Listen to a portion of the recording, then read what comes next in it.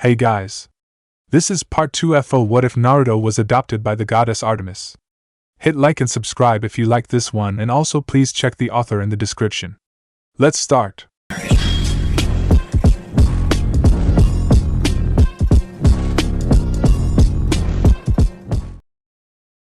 Chapter 13, Statues. Anyone? Annabeth was wondering how Percy had survived all his life. She also wondered if he ever questioned his choices in life, because right now, she regretted following Percy here. By now, Auntie M was in the room with 2 other people. All 3 of them were wearing the same garb as Auntie M. "Children, I'm back," Auntie M said as she returned with her companions. "Okay, can I get a smile from everyone? A big smile?" Who are they?" Percy asked. "These are my sisters," Auntie M said. "This is Auntie." She pointed to the one on the left. "This is Auntie S." She pointed to the one on the right. "They are here to observe you. They have to get the details of the statues right, you know?" Our group of demigods simply waved at them. Just Auntie M was giving them the creeps. Adding her 2 sisters who were wearing almost the same dress as her except for the color added a whole new level of creep factor to them. Well, except for Percy, who still bought the old woman persona. "Now then, let me see those smiles," Auntie M said with enthusiasm in her voice. Annabeth, Naruto and Grover noticed that she still didn't have a camera in hand. Instead, she was holding on to her veil. Now that the 3 know who she really is, they have an idea on what she was about to do. 1, 2, 3, she counted. At the count of 3, she raised her veil, revealing her true form. Before she could count to 3, Naruto made the hand signs for a jutsu and quickly casted it. "Get down!" he shouted to his friends. "Earth style, mobile core!" As Auntie M raised her veil, the earth at her feet rose, knocking her off balance. Her sisters saw this and lunged at Naruto and his friends. "Get down!" Naruto shouted as he dove, knocking his friends down to the ground to avoid the attacks of 2 sisters. The 2 sisters landed flat on the floor with their snake hairs squirming from their cloaks. "Percy, you were saying?" Naruto chastised the son of Poseidon. But Percy tried to defend himself. "No time for that," Annabeth said. "We have to get out of here. You guys spread out and hide. I'll lead the others away," Naruto said. Naruto turned to the 2 sisters who by now were already up. Their hair that were made up of snakes were hissing at the demigods. "Hey uglies! Catch me if you want to make a statue out of me," Naruto taunted as he ran past them. They scrambled to get up and took off to chase after him. The last thing Naruto heard from his friends were scrambling and Annabeth shouting to Percy not to look into her eyes. "Die, son of Artemis!" The one who was introduced as Auntie threatened. How about no?" Naruto said back as he ran, dodging a swipe from Auntie. "Hold still so we can turn you into a statue," the one introduced as Auntie Es said, trying to grab the blonde. "I don't think your statue maker is going to make out of this alive," Naruto retorted. Both of them growled with their snake hairs hissing.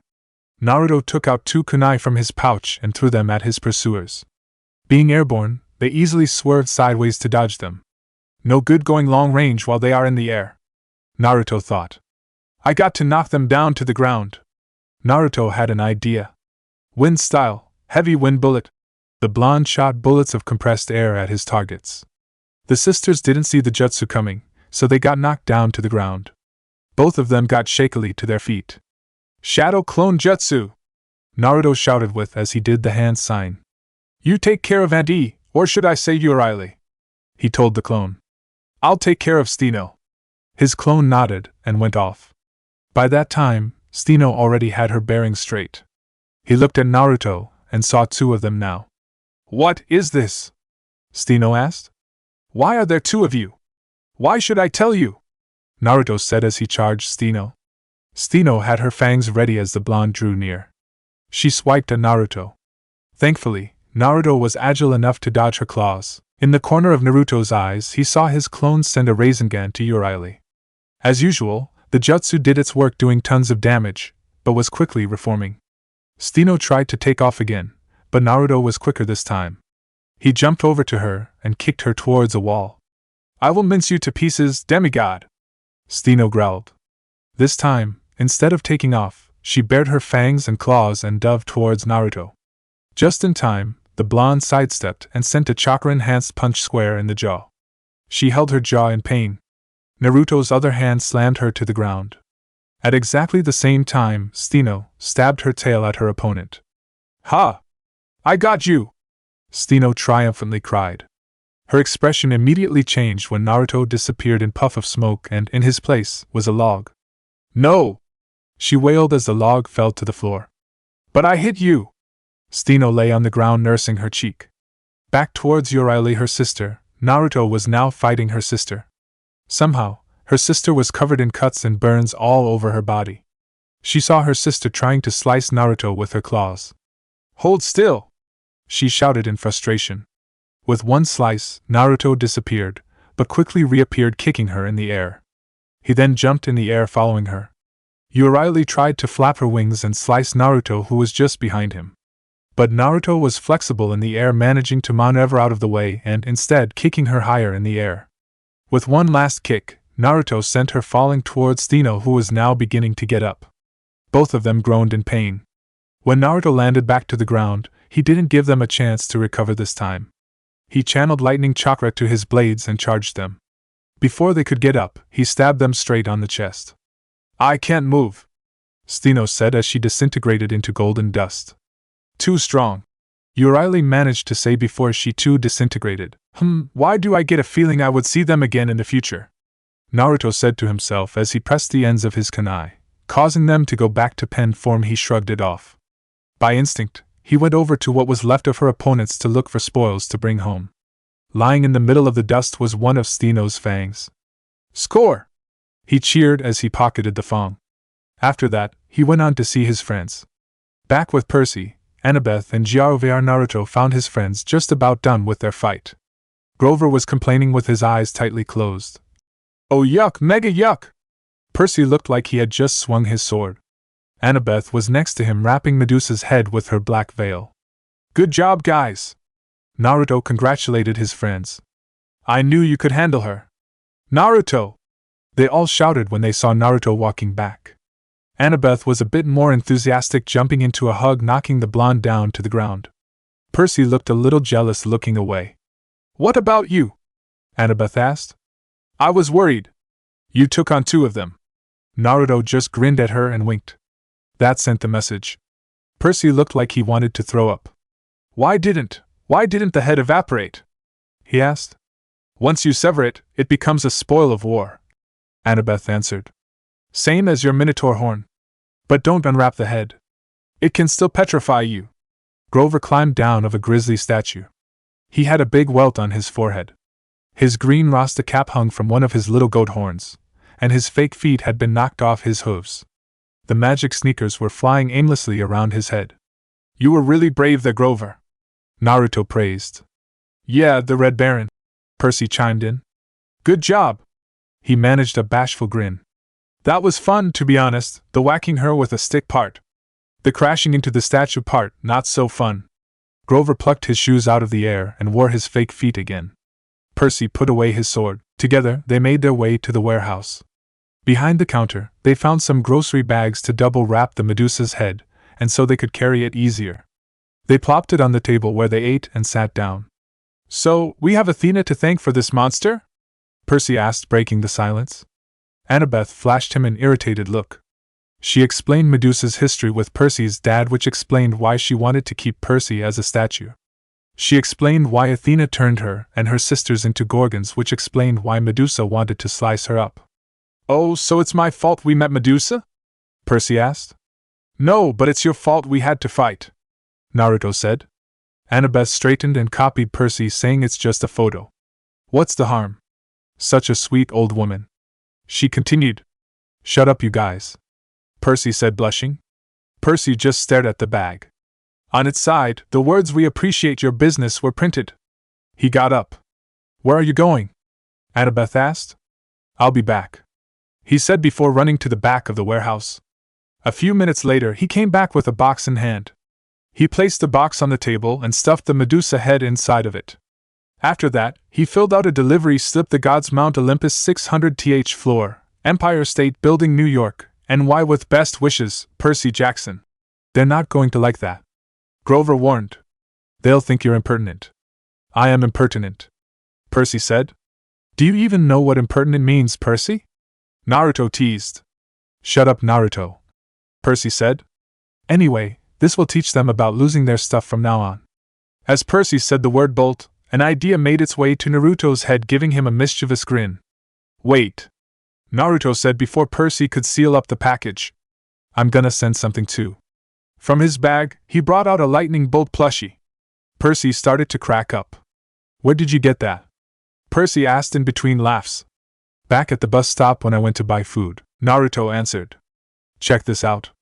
Naruto squeezed the plushie and the toy sent out zapping noises. Grover and Annabeth rolled their eyes. Percy was now out of breath from laughing, but he managed to laugh harder. On the back of the delivery slip, Naruto wrote a note and placed it and the plushie inside the box. Percy and Naruto sealed the box. The former poured some golden drachma inside a pouch. As soon as it closed, there was a sound of register. The package then floated off the table and disappeared with a pop. Okay, now that you are done clowning around, we need to think of a new plan, Annabeth said. And can we get out of here? Grover chimed in. This place doesn't seem safe anymore. They went around the room to look for supplies, packed them up, and went on their way. Back in the WODS, they left the Garden Gnome Emporium tired from having to fight twice in one day and walked the rest of the day. Thankfully, they found some supplies and money in Medusa's office. Honestly, the other demigods didn't want to rely on Naruto's supplies. Right now, they were walking again. The night was quiet. Only the sound of the occasional animal was heard. I never got to ask. Grover broke the night's silence. How do you still have your bag? Naruto scratched his head. Ever since the Bullman incident, I'm not taking any chances of losing my bag again. You can fight with that on your back? Annabeth asked curiously. It's not the first time I did it, Naruto answered. After walking for 100 yards, they made it to an area that looks like teens used as a party place. All around them, fast food wrappers and soda cans littered the area. As they were setting up camp, Grover spoke up. This makes me sad. What does? Percy asked. You signing up for this stupid quest? No. All this makes me sad, Grover answered as he gestured all around him. And the sky, you can't even see the stars anymore. This is a terrible time to be a satyr. Yeah, this is what I hated when I came here, Naruto explained. Back in the elemental nations, the wild is pretty much untouched. The only damage done there is through the battles. But even with that, the wild still grows back. And every night, the stars would shine brightly. You could watch them at night. It sounds like Pan would love it there, Grover mused. Pam? Like the cooking spray? Percy asked. Annabeth sighed loudly. It's PN, Percy, not PM. As clueless as ever, Percy, Naruto teased. The three of them chuckled for a bit at Percy's expense. The latter blushed in embarrassment. A few minutes later, they were done setting up. They were beginning to get comfy in their own places. Annabeth curled up on the blankets. As soon as her head hit the ground, she was sound asleep, snoring. Grover and Naruto decided to camp out up on the trees. Before Percy could get comfy, he asked about lighting a fire for them to dry off, but the idea was shot down because Annabeth said it could attract monsters and they were not keen on fighting any more monsters. Percy just shrugged it and sat down, leaning on the trunk of a tree. You can go ahead and sleep, Percy said. I'll take first watch. No need. I got it covered, Naruto said, pointing to four of the clones stationed at different points around them. And so, they decided to get comfortable and get some well-needed rest. The boys lay there for a few moments, but they really couldn't sleep. Percy knew his friends were still awake, so he spoke up. Is Pan the reason you need the searcher's license for? Yeah, Grover replied. It's my dream to find him and bring him back, so he could save the wild. What happened to him, Grover? Why do you need to find him? The god of wild places disappeared 2,000 years ago, he explained. A sailor off the coast of Ephesus heard a mysterious voice crying out from the shore, "Tell them that the great god Pan has died." When humans heard the news, they believed it. They'd been pillaging Pan's kingdom ever since. But for the satyrs, Pan was our lord and master. He protected us and the wild places of the earth. We refused to believe that he died. In every generation, the bravest satyrs pledged their lives to finding Pan. They searched the earth, exploring all the wildest places, hoping to find where he is hidden, and wake him from his sleep. That's a pretty big dream, Grover. Naruto commented. And it sounds dangerous. Grover nodded. No searcher has ever come back. Once they set out, they are never heard from again.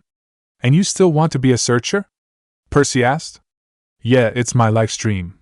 Grover explained. My father was a searcher. And my Uncle Ferdinand, the statue you saw back there. Oh right, sorry. Percy said. Grover shook his head and said with determination. Uncle Ferdinand knew the risks. So did my dad. But I'll succeed. I'll be the first searcher to return alive. That's dedication for you. Naruto said. Grover, never give up on your dream. No matter how difficult things seem, even if the odds are stacked against you. All you need is a hope and pure determination. Naruto's right. You will definitely find him. Percy said. Gee, thanks guys. You don't know how much it means for me to hear that. Grover said thankfully while wiping a stray tear from his eyes. Anytime, G-Man. Percy and Naruto said together. They sat there in silence for a few minutes until Grover spoke up. Hey Naruto, it sounds like you've been telling that to yourself, the stuff you've told me all your life. A sad look made its way to Naruto's face.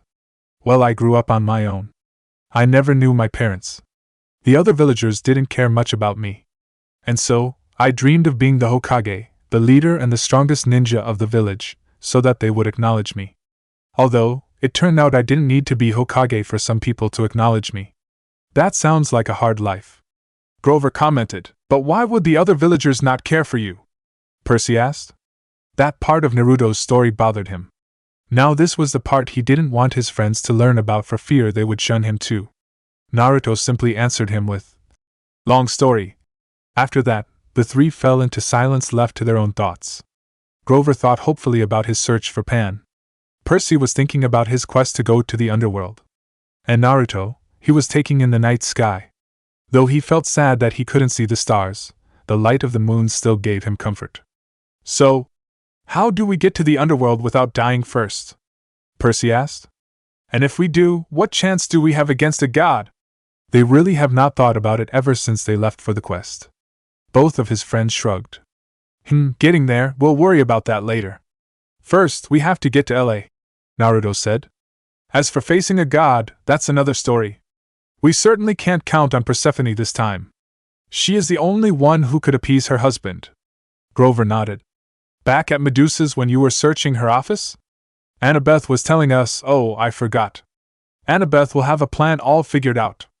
Percy said. Percy, don't start. Naruto warned. Don't be so hard on her, Percy. She's had a tough life, but she's a good person. After all, she forgave me. Grover's voice faltered. What do you mean? Percy asked. Forgave you for what? This is new to me. Naruto commented. What are you talking about? Grover went silent.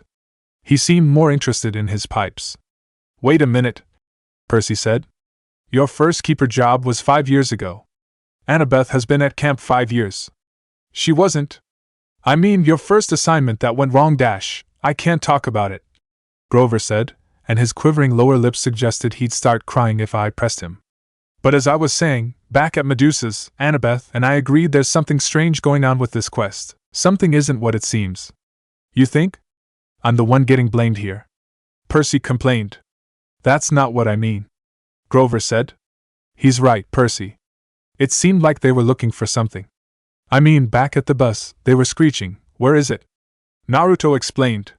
Yeah, they were looking for me, right? Percy said. Maybe. Grover said. But they were saying where is it, like they were looking for an object. Percy frowned. That doesn't make sense. I don't like where this might be going, but we only have 9 days to return the bolt. Naruto said. None of them had anything to say about that, but Percy did have something to confess. I haven't been honest with you guys. He confided. I only signed up for this quest so I could get back my mother back from the underworld. I don't care about the Master Bolt. Percy, are you sure that's the only reason? Grover asked. Percy nodded. I am not helping my dad. He doesn't care about me, and I don't care about him, so we're even. Naruto sighed. Percy, I have been with you for a long time now to know what you're thinking. I'm sure Grover here has noticed it too. You just found out that your dad is still out there. You're happy that he has claimed you. You want him to notice you somehow. But, Percy tried to protest. He's right, Percy. I can read your emotions. And I'm guessing that is the reason you mailed Medusa's head to Olympus. Percy shook his head. No, you guys are wrong. I don't care what he thinks. Besides, I haven't done anything to brag about. I mean, we barely got out of New York, and we're stuck here with no money and no way west. Okay, Percy. Whatever. Grover said. That's enough arguing for one night. Naruto said with finality. Why don't we get some sleep? Oh, alright. Good night then, guys. Percy said. Good night. Naruto and Grover said at the same time. Percy turned away and closed his eyes. Unbeknownst to his friends, he was having another dream about the quest. Grover, on the other hand, didn't sleep right away, but he played some music on his pipes before going to sleep. These guys can be a handful sometimes, Naruto thought. But they are fun to be with, though. In the corner of his eyes, he noticed that Annabeth was shivering. Apparently, the blanket she was using wasn't doing its job. Naruto jumped down from his tree. Fortunately, he had a spare blanket. He wrapped it around Annabeth. She stopped shivering and a smile made its way to her lips. He went back to the branch he was before and lay on his back. In his new position, he saw the moon strangely glowing brighter. Mom, is that you? He asked. He didn't need an answer. He knew that the moon was his mother's domain. It made him feel warmer. As he closed his eyes, he went into a slumber. Mount Olympus. Give it back! I know you have it! A tall, imposing and muscular man shouted. This man had black shoulder-length hair and gray and black neatly trimmed beard. He had brilliant electric blue eyes. He was wearing a dark blue pinstripe suit. This is Zeus, king of the gods and lord of the sky. Right now, his expression was as dark as a thundercloud. Arguing back was someone who looked like an old-time fisherman. I don't have your stupid TOY. Why would I steal your stupid toy anyway? He shouted back. This man had black hair, a neatly trimmed black beard, a deep tan and sea-green eyes that were surrounded by sun crinkles. Unlike his brother, he was wearing casual clothes, namely, leather sandals, khaki Bermuda shorts and a Hawaiian shirt with coconuts and parrots all over it. This is Poseidon, god of the sea. These two elder brothers of Olympus were arguing again. Ever since the loss of the Master Bolt, arguments like this were happening a lot more frequently. My Master Bolt is not a stupid toy. Besides, this is because Mother Rhea liked me better, isn't it? That's a petty reason. I don't even have your bolt to begin with. The other gods wished that their arguments would stop. Day after day, it seemed like they would never hear the end of this argument. One of the Olympians, though, was sitting on his throne, grinning like a maniac hoping for war. They keep arguing and arguing. They didn't even notice a quest was given. An 8-year-old girl was said to herself as she was stoking the fire. This girl was sweet-looking and had an honest smile. She had black hair that framed her face in ringlets and warm brown eyes. She was wearing a simple and plain brown. This is Hestia. In the middle of their argument, Hermes, the god of messengers, spoke from his throne. If I may interrupt. There's a package for Poseidon and Zeus, he said. That got their attention. Fortunately, they stopped. Oh good, they stopped. The other gods thought. Who could possibly send us a package? Zeus asked. Hermes snapped his fingers and a small table appeared where he placed the package. Oh, it's from my son, Poseidon said as he read the words written on the box. Zeus glared at him. And apparently, from Artemis' son. He continued. Hermes opened the package. He brought the contents out from the box. He was holding Medusa's head wrapped in plastic bags which was still dripping goo from the neck. The other gods and goddesses entered the throne room. They were curious why the two brothers had stopped arguing. When they saw the head, all they could say was EW. I guess he is not happy with us, Poseidon said. He dares insult us like this, Zeus said enraged. Can you blame him, brother? Poseidon said to appease his brother. They must have been attacked today for him to do this. Oh, what is this? Hermes said, seeing that there was another object in the box. Oh, this guy is a genius, he said, starting to crack up. What now? Zeus asked. Hermes brought out a yellow lightning bolt plushie and gave it to Zeus. All the other gods were silent, not wanting to anger the king of the gods even more, but in their faces, you could see that they were trying hard not to laugh too. Hermes read the note that he got from the box with the plushy Dear Zeus, this is Naruto Uzumaki, son of Artemis. I'm sure you've heard of me by now. Right now, we are on a quest to retrieve you, Master Bolt. I'm guessing you are a little glum about losing it, so I sent a little gift for you until we retrieve it. Peace. Is this a joke? Zeus shouted, getting infuriated even more. In his anger, he inadvertently squished the toy. That was the breaking point. All the gods watching now fell to the floor laughing. Even the goddesses were giggling madly at what happened. Uzumaki. That sounds familiar somehow. Hermes thought to himself. Zeus was the only one who didn't find this amusing. He had a huge scowl on his face. He clearly didn't like Naruto's gift for him. I'm starting to hate this kid, he mumbled to himself. Chapter 14. Onward to Den. Oh no, not again. Is it morning already? Grover groaned as he woke up. Is anyone awake? Me. I'm awake, Annabeth answered as she stretched in her spot. Morning, Grover. Morning, Annabeth, he greeted back. Grover stretched too. When he opened his eyes, he looked at the tree branch where Naruto was lying the night before. Annabeth, where's Naruto? Grover asked. Dunno, his blanket is with me though, Annabeth asked. Grover flew down from the tree he was in. Both of them looked around. The clones Naruto pointed to last night were already gone. To Annabeth's left, she spotted the blonde who was just coming back from a stroll. Morning, guys, Naruto greeted, followed by a bark from a small dog. I see you're awake and Percy is still asleep, he continued. Morning, Naruto. Both of them greeted back in unison. Where'd you go? Annabeth asked. I went for a walk, he answered. Oh, I see. Thanks for the blanket, by the way. I hope you weren't cold last night, Annabeth said. Anytime, Naruto answered. You were shivering last night, so I thought I'd give you my blanket. That was very sweet of you. Naruto gave her a big smile. The dog beside Naruto barked. Oh, sorry.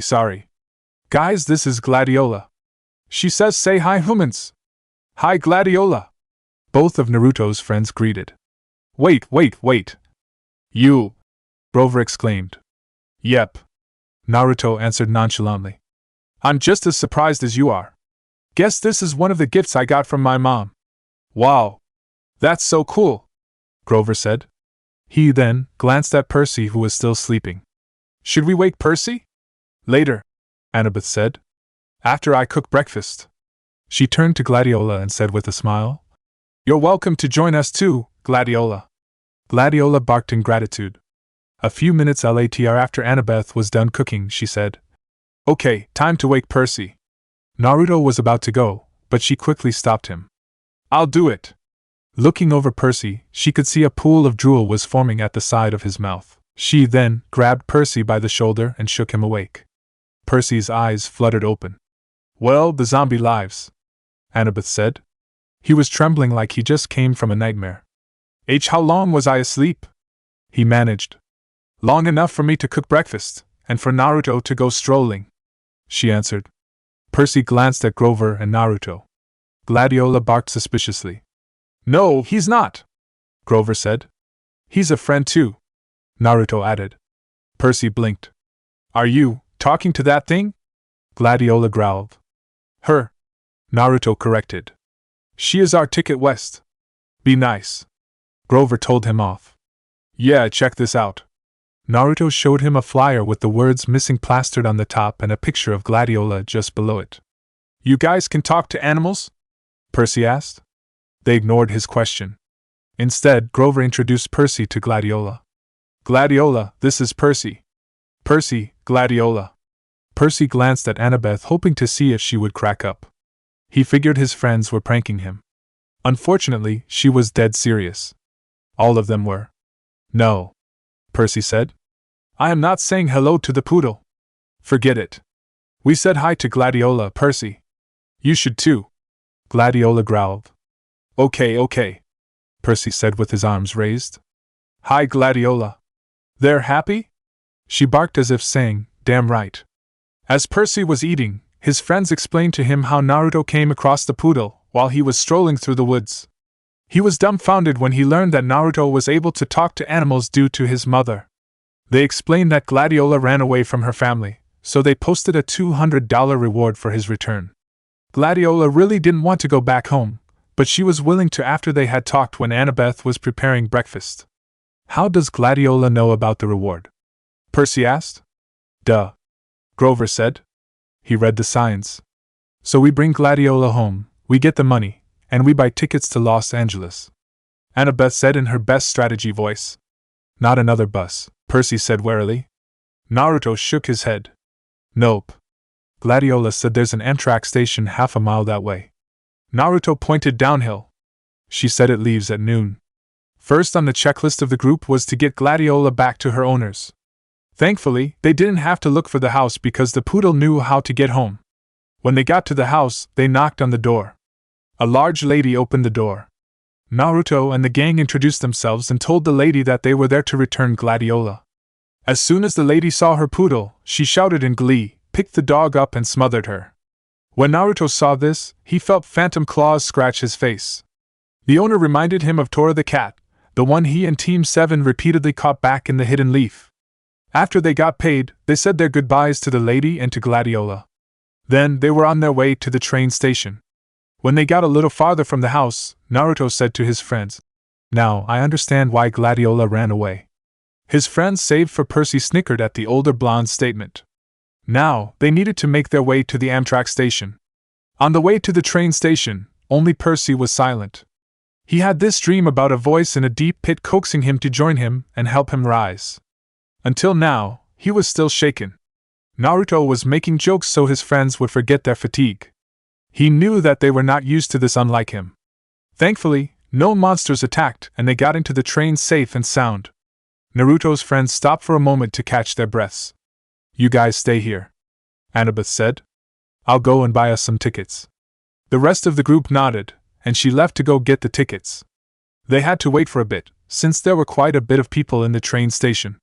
After Annabeth returned, they went on to the platform to wait for the train. Guys, keep your head down. Grover warned his friends. They saw both of their pictures in several East Coast newspapers that people were reading. One newspaper in particular, the Trenton Register News, showed a picture of both boys as they got off the Greyhound. Percy had a wild look in his eyes. On his hands there was a metallic blur. Naruto was on his side when the picture was taken. When you looked at his hands, he looked like he was holding a piece of bread with its top bitten off. Under the picture, it read, 12-year-old Percy Jackson and 13-year-old Naruto Uzumaki, wanted for questioning in the Long Island disappearance of Sally Jackson 2 weeks ago, are shown here fleeing from the bus where they accosted several elderly female passengers. The bus exploded on an East New Jersey roadside shortly after Jackson and Uzumaki fled the scene. Based on eyewitness accounts, police believe the boys may be traveling with 2 teenage accomplices. Gabe Ugliano, Sally Jackson's husband, has offered a cash reward for information leading to his capture. Naruto cursed under his breath. Don't worry, Annabeth said. Mortal police could never find us. But she didn't sound so sure. Eventually, Grover and the demigods were able to get on the train. Unfortunately for the demigods, the trip was going to take more than a day to get to their destination. The reward money was able to buy them tickets to go as far as Denver, but it was not enough to get them berths at the sleeper cars. You could just imagine the murder on their necks for trying to sleep upright. For the rest of the day, the demigods played some cards, which Naruto had packed for situations like this. They were playing just for fun. It's not like they had money to gamble anyway.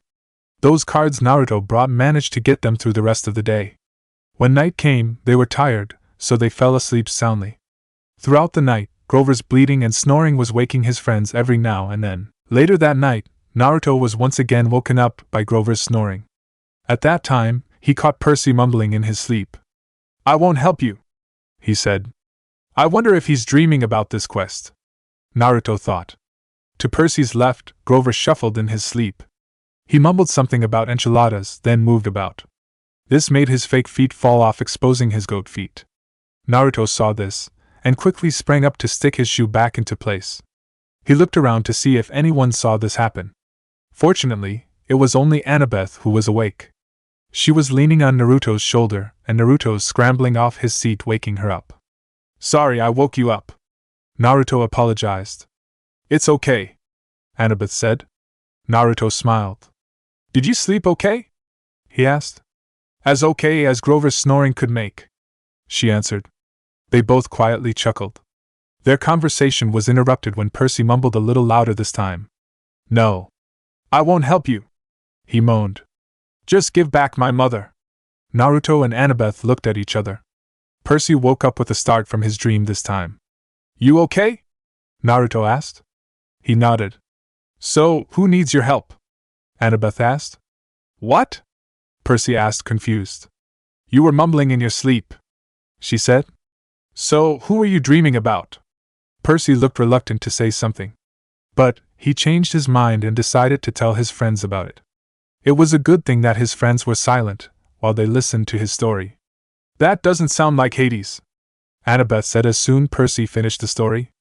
How can it be Hades? The voice offered my mom, Percy protested. I think we're missing something here, Naruto said. I have a hunch that Hades isn't the real culprit. How? Annabeth asked. I mean, he should hold grudges against his brothers. Why wouldn't he want them to tear themselves apart? I don't know. Naruto shook his head. Damn, I hate not knowing anything. Missions back at home weren't this mysterious. I agree, Annabeth said. Anyway, I feel we will find our answers in the underworld, Naruto said. The three sat in silence, hoping the quest wouldn't get so complicated. In a few moments, they were sleeping again, fatigue still catching up with them. Next day, Grover woke up in the morning to Naruto looking out the window. Good morning, Naruto greeted when he noticed his friend wake up. Mornin', Naruto, Grover greeted back. My butt's getting sore sitting here all day. Me too. Too bad we still have at least a day to spend here. Yeah, well, what can you do? Grover smiled. He looked at Annabeth beside Naruto. She was still sound asleep, leaning on Naruto's shoulder. Annabeth seems to be warming up to you, Grover commented. She has never been the type to trust too easily. He was silent for a few seconds, and then he continued. At least not since Talia. Naruto watched Grover's expression. He saw Grover trying to keep himself together. He knew that Talia was touchy subject for Grover. The satyr still blamed himself for her loss. You were assigned to get Talia to camp, weren't you, Grover? Naruto asked. Grover was silent. All he could do without breaking down was nod his head. Naruto took a deep breath. Grover, not all things come in our favor. All of us have our failures, even me, Naruto said. Even you? Grover couldn't believe what he was hearing. He looked up to Naruto. It was hard for him to see him, or hear about him fail. Naruto nodded. He tried for a pained smile. What happened? I have this teammate, who I always had fights with. Even back when we were young, I saw him all alone. I was thrilled when I knew this, you know? I know it's crazy, but I felt that I wasn't the only one alone anymore. There was someone else like me. So we grew up and wound up on the same team. When we had our introductions, he said that he had this ambition of killing someone. So, he had to get stronger. I always looked up to him. I kept chasing after him, so I got stronger. What I didn't know was he was getting intimidated by how far I was getting. And so, he decided to leave the village in pursuit of power. Naruto paused for a moment. The Hokage learned about this and made up a team to chase after him and bring him back to the village. We were hot on their tails. His escorts tried to slow us down to the point where one by one, each of my teammates had to stay behind and fight them one-on-one. After a long chase, I managed to catch up to him, but he tried to kill me. So, I decided that if I were to bring him back home, I had to break every bone inside his body and drag him back the village. We had to settle it that time. We fought until we had to bring out our trump cards and unleash one last attack on each other. You lost? Naruto shrugged. I didn't know what happened. When I came to, I was here in this world. All I know is I wasn't able to bring him back. Grover took a while to take it all in. In the moment of silence, Annabeth decided to speak up. Apparently, she had been awake listening to their conversations about Talia. I never blamed you for what happened, Annabeth said. Mornin', Annabeth, Naruto greeted. When Grover heard this, he was sniffling already. Really? He managed to ask. Annabeth nodded her head. Losing Talia hurt for sure, but none of us ever blamed you for it, even Luke. I'm sure Talia forgives you. She got up and hugged the satyr. Thanks, guys. Grover managed. Anytime. Both blondes said at the same time. At this time, Percy was stirring from his sleep and slurping the drool that had formed on the side of his mouth. "Wha?" Percy said as he woke up. His friends just laughed at the son of Poseidon. That is how the second day of their trip started. For the second day, the demigods played cards again, but they quickly grew tired of this. Percy couldn't sit still this time, so he spent the whole day pacing the train carriage back and forth. Naruto, Annabeth, and Grover played a game of looking for stuff outside the window, kind of like bingo. In one instance, they passed by a wheat field where they saw a family of centaurs. The little boy centaur, who was the size of a second grader with the backside of a pony, waved at them as they passed. The other passengers didn't seem to notice them. Just like yesterday, the other passengers were preoccupied with their gadgets. Later, they passed a wooded area. They saw the silhouette of a huge creature moving through the woods. Naruto thought it was a lion, but he couldn't believe it. He knew that lions didn't live in the wild in America. Before they could find out what it was, the creature leaped through the trees and disappeared. Towards the end of the day, Naruto and Annabeth were just talking to each other. She seemed comfortable talking about her life to the older blonde. Percy got tired of looking around the train, so he just sat down beside Grover, who was snoring again. Around that time, they went through some golden hills and over the Mississippi River into St. Louis. Annabeth craned her neck to get a better view of the gateway arch. Percy made a comment about how it looked like a huge shopping bag handle stuck to the city. Annabeth flashed him an angry look and mumbled, "Seaweed brain." Naruto facepalmed, and Grover snored in agreement. "I want to do that," she told her friends. "What?" Percy asked. "I want to build something like that or build something like the Parthenon. Something that would be the greatest monuments for the gods. Something that would last 1,000 years like the Parthenon." Percy laughed. "You? An architect?" Annabeth's cheeks flushed. Naruto flashed Percy an angry look. "Percy, you don't riff on the dreams of other people." "I should know." Annabeth smiled. She put a hand on Naruto's shoulder and mouthed, "Thank you." "Sorry."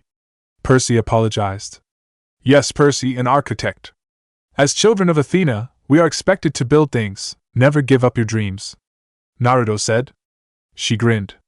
Percy thought for a moment and said, Can't we work together a little?" Naruto and Annabeth looked at Percy. "I mean, didn't Poseidon and Athena ever cooperate?" Percy asked. She had to think about it. "I guess, the chariot," she said tentatively. "My mom invented it, but Poseidon created horses out of the crests of waves. So they had to work together to make it complete. Then, we can cooperate too, right?" As they rode into the city, Annabeth was looking out the window, watching the arch as it disappeared behind a hotel. "I suppose," she said as the arch disappeared.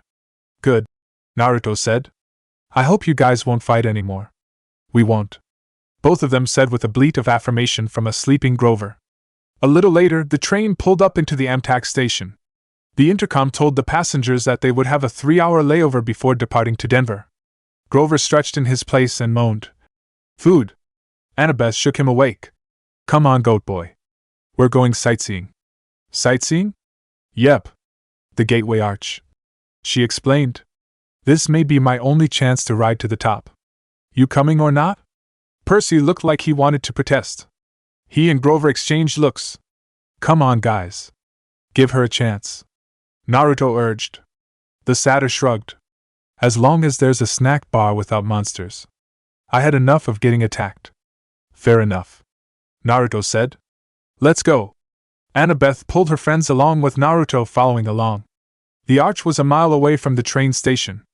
Percy and Grover weren't too happy to walk again. Both of them were complaining about it. Naruto promised to treat them with some food if they go along with Annabeth for the next 3 hours. The promise of food got their attention, though they still didn't look thrilled about the sights and Annabeth spouting facts about the arch.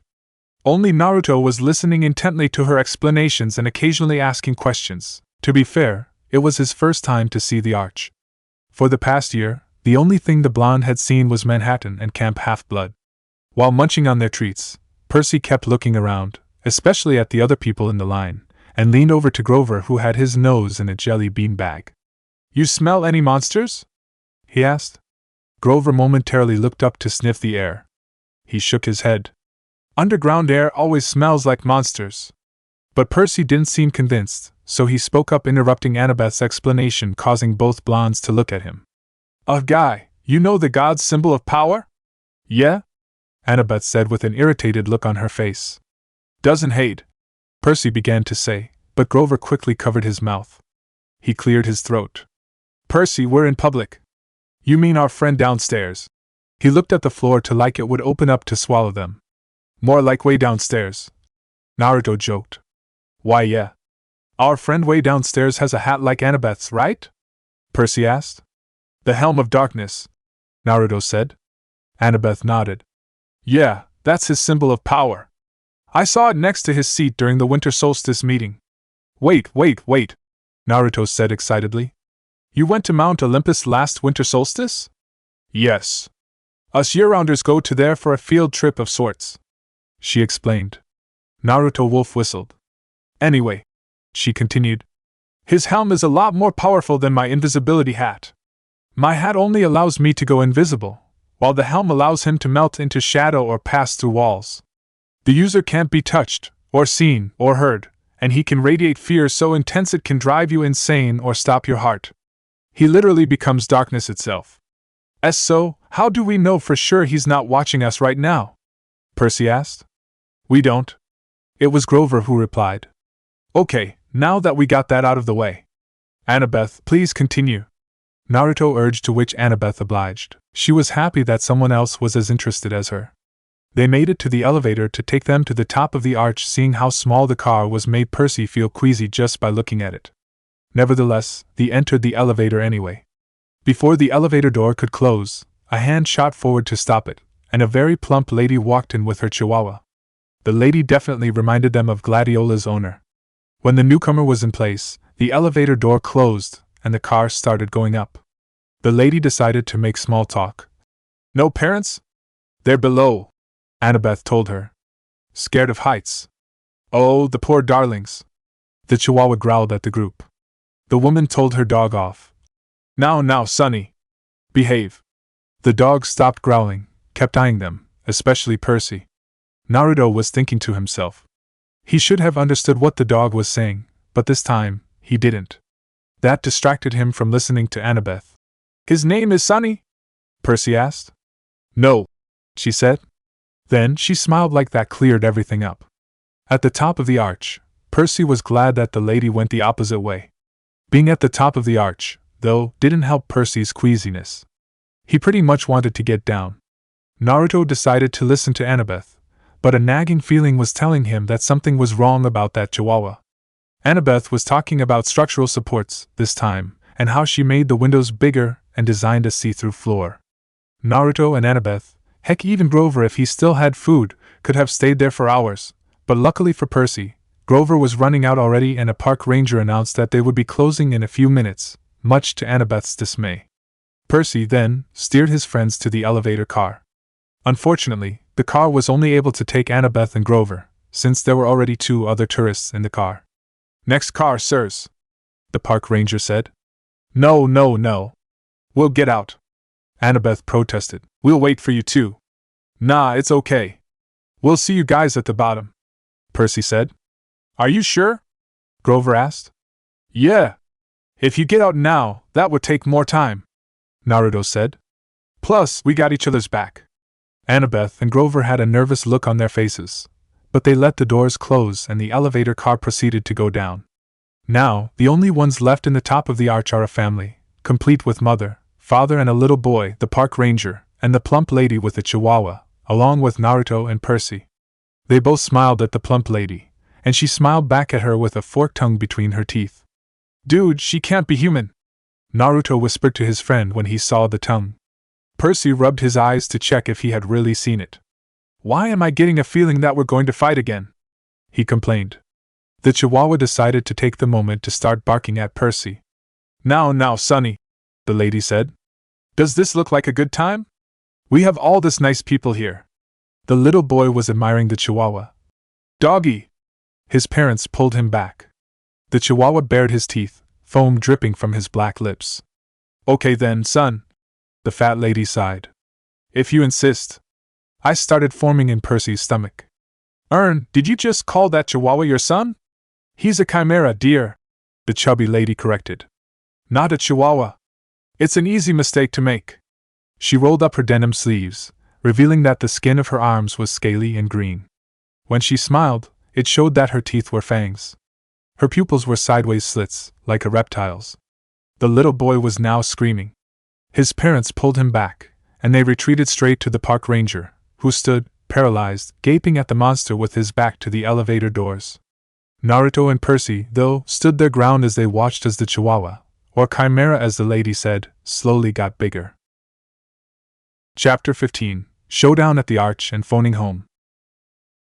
We can't seem to catch a break, can we? Naruto mumbled as he elbowed Percy, who was right next to him. The son of Poseidon had his hands on his pen, though still frozen, watching the small chihuahua grow bigger and bigger. The chihuahua, chimera, grew to a size where his back was rubbing against the roof of the arch. It now had the head of a lion with a blood-caked mane. Its body along with its hooves were that of a goat. And its tail was a 10-foot-long diamond-back serpent growing out of its shaggy behind. The rhinestone dog collar on the creature's neck grew to the size of a plate. The writing on it read as, Chimera rabid, fire-breathing, poisonous I have found, please call Tartarus EXT, 954. Hey, Percy! Snap out of it! Naruto called out, but to no avail. Echidna hissed beside his son, but the blonde could have sworn it was some kind of laughter. Be honored, Percy Jackson. Lord Zeus rarely allows me to test a hero with one of my brood. For I am the mother of monsters, the terrible Echidna. Percy began to stir. Isn't that some kind of anteater? Naruto sighed. This is no time for jokes, Percy. Echidna howled. Her reptilian was turning brown and green with rage. I hate it when people say that. I hate Australia. Naming that ridiculous animal after me. For that, Percy Jackson, you shall have the honor of being eaten first. My son will love tearing you to pieces. Back off, Naruto warned. She paused for a bit. The son of Artemis, you have been quite the talk in the godly world. You are lucky Lord Zeus fears the beast inside of you. He knows better than to kill you and release it unto the world. Naruto, what's she? Percy tried to ask. The blonde ignored the question. Percy, get out of the way! The chimera was charging at them, its teeth gnashing. Both boys managed to get out of the way, but they were split up, the monster between them. Percy ended up next to the park ranger screaming into his radio, and the family who were now screaming and trying to pry the elevator doors open. He chose that moment to uncap his sword and ran to join Naruto in the other side of the deck. Hey Chihuahua! Percy taunted the beast. The beast turned quicker than both boys ever imagined given its size and opened its mouth and blew a column of flame at the boys. Naruto! Get down! Percy shouted as he dove straight for the ground, thinking the flame was going to engulf them. Oh! Naruto thought. This could be bad. With quick hands, Naruto made the hand signs for a jutsu. Water style, raging waves! His right hand was in a half-rammed seal. From his mouth, water gushed out and collided with the flames, putting them out and causing steam to form. Percy, you can get up now, Naruto said. Percy opened his eyes and saw that the ground around them was unscathed. He got up and cleared his throat, his cheeks turning a slight bit of red. So, what's she talking about? Percy asked. This really isn't the time, Naruto answered, dodging Percy's question. Before the creature turned, Naruto charged and chose to slash around the mid-portion of the beast. Percy followed suit and slashed his sword at the neck area. Unfortunately for Percy, the blade sparked harmlessly on the dog collar. With Naruto's attack, the chimera roared in pain and thrashed about. The blonde jumped backwards to avoid collision from the beast. Percy, who was regaining his balance near the beast's head, was watching the head in case it wanted to bite his head off. Instead, the serpent tail wrapped itself around his ankle and dug its fangs onto Percy's calf and lifted him off the floor. He dropped his sword, which dropped to the ground below the chimera. Percy! Naruto shouted in concern. He jumped at the beast and slashed at the tail, causing it to let go of Percy. On the way back to the ground, Naruto caught his friend, who was now unconscious. Clearly, the bite had some poison in them. Before he could land, the chimera turned and slammed its head at Naruto, causing him to let go of Percy. Naruto flew backwards towards the windows. He landed on the window pane, but Percy crashed through the glass and fell into the Mississippi River below. At the bottom of the arch, What's taking them so long? Annabeth said impatiently. Annabeth and Grover were waiting at the bottom of the arch waiting for the two boys to get down. They couldn't help but notice the commotion happening from the park rangers. We need static, there's some kind static attacking static, we can't static to work. Static. Hello? The park ranger at the bottom of the arch replied on his radio. Are you okay up there? We can't understand what you're saying. Static elevators. Help. Static. Annabeth gave Grover a worried look. Do you think they could be? A crash from the top of the arch answered Annabeth's question. A black-haired boy who appeared to be unconscious was falling from the top of the arch. That looks like Percy, Annabeth pointed out. Oh no! I'll go get him, Grover said. Ma, no! There are a lot of people around. Let's go! Annabeth pulled Grover to the spot where Percy was going to land. They watched as he dropped to the river in a loud splash. If Percy is right here, then Naruto is, Annabeth said. Grover, you wait for Percy to come up of the water. I'll go help Naruto. Grover nodded. Back at the top of the arch. Too bad, Sonny, Echidna hissed. You lost your meal. Naruto gave them a murderous look. Too bad my son couldn't eat you, son of Artemis. Lord Zeus specifically told us not to harm you. Come on, Sonny, she continued. You will pay for that, Naruto said with an angry tone. You can go on and try, son of Artemis. The temperature in the room seemed to drop a few degrees. Naruto's eyes turned from blue to red with a slit in the middle. Red chakra began bubbling out of the blonde, forming the outline of a fox around him. A voice spoke in Naruto's mind. Yes. Show them our power, this is, Echidna said. You will regret that, Naruto growled. Naruto charged the beast. The chimera stood its ground, its lion's head roaring at the blonde. The chimera's serpent tail pounced at Naruto, but the blonde was too fast. He rolled to right and punched the monster square in the face. With the blonde's newfound strength, the monster was sent flying to the other side of the arch. Naruto didn't let up his attack. In his right hand, a lavender-colored sphere was forming. Before the monster could get up, Naruto landed in front of it and slammed the sphere into the monster's side. Rasengan! He shouted. The area exploded with the jutsu and sprayed rubble all over. In the rubble cloud, Naruto stood over the beast lying on its side. There was a crater on the area where the jutsu collided. Slowly, the dust was swirling around the damaged area, repairing it. Oh no, you don't, the blonde quipped. From his pouch, he took out 2 kunai and slashed through the stomach of the beast, and it crumbled into golden dust. Echidna was watching in horror, waiting who would emerge from the cloud, but deep inside she knew that her son was done for. From the dust cloud, 2 bronze kunai flew out of the cloud and hit her in the neck and stomach. In the end, she too crumbled into golden dust. The wind from the hole Percy flew through was starting to blow the dust cloud away. Naruto felt the manic energy finally leaving him, and with it, fatigue was getting to him. He remembered that the elevator wasn't working. And so, he jumped through the hole and stuck his feet to the side of the arch and ran down to meet his friends.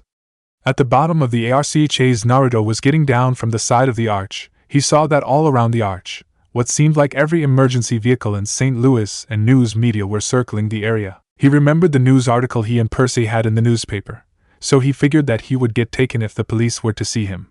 So, he used the darkness to conceal himself, and used all the training he had as a shinobi to remain unseen.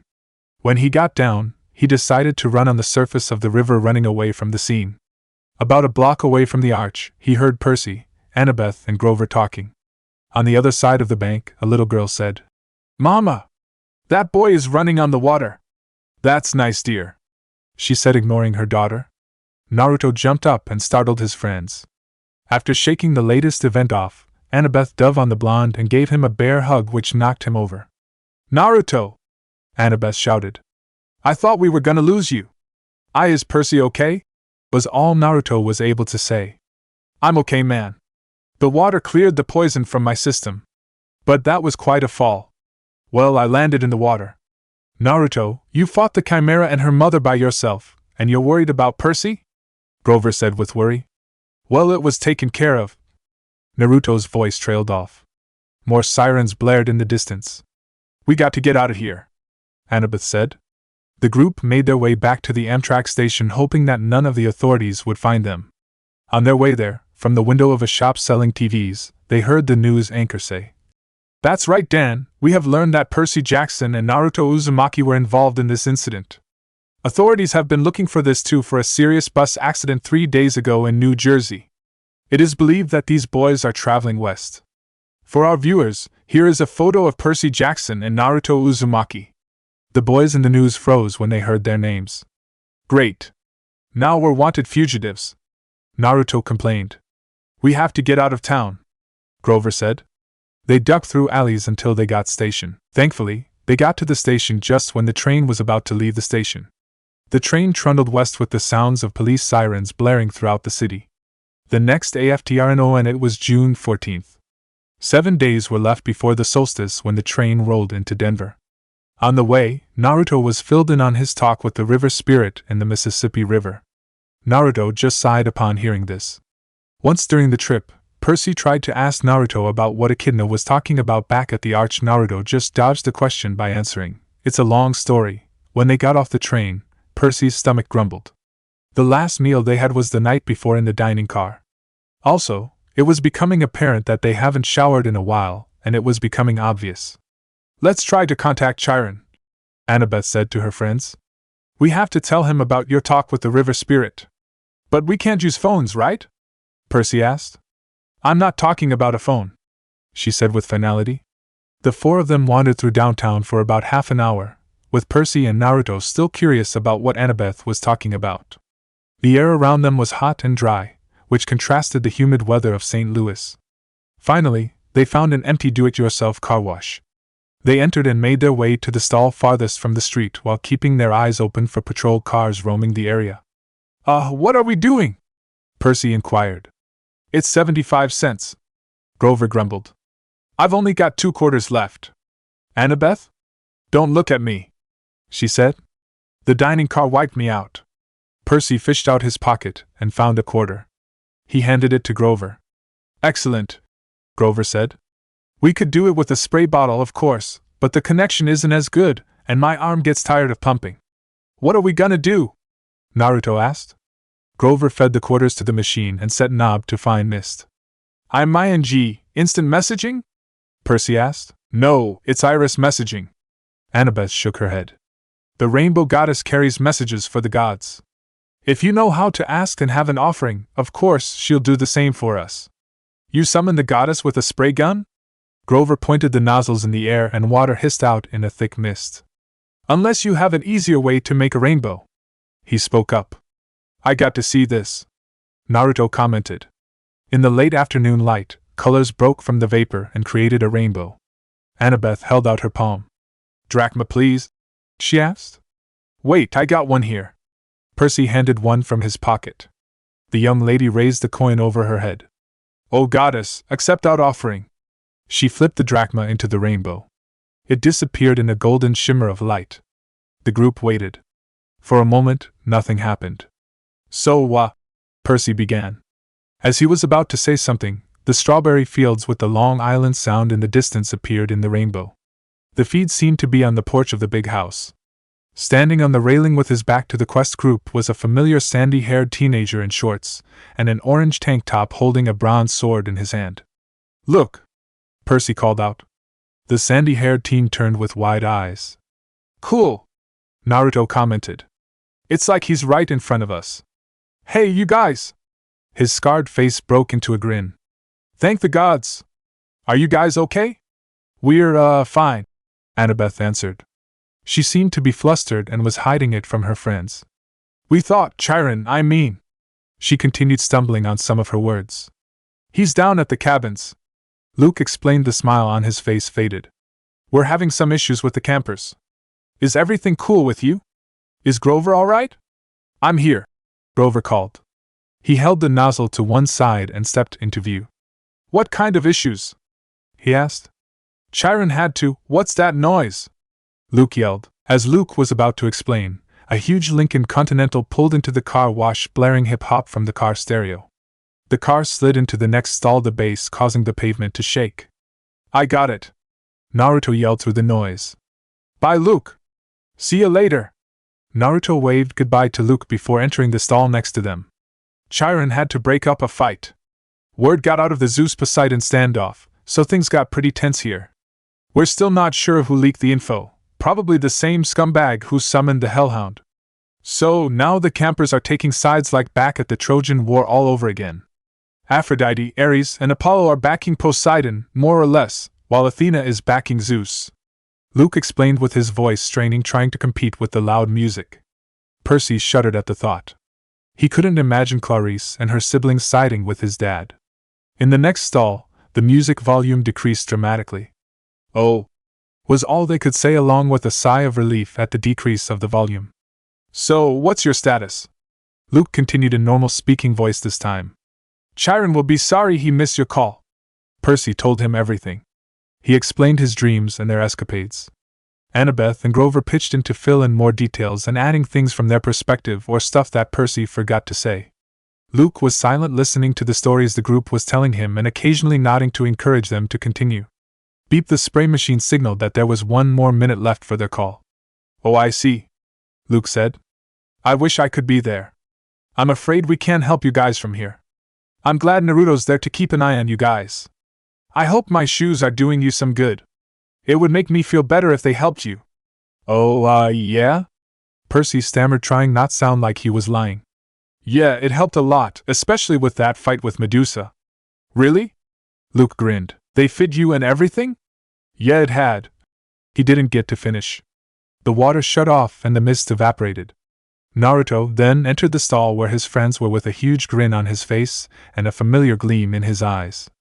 "So, what did I miss?" Naruto asked. Annabeth explained what Luke had told them. "We got to finish this quest before they kill each other back at camp." Naruto sighed. At that, all 4 of their stomachs growled as if saying, "Hey, fill me up." The 4 of them gave out a chuckle at what happened. "Come on," Naruto urged. "Let's get something to eat." At some diner not far from the Carwash, not long after their chat with Luke at the car wash, they found a diner where they could eat. All around them were a bunch of families eating burgers and sipping on sodas and malts. They had to wait a while for the waiters to get to them. "What did you do back at the car wash?" I could imagine the owner of that car would be hard to persuade to keep down the music. Annabeth asked while waiting for a waitress to get to them. "Well, flashback Naruto entered the car wash stall with a Lincoln Continental was parked. 2 guys who looked older than Naruto were in the stall. One was feeding coins into the spray machine while the other was waiting at the car, bobbing his head to the beats of the music. Excuse me?" Naruto had to shout that for the guys to hear. "What do you want, brat?" the guys at the spray machine asked with irritation. "Could you turn off the music just tad bit? Get lost, kid, and mind your own business." Naruto simply shook his head. "Yo, Brad. What's the hold up? Hurry up with the water." The guy on the shotgun seat called out. Brad turned back to his friend to answer him. "Just a sec, Jack." Some snot-nosed brat doesn't know when to keep his nose out of other people's business. He turned back to Naruto. "Go, get out of here if you know what's good for you. I ain't leaving till you turn down the music." Naruto said back, "You're playing with fire, kid," Brad warned. "If you're trying to be intimidating, then you're looking like a cute kitten right now," Naruto taunted back. "Why you little?" Brad decided to attack. He sent a punch aimed at Naruto's face. The blonde simply raised his hand to catch the punch. "Really now? You punch like a girl," Naruto said as he raised his other hand to stifle a yawn. Brad growled. He sent a left hook with his other hand. Naruto tilted his head back, dodging the punch. He then kneed Brad in the gut, causing him to spew blood from his mouth. He let him go, and Brad fell to the ground. From his seat on the shotgun side of the car, Jack turned around to see the commotion. He saw Brad falling to the ground, clutching his stomach. Jack sighed. "Must I bail you out every time?" He then got out of the car and made his way to the blonde. "I suggest you walk away," Jack taunted as he brandished a switchblade. An idea stuck its way into Naruto's brain. "I haven't tried this in a long time," he mumbled to himself. "What did you say?" Jack said in an irritated tone. "Oh, nothing," Naruto said as he raised right hand into half-ram seal. "Transform!" Jack stood back in shock as right in front of him stood a woman like what you would describe as an FHM model. Jack slowly dropped his switchblade. His cheeks colored and a drop of blood dripped from his nose. What? he stammered. Please don't look at me like that. I am shy, the girl in front of him said cutely. After that, he dropped to the ground mumbling something about girls and hooking up. In a puff of smoke, the girl disappeared and in her place was Naruto clutching his stomach as he was laughing. In every world, this jutsu works every time, he said in between laughs. On his feet, Brad groaned. It turns out he too had passed out. Naruto broke into a grin. He positioned both boys like they were hooking up in the car, and after that, changed the music into a song he heard on the radio that his teacher back at Yancy was playing. Careless Whisper, was it? He also lowered the volume so that only the two were able to hear the music. End of flashback. Yeah, something like that, Naruto said. His friends were about to comment when the waiter finally came over to them. Well? She said with an eyebrow raised. We, want to order dinner, Percy said. You kids have money to pay for it? The waitress asked skeptically. Percy was silent for a few seconds. It seemed like he was thinking of another sob story to tell the waitress like he did back at Auntie M/Medusa's lair. Well, he began. He was interrupted when a rumble shook the building. Everyone in the diner looked out to see what was happening. A huge motorcycle about the size of a baby elephant pulled over at the curb. Its headlights were glaring red on the diner's windows. The gas tank had flame designs painted on it, and it even came with a shotgun holster. Its seat was leather, but it looked like it came from human skin. The owner of the bike dismounted and everyone was able to get a good view of who it was. He had a muscular build that made pro wrestlers look like fat guy in comparison. He was dressed in a red muscle shirt, black jeans, and a black leather duster, with a hunting knife strapped to his thigh. He wore red, wraparound shades and his hair was sporting an oily black crew cut. His face looked cruel and brutal, and his cheeks were cut like it had been in a lot of fights. Unbeknownst to the Naruto and Percy, this was Aries. Aries walked into the diner, and a hot dry wind blew through the place. Everyone in the diner, except for Naruto and his friends, rose as if they were hypnotized, but the biker waved his hand dismissively, and they all sat down again. The waitress blinked. You kids have money to pay for it? She asked again as if a rewind button was pressed on her. It's on me, the biker said as he slid into the booth beside Annabeth, shoving both blondes against the window. When Aries was seated, he noticed that the waitress was still standing by their table. Are you still here? He said. He shooed the waitress away. She stiffened and turned around as if she was spun around, then marched towards the kitchen. Percy looked like was about to explode in anger. Grover noticed that Naruto was shaking himself. In a blink of an eye, he saw that the blonde's eyes flickered from sapphire blue to crimson red. He wanted to ask, but decided not to, in respect to the god who was with them. He looked at Naruto, then at Percy, and a wicked grin broke into his mouth. So, you must be Artie's kid and your old seaweed's kid, huh? He said. What's it to you? Percy said as if he was talking to Smelly Gabe. Annabeth flashed his a look of warning. Percy, this is... Chapter 16, The War God's Request. Percy, this is Sakai, the biker said. I don't mind the attitude. Long as you remember who's the boss. You know who I am, little cousin? Percy took a good look at him. He knew he had seen that vicious sneer somewhere. Then it hit him. You're Clarice's dad, he said. Aries, the god of war. On point, little cousin. The biker grinned and took off his sunglasses. In his eye sockets, there were fires glowing like small nuclear explosions instead of eyes. I saw you break Clarice's spear over on Hephaestus TV, he continued.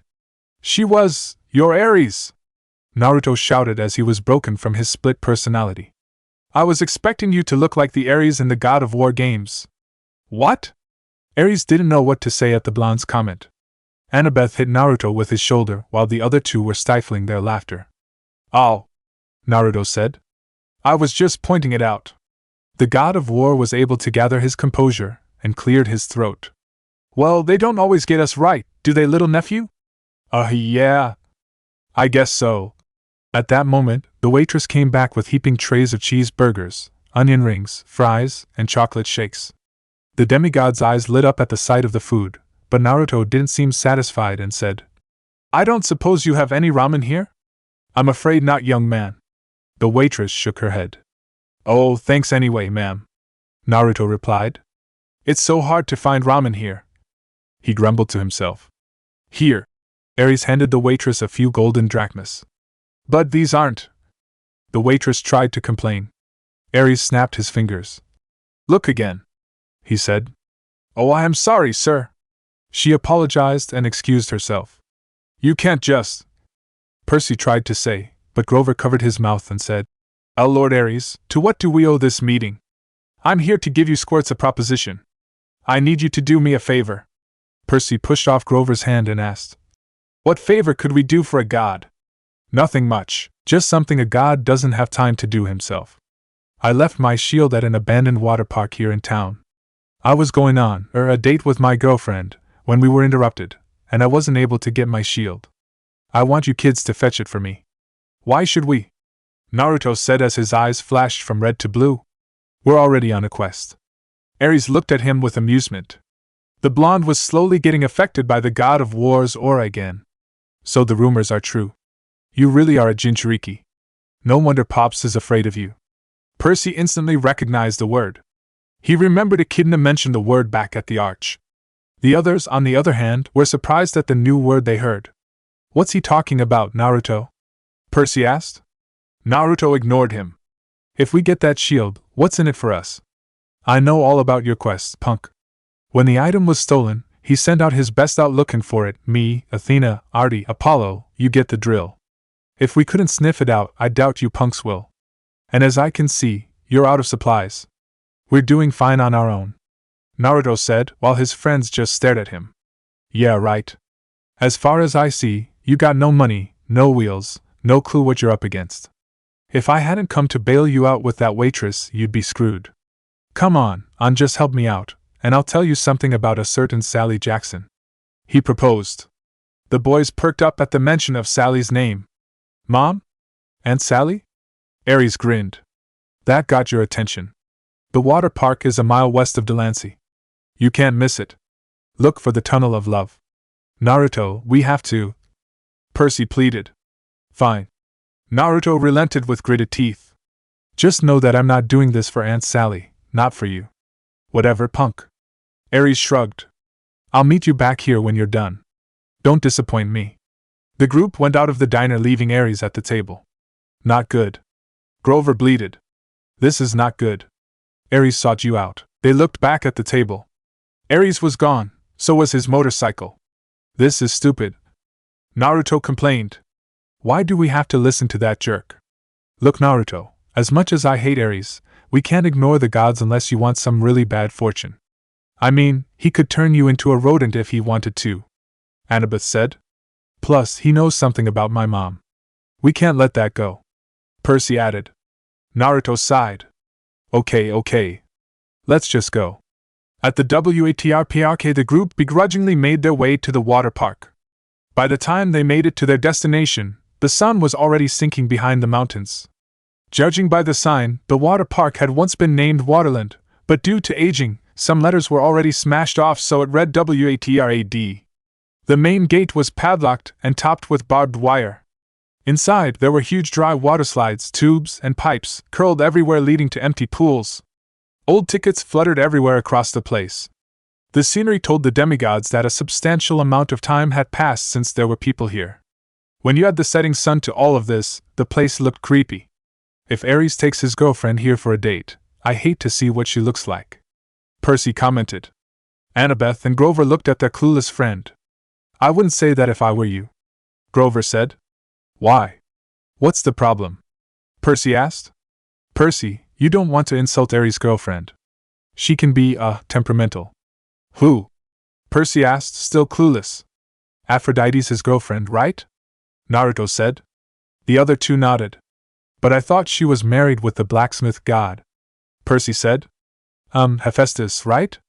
That's a story for another time. I think you don't want to know anyway, Annabeth said. Plus, we have a side quest, don't we? Fine. Percy relented. How do we get in? Maya. Grover's shoes sprouted wings, making him fly over the fence, did an unexpected somersault, and stumbled to a landing on the other side. Percy and Annabeth were about to climb when Naruto called out to them.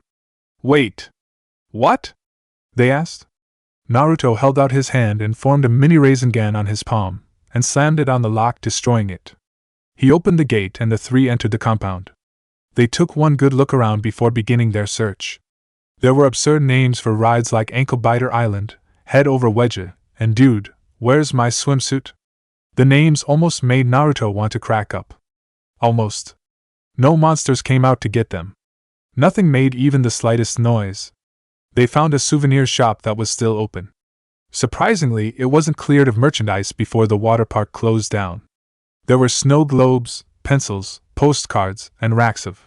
Finally! Some clothes, Annabeth said. Fresh clothes. Yeah, Percy said. But you can't just watch me. Annabeth snatched a whole rack of clothes and disappeared into the changing room. The boys shrugged and did the same. A few minutes later, the group came out looking like walking advertisements for the defunct theme park. Before leaving, they didn't forget to pack extra clothes in the Waterland bags that they also found in the store. They got out of the store and continued looking for the shield. Eventually, they made it to an empty pool that looked like a turnpike now that it was empty. It was at least 50 yards across and was shaped like a bowl. Around the rim, there were dozens of cupids standing guard with wings spread and ready to fire. On the opposite side, a tunnel opened up, which the group figured where the water flowed into when the pool was full. The sign above it read, Thrill Ride O Love, this is not your parents' tunnel of love. Grover crept to the edge. Guys, look! Right at the bottom of the bowl-shaped pool was a pink two-seater boat with a canopy over the top and little hearts painted over it. Easy, Percy said. Come on. Too easy, Naruto added. These Cupid statues are looking awfully suspicious, I agree. Annabeth nodded. She ran her fingers along the base of the nearest Cupid statue. There's a Greek letter carved here. Ada. I wonder, Grover, you smell any monsters? Percy asked. He sniffed the wind. Nothing. Nothing like, in Darchen you didn't smell liquid nothing, or really nothing? Grover looked hurt. Before the satyr could answer, Naruto knocked on Percy's head. Cut him some slack, Percy. Yeah, Percy. That was underground, remember? Grover added. Okay, I'm sorry. Percy apologized. I'm going down there. Annabeth volunteered. If this were some kind of machine, maybe I could figure it out. I'll go with you. Grover offered, trying to make up for what happened in St. Louis, but he didn't sound enthusiastic. No. Percy told him. I want you to stay up here with Naruto. You guys could get us out in a jiffy when something goes wrong. Naruto looked a little jealous, so he just joked. Wow, Percy. Making a move already, are we? Annabeth and Percy realized the situation, so both of them turned tomato red. No, it's not like tea that. Percy stammered, while the other two boys were beginning to crack up. Annabeth immediately decided to back out, but Percy was already on his way down the ladder. Wait. I can't do this. What now? Percy asked. Me, go with you to the thrill ride of love? How embarrassing is that? What if someone saw me? Annabeth said. Snickers were heard from the boys waiting on top. This place is empty. We're the only ones here. Who else could see you? Percy countered. Fine. Seaweed brain.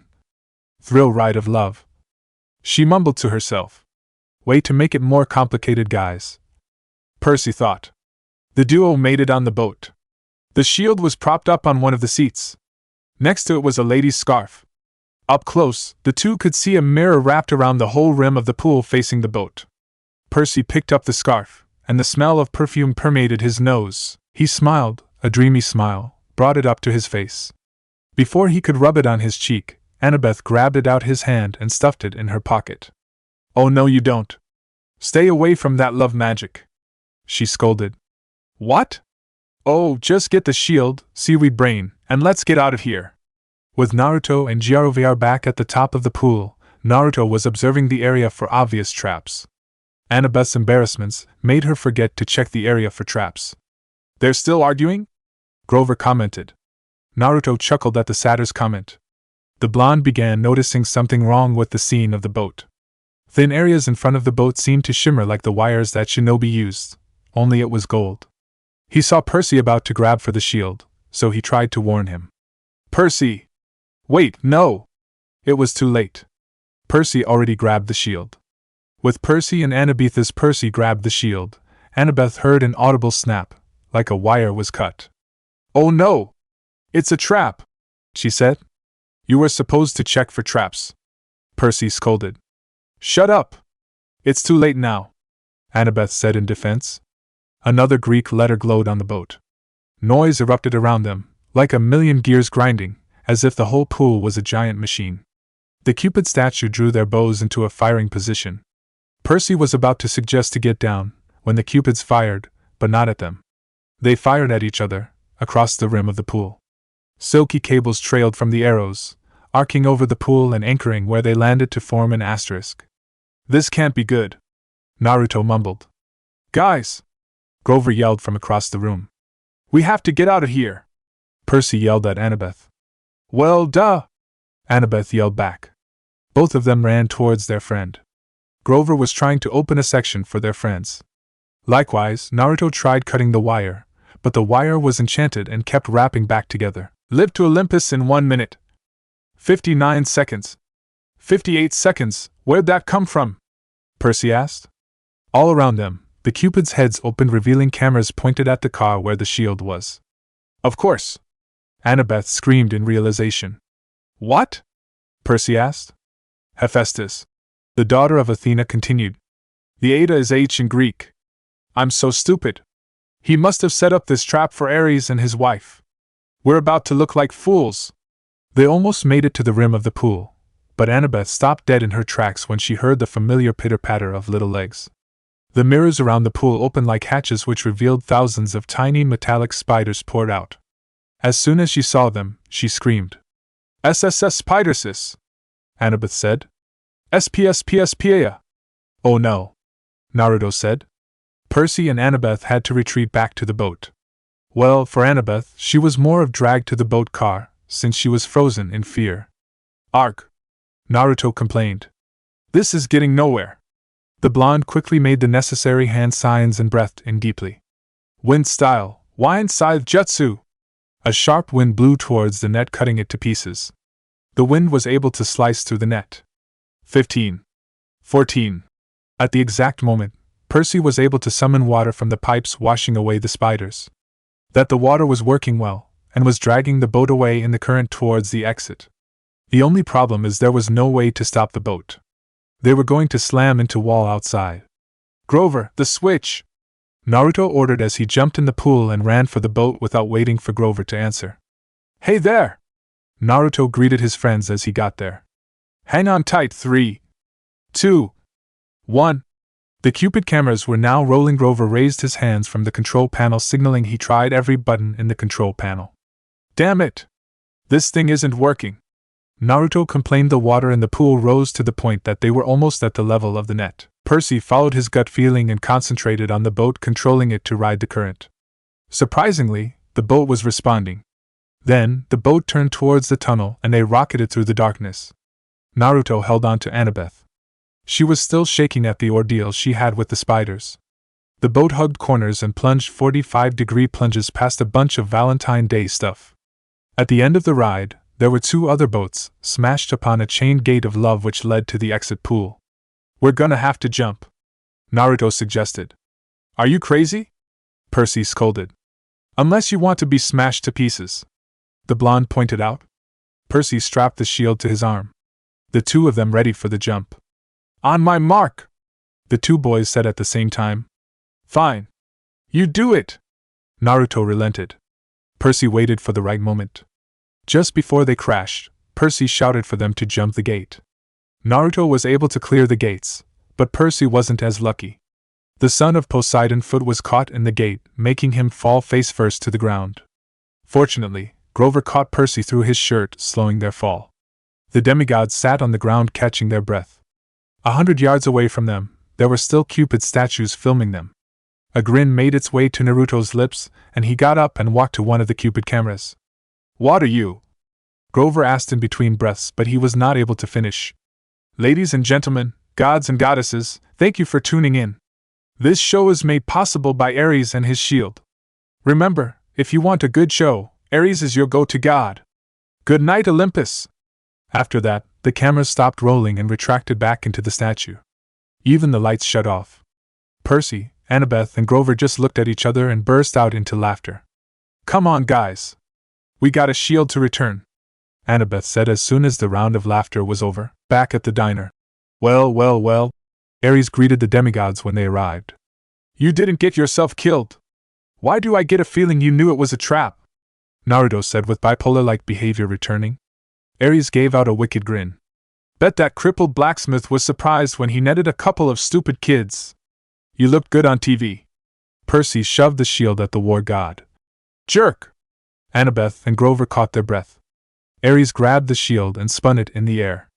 It changed form as it spun, melting into a bulletproof vest, and slung it across his back. See that truck over there? He pointed to an 18-wheeler parked across the street from the diner. That's your ride. Take you straight to L.A., with one stop in Vegas. The truck had a sign on its back saying, Kindness International, Humane Zoo Transport. You're kidding, Percy said. Aries snapped his fingers. The back door of the truck unlatched. Free ride west, punk. Stop complaining. And here's a little something for doing the job. He slung a blue nylon backpack off his motorcycle's handlebars and tossed it to Percy. Looking inside, the demigod saw fresh clothes, $20 in cash, a pouch full of drachmas, and a bag of double-stuffed Oreos. We don't want you louse, thank you, Lord Aries, Grover said as he placed a hand on Percy's mouth. Thanks a lot. Percy gritted his teeth. It was hard for him to accept something from the war god, not after what they went through because of him. He also knew that his aggression was due to his presence, reminding him of every bully he ever faced, Nancy Bobofit, Clarice, Smelly Gabe, teachers from every school he got expelled from. You owe me one more thing, Percy demanded, trying to keep his voice calm. You promised me information about my mother. While Percy was talking with the war god, Annabeth noticed Naruto's ordeal and placed a hand on his shoulder after seeing him in his condition. That and the mention of Sally made the older blonde perk up and look ahead. As he raised his head, he saw the waitress who served them earlier dragging the fry cook to the window and whispered something to the cook's ear. He held up a disposable camera and snapped a photo of them. Shit! He said, getting the son of Poseidon's attention. What? Annabeth asked. We're gonna make the papers again, the older blonde said while indirectly pointing at the window. The others followed his gaze. They all sighed. So, my mother? Percy said back to Aries. You sure you can handle the new? The war god said. Just spill it, Naruto demanded. She's not dead, Aries said as he kick-started his motorcycle. The ground seemed to spin beneath the two boys' feet. What? What do you mean? They said at the same time. You saw her glow in a shimmer of golden light, right? That wasn't death. It was metamorphosis. She's being kept. Why? A hostage. A bargaining chip. It was Naruto who answered his question. Whoever's keeping her wants to have the edge over us. Bingo! You've got to learn a thing or two from Blondie over here, Aries said to Percy. You're pretty smug, Lord Aries, for a guy who runs away from Cupid's statues, Percy countered. Behind the war god's glasses, the fire seemed to glow hotter. We'll meet again, Percy Jackson. Next time you're in a fight, watch your back. He revved his Harley, and then roared off down Delancey Street. That was not smart, Percy, Annabeth scolded. Aries is the last god you want to pick a fight with, Grover added. I don't care, Percy said. Guys. Naruto called his friend's attention and pointed to the diner. Our ride's about to leave. At the register, the last two customers were paying their check, two men wearing identical coveralls, with a white logo on their backs that matched the one on the back of the truck. Naruto made a run for the truck with his friends at his tail. The moment the demigods entered the car, the first thing that hit them was the smell. It was like the world's biggest kitty litter. It was pitch black at the back of the truck, so Percy had to uncap his sword to provide some lighting. The blade's faint bronze light revealed to the demigods a tear-jerking scene. In a row of filthy cages were the most pathetic zoo animals the group has ever seen. A zebra, a male albino lion, and is that an antelope? I'm not sure. Someone thought it was a good idea to give the lion a sack of turnips, and a styrofoam tray of hamburger meat were given to the zebra and antelope. The zebra's mane was streaked with chewing gum, like someone was spitting on it in their spare time. The antelope had a stupid birthday balloon tied to one of its horns that read, "Over the hill." It was apparent that no one wanted to go near the lion to mess with him, but the poor thing was pacing through his cage that was clearly too small for him and panting from the stuffy heat of the trailer. Flies buzzed around the once proud animal and his ribs began to show, pointing out his lack of nutrition. "This is kindness?" Grover yelled. "Humane zoo transport?" The satyr was about to get out to beat up whoever was in charge of the truck, and Percy looked like he was about to join him, when the engine roared to life, causing the trailer to shake. The shaking of the trailer made the demigods, save for Naruto, fall upon each other. "Ow!" the three who fell shouted. "Why are you still standing up?" Percy said to the older shinobi while he nursed his backside. "Same principle as how I walked up the pillar in the dining pavilion," Naruto answered nonchalantly. "You guys okay?" "We'll live," Annabeth answered. A few minutes later, as the truck cruised through the highway, the demigods huddled together at the feed sacks, trying to ignore the smell, the heat, and the flies. Grover and Naruto tried to make small talk with the animals, but they just stared at them blankly. Annabeth suggested breaking them free of the cages to free them, but Percy pointed out that it won't do any good until the truck stopped moving. Naruto felt sorry for the animals, so he got up and headed towards the animals. "What are you?" Percy asked. Naruto found a water jug and refilled their bowls, then dragged the mismatched food out of the cages. He gave the meat to the lion and the turnips to the zebra and the antelope. Seeing their friend doing this made the remaining demigods get up to help Naruto. Grover calmed the antelope down while Annabeth cut the balloon off the antelope's antlers.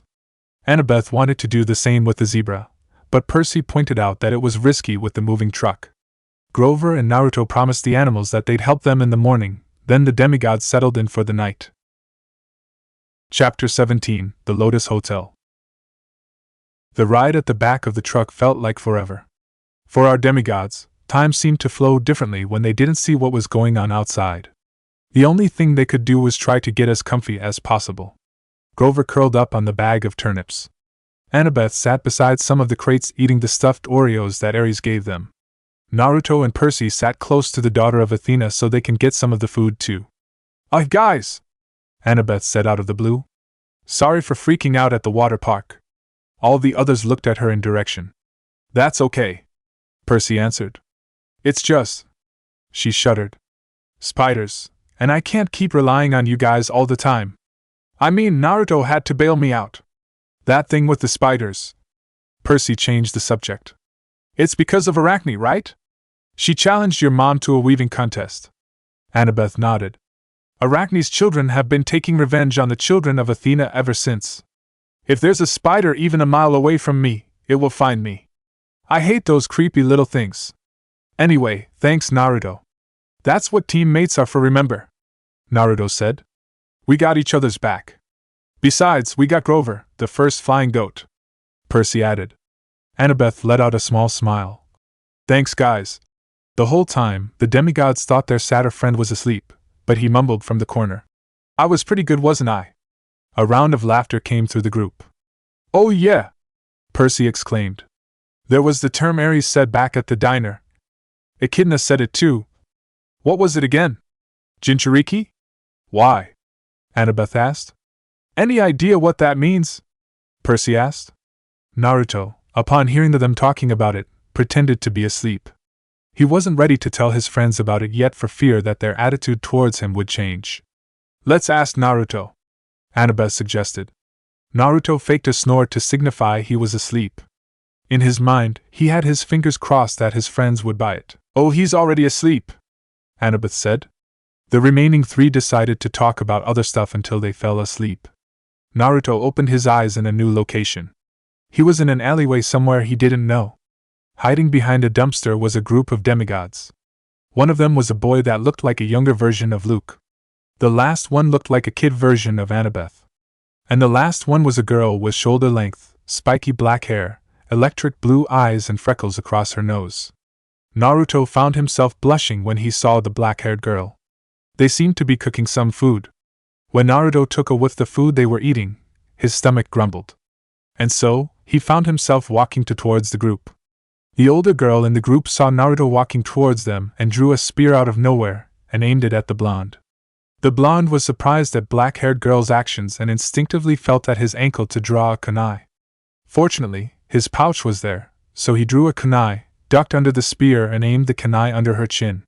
The girl's companions were startled by what happened and drew their weapons. "I guess I'm faster than you." Naruto grinned. How did you? The black-haired girl stuttered. And I guess I'm outnumbered. Naruto continued. Who are you? How did you find this place? The boy who looked like Luke demanded. This is our home. You won't let us leave, the little Annabeth said. Relax, I won't hurt you, Naruto said, raising both his hands. I'm just an orphan looking for a place to spend the night. I thought this place was empty. The three looked at each other and sheathed their weapons. You pretty good with that weird knife for an orphan, Taliah said. What's your name?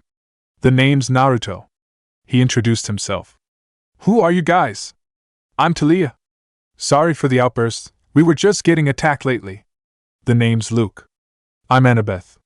Pleased to meet you guys, Naruto said with a smile. At that moment, Naruto's stomach grumbled aloud, causing the whole group to burst out into laughter. Gee, I forgot I was getting hungry. Naruto excused himself. You're welcome to join us, Taliah offered. Taliah! Luke tried to protest, but Taliah cut him off. Are you sure? Naruto said. Taliah nodded. In return, maybe I could help you get more supplies, Naruto said. Sure. The now bigger group enjoyed their meal while talking about their backgrounds. Naruto and Taliah kept looking at each other, getting each other flustered, but the two of them hid it pretty well. Suddenly, there was a banging sound coming from behind the dumpster, and then everything dissolved around them. The next day, it was the morning of June 14th, about a week left before the summer solstice. Naruto opened his eyes again. This time he was in the back of the truck. It was just a dream, he thought. He didn't have time to think about it because he heard Grover shaking Percy's shoulder to wake him up. The truck stopped, he said as quietly as he said. I think they're coming to check on the animals. Hide, Annabeth hissed and put on her invisibility cap. Easy for her to say, Percy complained. Just hide. Naruto raised a half-ram seal and disappeared. Sheesh, these guys have it easy. He complained again, but quickly dove behind the feed sacks with Grover. The trailer doors creaked open, allowing the sunlight and heat to pour inside. What was that? One of the truckers shuddered as he felt Annabeth accidentally brush against him. He looked around for a bit, and then shrugged. HMMP must have been the wind. He turned back to the truck and complained. Man, he said, while swinging his hand in front of his nose. I wish I hauled appliances. He climbed inside and poured some water in the animals' dishes. You hot, big boy? He teased the lion, then splashed the rest of water in the bucket the lion's face. The lion roared in indignation. Yeah, the man said. Percy had to hold Grover back because the satyr was going to assault the trucker.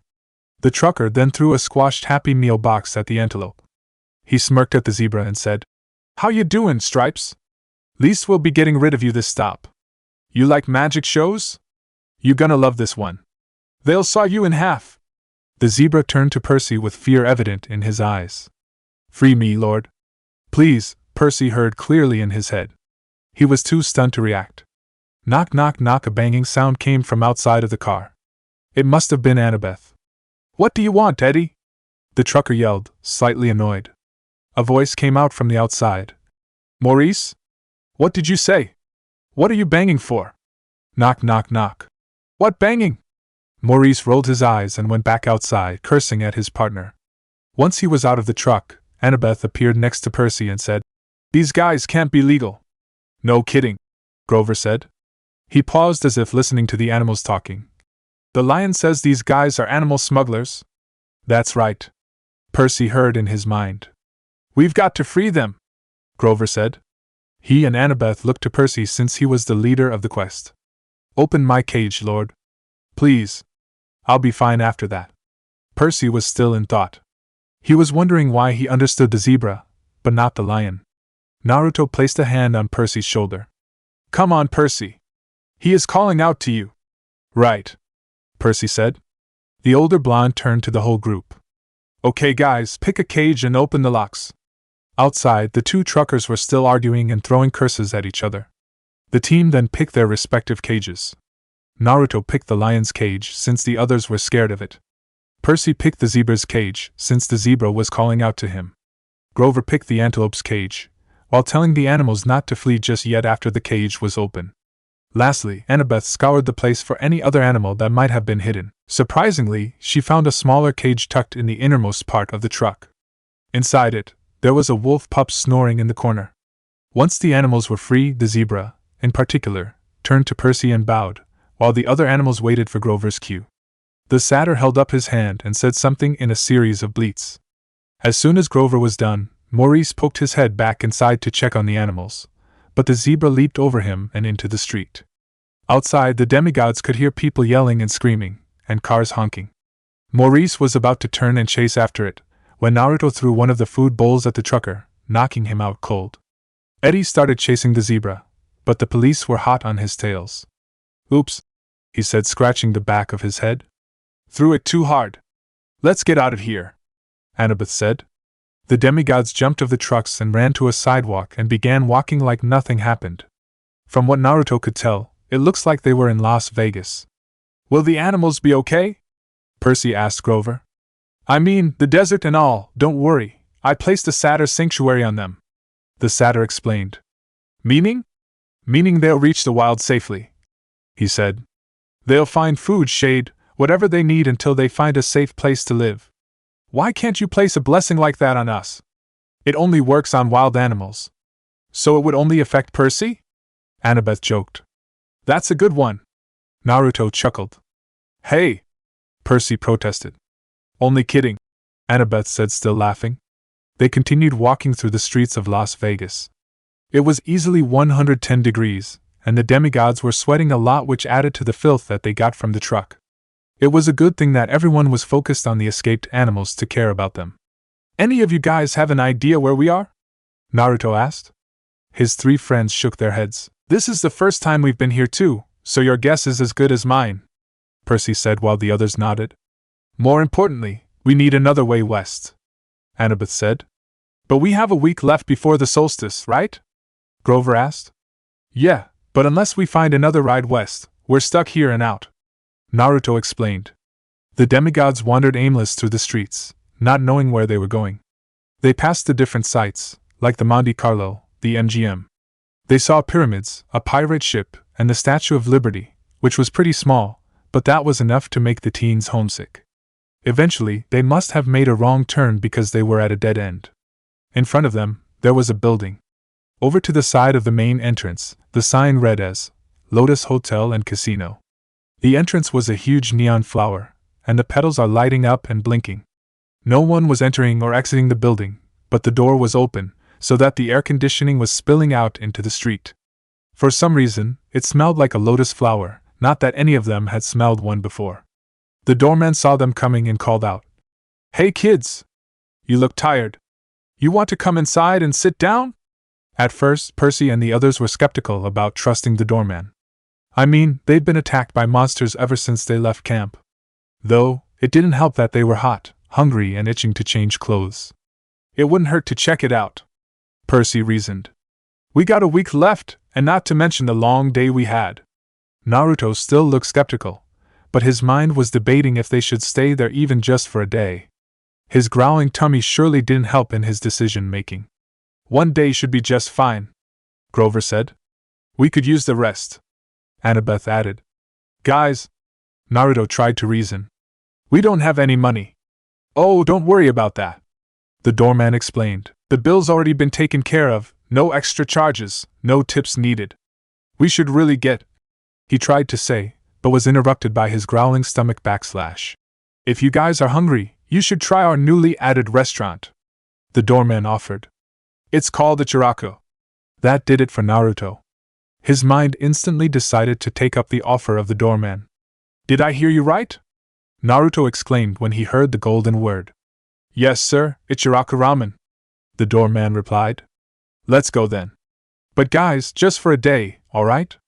The blonde finally relented. The demigods walked through the door. Upon taking a look inside, all they could say was, "Whoa!"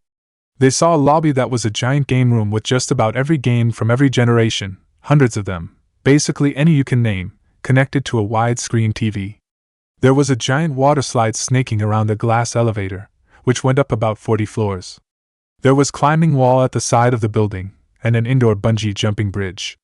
There were virtual reality suits with working laser guns. Surprisingly, there were only a handful of kids playing. This meant that there was no waiting in line for games. The only other people there were the waitresses manning snack bars and others were distributing food.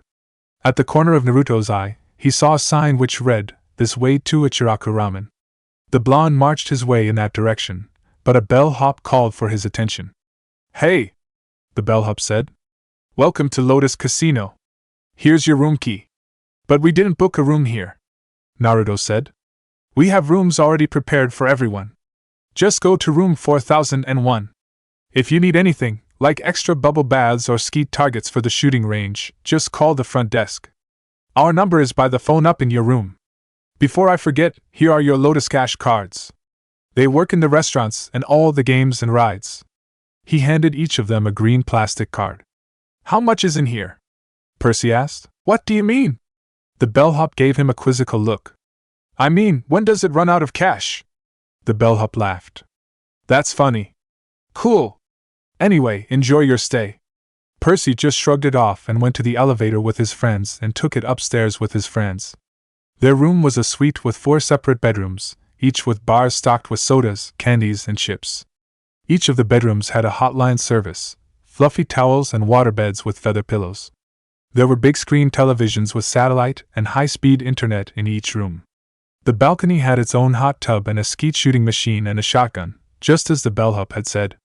Naruto tried one of the guns and shot a pigeon out of the sky, which crashed into a car down below. Finally, the view over the strip and the desert was amazing. "Oh goodness," Annabeth said. "This place is awesome!" The 3 boys simultaneously screamed. The demigods called dibs on which room they wanted, and they broke off into their respective rooms for a shower and a change of clothes. Percy, who was carrying Aries' backpack, threw it in the trash can by the door before going to his room. When Naruto was done showering, he opened his closet. Surprisingly, inside were a bunch of orange clothes with some like the ones he once wore back in the Leaf. It made him miss home. Even the lotus smell of the hotel didn't help with that problem. After putting on his clothes, he went out into the main room. When he opened his door, Annabeth also opened her door and was about to exit her room. They stared at each other for about a minute or so before Naruto broke the silence. Why you look good, by the way," Naruto complimented. Upon hearing that, Annabeth got flustered and looked away. Thanks. Why you look good too," she stuttered. They sat by the main couch. Annabeth took the remote and turned on the TV and tuned into National Geographic. Naruto just sat there watching what Annabeth was watching. He didn't know why, but he felt like he swallowed something weird. A few minutes later, Grover was out of his room, followed by Percy a little later. "Of all the channels to watch," Percy said, "you turn it to National Geographic. Are you insane?" "It's interesting," Annabeth said. "I love this place," Grover said mid-chew. "You guys want to check out the lobby?" Naruto offered. The others raised their head from what they were doing and gave Naruto an excited look. The 4 of them raised their cash cards and yelled, "Let's go!" Back down at the lobby, the group stared at the different games to play and food to eat. "So what are you guys gonna do first?" Percy asked them. Naruto screamed, "Ramen!" The others screamed and ran towards the games they wanted to play. Naruto ran towards the ramen stand to quench his long-time hunger for ramen. He stepped inside. The stand was very similar to the stand back in the Leaf Village, but it was far bigger. Like in the original stand, there was a counter with stools for those who came alone. Throughout the whole store, there were tables scattered for those who came with a companion. No one was eating at the moment, so he went to the counter and took a seat. "No way," he said in awe. "It's just like home." "Hi there! May I take your order, sir?" said a voice from the counter. "A bowl of miso ramen, please," Naruto ordered, then handed his cash card. "Will that be all, sir?" the waitress asked. "That will be all," Naruto answered. "For now." His voice trailed off with a small chuckle right after. The waitress nodded and turned to the kitchen and headed inside. The blonde took one more look around. A few minutes later, the waitress came out holding a bowl of ramen on a tray. "1 bowl of miso ramen coming up," the waitress said. "Wow," Naruto said with stars in his eyes. "It looks like how they serve it back home, and the aroma is there too." He took a sip of the broth. It tastes exactly like the one from back home. I'm glad you like it, sir, the waitress said. If I may ask, where is this place based on? Naruto inquired. Oh, this place is based from a ramen stand from somewhere far away. From where? You wouldn't believe me if I told you. Try me, I've seen pretty weird stuff already. Well, the original location of this ramen stand is based in the elemental nations, from the Leaf Village. Who opened it? Well, Lady Hebe, of course. Wait. Flashback. Thanks for the treat again, Irika-sensei. You're the best. A young Naruto exclaimed as he slurped his ramen. No problem, Naruto. We have to celebrate your promotion to Chunin, Irika said. You better be prepared, Naruto. Being Chunin means there will be more responsibilities on your shoulders now. I know, Irika-sensei. It sucks that I don't get to be as free as before. Or sleep in your class as I did back at the academy. Both of them laughed at the last part. As the two were talking, a beautiful woman in a bright red dress that stood out from the rest of the citizens came up to the stand. The male customers' noses bled, including Irika and Naruto, at the sight of the lady. One bowl of your best ramen, please, the woman said in an almost sultry voice. See coming right up, Tucci, the owner said. End of flashback. That was her, Naruto exclaimed as he remembered. Oh, you're from there? The waitress asked. Naruto nodded. I'm not exactly from around here. I've seen her couple of times, but I haven't paid her much attention. I see. She loved the place and the food when she visited there. When she left, she was pretty sad about leaving the food, so she brought it back here with her. As Naruto and the waitress talked, and for the next hour, the bowls kept piling up to inhuman levels. Where does all this stuff go? The waitress and the customers who came in thought. Good thing, the cash card has unlimited cash, or else we'd be very broke right now, Naruto thought as he remembered the time Jiraiya escaped from him after promising to pay for his ramen. About a couple or maybe 10 bowls of ramen later, the blonde decided that he had had his fill of his favorite food in the world. That was amazing, Naruto said aloud. Wow. Cool. A voice came from behind him. Naruto turned around. Standing behind him was an olive-skinned boy with shaggy black hair. This boy was holding some kind of card game. That's a lot of ramen you ate, mister, the boy said in awe. Naruto scratched the back of his head. Yeah, you never know when you get to eat something this delicious again. That's true. This ramen is super delicious, the boy agreed. We could definitely get along. What's your name? Naruto asked. I'm Nico. What's yours? The boy answered. The name's Naruto. Pleased to meet you. Nice to meet you too. Naruto noticed the card game that Nico was holding. He recognized some of the pictures on the cards. They were pictures of the gods with different numbers written. This piqued his interest. What's that you got there? The blonde asked. Mythomagic, it's a card game. Wanna play? Nico offered. Sure. Why not? And so Nico showed Naruto his card game and even taught him how to play. The blonde quickly got a hang of the game and already beat the younger boy after a couple of games. Okay, maybe his luck might have played a part in theatrical. A few games later, a girl who had the same olive-green complexion as Nico, black eyes and dark silky hair covered with a floppy green hat entered the ramen shop. She looked around the shop and saw Nico and Naruto playing. She blushed a bit when he saw the blonde. She shook herself back to reality and went on to scold the younger boy. Nico, what did I tell you about bothering people while they were eating? She scolded. Naruto looked up and lagged for a bit when he saw the girl. It's fine, miss, Naruto said. But I'm not bothering him. Nico whined. The girl gave the younger boy a "we'll talk about this later" look, and then turned to Naruto. Sorry if my brother bothered you. My name's Bianca. I'm Naruto. And no, Nico didn't bother me at all. He's good company. Naruto introduced himself. They shook hands as they introduced themselves to each other. His hand is warm, Bianca thought. She's kinda cute, Naruto thought. The two found themselves staring at each other. Nico cleared his throat to get the attention of the both of them. This caused the two to blush and immediately look away to shake their feeling off. And Nico, you said you wanted to try the water slide, Bianca stuttered. Oh yeah. Naruto, wanna join us? Nico offered. I think I would pass. I still have to find my friends. Naruto politely declined. Bianca was bummed out by that. She was hoping to spend more time with the blonde. Ah. See you around then, Naruto! Nico bid goodbye. Bye guys. See you around, Naruto replied. Naruto and Bianca had one last look at each other, and smiled before the latter left with her brother. Chapter 18. Getting Closer. The Lotus Hotel and Casino treated our demigods pretty well. After days of running around places, not to mention not showering, they have finally had time to relax and enjoy themselves just for a day. Or that's what they thought. The demigods were in awe as they entered the hotel.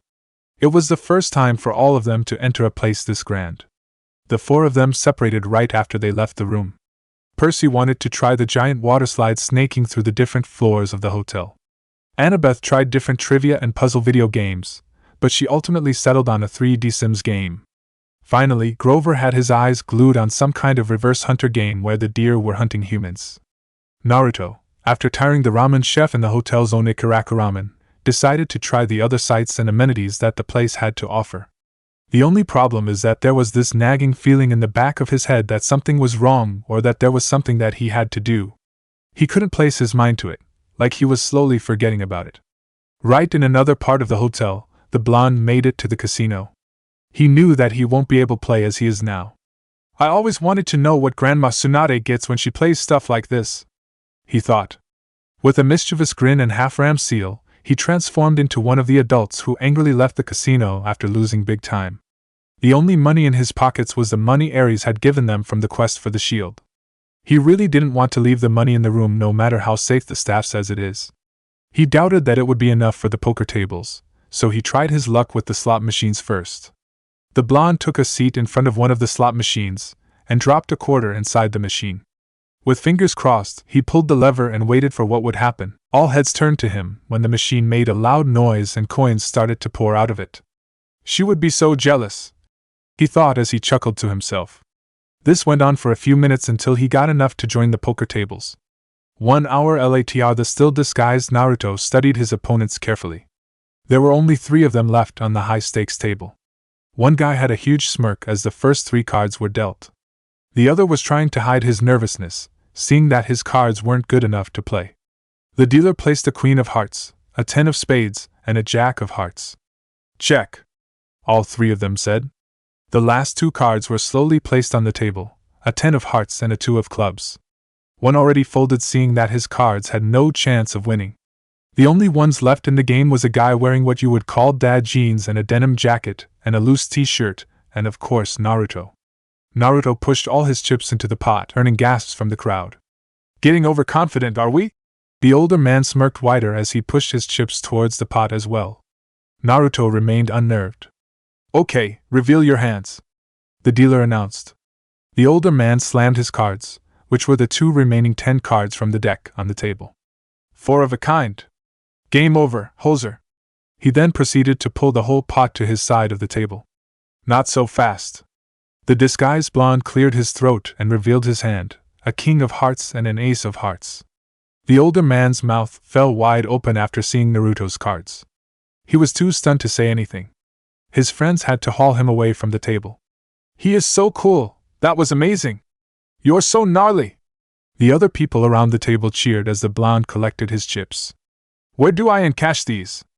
Naruto asked. Over there. The dealer pointed to a counter in another part of the casino. Thank you. As he was waiting for his cash, a voice whispered in his head, Don't be fooled, my son. What? Naruto asked aloud. The clerk gave him a quizzical look. Did you say something, sir? It's nothing. The blonde shook his head. A few minutes later, the clerk gave him a briefcase full of cash. Here you go, sir, she said. Naruto thanked the clerk and walked away. The voice came back again. Do not forget your quests. Do not fall for their tricks.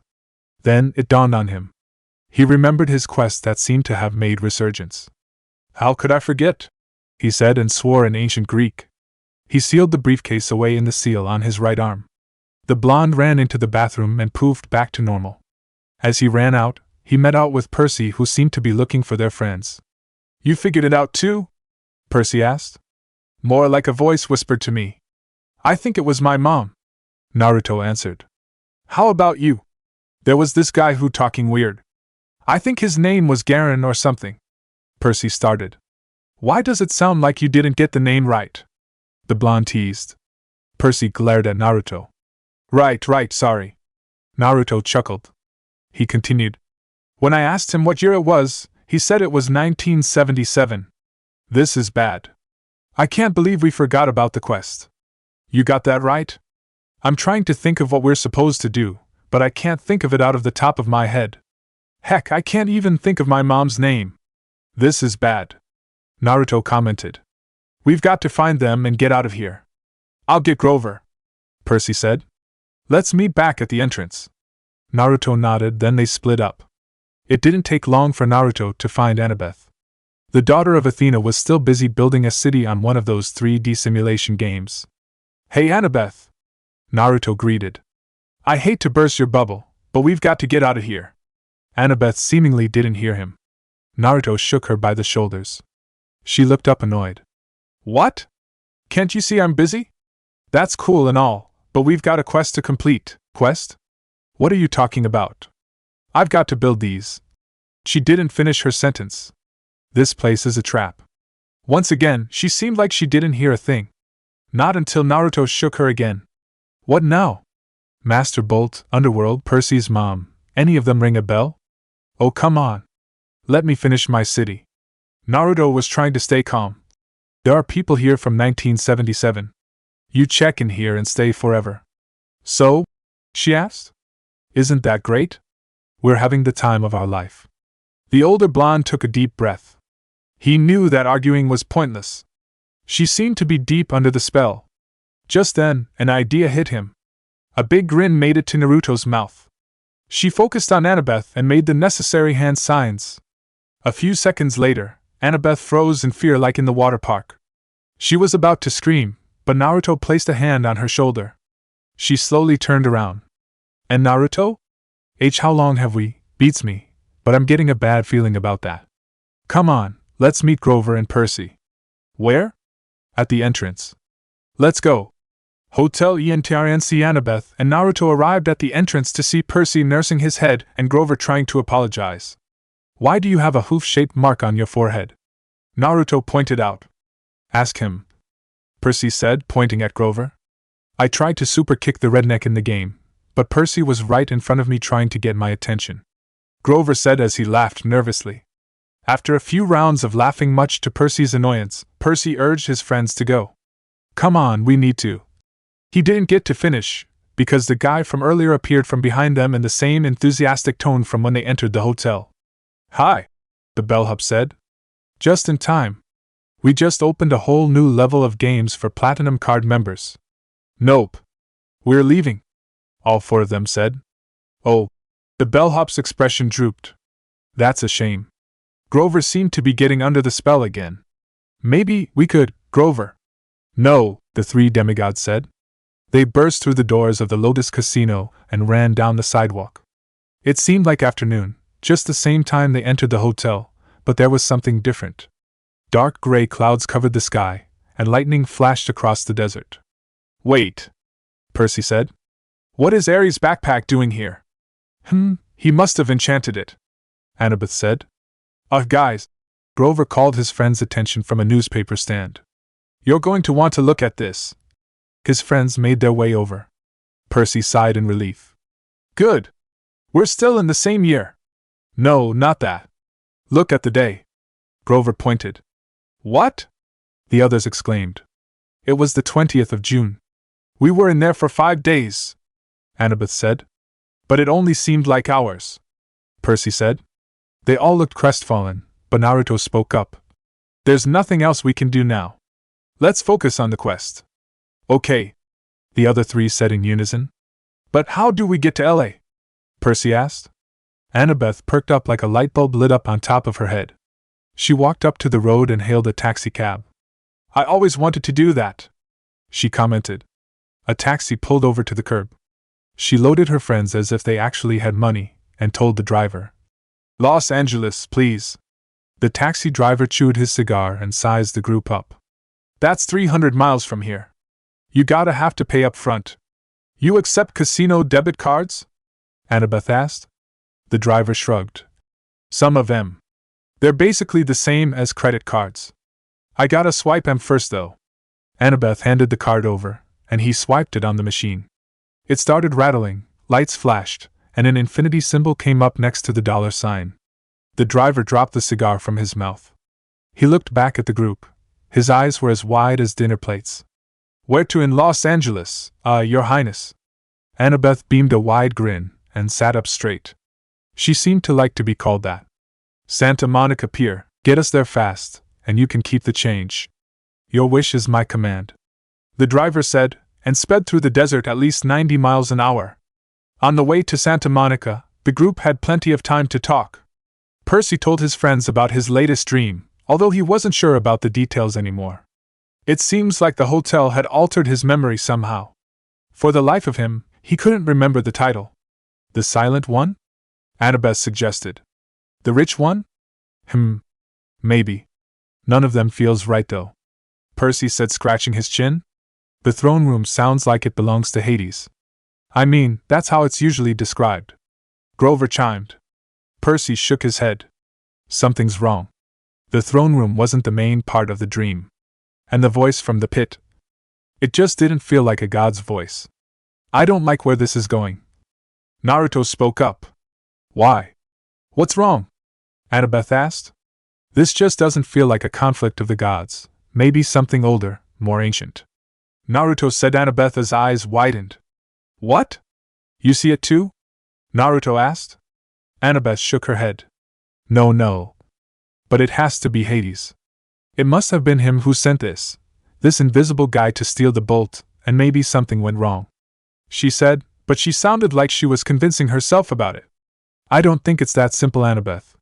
I mean, Percy's dream was centered on the pit, and there aren't the many pits in Greek mythology. And if it isn't Hades, gee guys, can we please not overthink?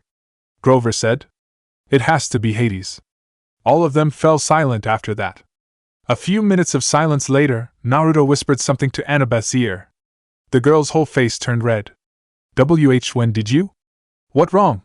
The other two boys asked. Back in the truck, maybe the same time Percy had his. You know, you kinda look like. Naruto was about to tell the others, but Annabeth covered his mouth, preventing him from speaking it out. Fine, I won't tell them. Naruto relented, but I saw Talia there though, along with Luke. I wonder what it means. I don't think it has something to do with this quest, Grover said. Maybe something with the... Annabeth caught herself, like she was saying something she wasn't supposed to. What? Percy asked. Annabeth cursed herself for almost letting herself slip like that. It's nothing, she said. Another round of silence came over, and stayed for the rest of the trip. Not one of them wanted to think of whatever they had to face ahead. A few hours later, the cab raced past a sign that read California State Line, 12 miles. After passing the sign, Annabeth said, The answer is in the underworld. Percy saw spirits of the dead. It has to be there. She kept trying to boost morale by suggesting strategies for getting into the land of the dead, but it sounded like she was trying to cheer herself up. The others weren't into it either, Naruto in particular. As the cab sped west, the older blonde began to sense the feeling of death in the air the closer they got to California. Also, the closer they got, the more Naruto doubted the whole underworld mission. And in the back of his head, something was telling him they were entering somebody else's turf, but he decided to ignore this. At sunset, the taxi dropped them off at the beach in Santa Monica. It was exactly as you would see it in the movies, but there was the smell of death in the air. Okay, time to look for the underworld, Naruto said to his friends. I have to talk to my dad first, Percy said. What? Why? Naruto inquired. Hearing this is news to him. Oh yeah, Annabeth said out loud. I forgot you missed Percy getting out of the Mississippi. Percy nodded. Back then, Voice told me that my dad wanted me to come here at the beach. So, what now? Annabeth asked. Percy looked towards the Pacific without answering Annabeth. The setting sun was coloring the ocean gold. The son of Poseidon started to walk to the surf. Percy? Annabeth asked again. What are you doing? Percy kept walking until the water was up to his waist, then up to his chest. Percy! Don't you know how polluted the water is here? Grover called out. The son of Poseidon still didn't say anything, but that was when his head went under. Annabeth sighed. So, is anyone else hungry? Grover asked. I am. I'll go get us some food. Annabeth, you want anything? Naruto offered. Just a sandwich, Annabeth answered. Grover? Naruto turned to the satyr. Coffee, please, he requested. Naruto nodded. Be back in a flash. A few minutes of walking later, Naruto made it to a coffee shop. In front of the coffee shop was a woman in a gray work suit with a phone pressed to her ear. Along with her was a sandy blonde-haired girl that was tied to a bun. She had a look that suggested she was Native American, and her eyes seemed to shift in color from green, to blue, to brown. The sandy blonde-haired girl looked annoyed at her companion. Jane, can we go now? Dad is waiting for us at the carnival, and there's no way I'm missing my time with him. The girl complained to the so-called Jane. Naruto approached them. A bit in a bind, are we? Tell me about it. My dad set aside this time for us too, but Jane is wasting it with that call of hers. The girl told her. Just a sec, Naruto said. Naruto plucked the phone out of Jane's hand and ended the call. What are you doing? Give me back my phone, boy, Jane said angrily. Naruto just stared at her. Hey! Are you even listening? She continued. A little breeze blew from the right, then Jane slumped backward snoring. Thanks. But what did you do? The girl said. Nothing really. Naruto lied. Will she be okay? She'll be fine. She'll wake up eventually. Tell your dad she was taking an important call. Thanks again. No problem. The girl turned around and went on their way. Naruto, on the other hand, walked in the coffee shop to buy himself and his friends some food. When Naruto got out of the coffee shop, 2 police officers walked by. They seemed to recognize the blonde, and they whispered to each other. One of them radioed it in. Sir, could you come with us to the station, please? One of the police said. Oh shit. Naruto cursed to himself. Bad timing. The blonde started backing away slowly. Sir, don't try to run. He turned around about to run away, with the police about to run after him, but the blonde disappeared in a puff of smoke, leaving the police flabbergasted. Back at the BACH, Naruto arrived at about the same time Percy made it to land. Phew! That was close, Naruto said. What happened? Grover asked. 2 officers came by the coffee shop, Naruto answered. How'd you get away? Annabeth asked. I used my clones. More importantly, he said as Percy walked up. What did your dad say? Percy shook his head. My dad wasn't there. It was just a messenger. She just gave me these. He took out 4 pearls. She said these will come in handy later on and that everything returns to the sea. She also said not to trust the gifts. What do they mean? She's a bit cryptic, isn't she? Naruto commented. No gift comes without a price, Annabeth warned. But she didn't ask for anything, Percy said. No. She shook her head. Percy, there is no such thing as a free lunch. That's saying in ancient Greece. It translates pretty well into American. There will be a price. You wait. Well, aren't we cheery? The older blonde commented, getting a huff from the only girl in the group. So, where to next? Grover asked. We definitely don't have time to search the whole of California. Oh wait, Percy exclaimed, then dug into his pockets. I swiped it from Medusa's office, he said, showing his friends an address slip. Nice, Naruto praised. Let's go get a bus. With some spare change from Aries' backpack, they took a bus to West Hollywood. Percy showed the driver the address slip, but the driver said he never heard of it before. The driver almost recognized the 2 boys, but thanks to some quick thinking from Grover, they managed to divert suspicions. Seeing that riding the bus wouldn't help, they just got off at the next stop. They wandered for miles on foot, trying to look for the studio. Nobody knew about it, and it never appeared on any phone books. For multiple times, they had to duck into alleys to avoid cop cars. Apparently, they were riled up when they saw Naruto back in Santa Monica. When they passed by an appliance store, Naruto and Percy froze when they saw what was playing. It was playing an interview of someone they knew all too well, Smelly Gabe. He was talking to Barbara Walters like he was some kind of celebrity. The interview itself was taking place in the apartment, in the middle of a poker game, which was typical for the middle-aged man. A fake tear glistened on his cheek. He was saying, Honest, Ms. Walters, if it wasn't for Sugar here, my grief counselor, I'd be a wreck. My stepson and his friend took everything I cared about. My wife, my Camaro. I am sorry. I have trouble talking about it. There you have it, America.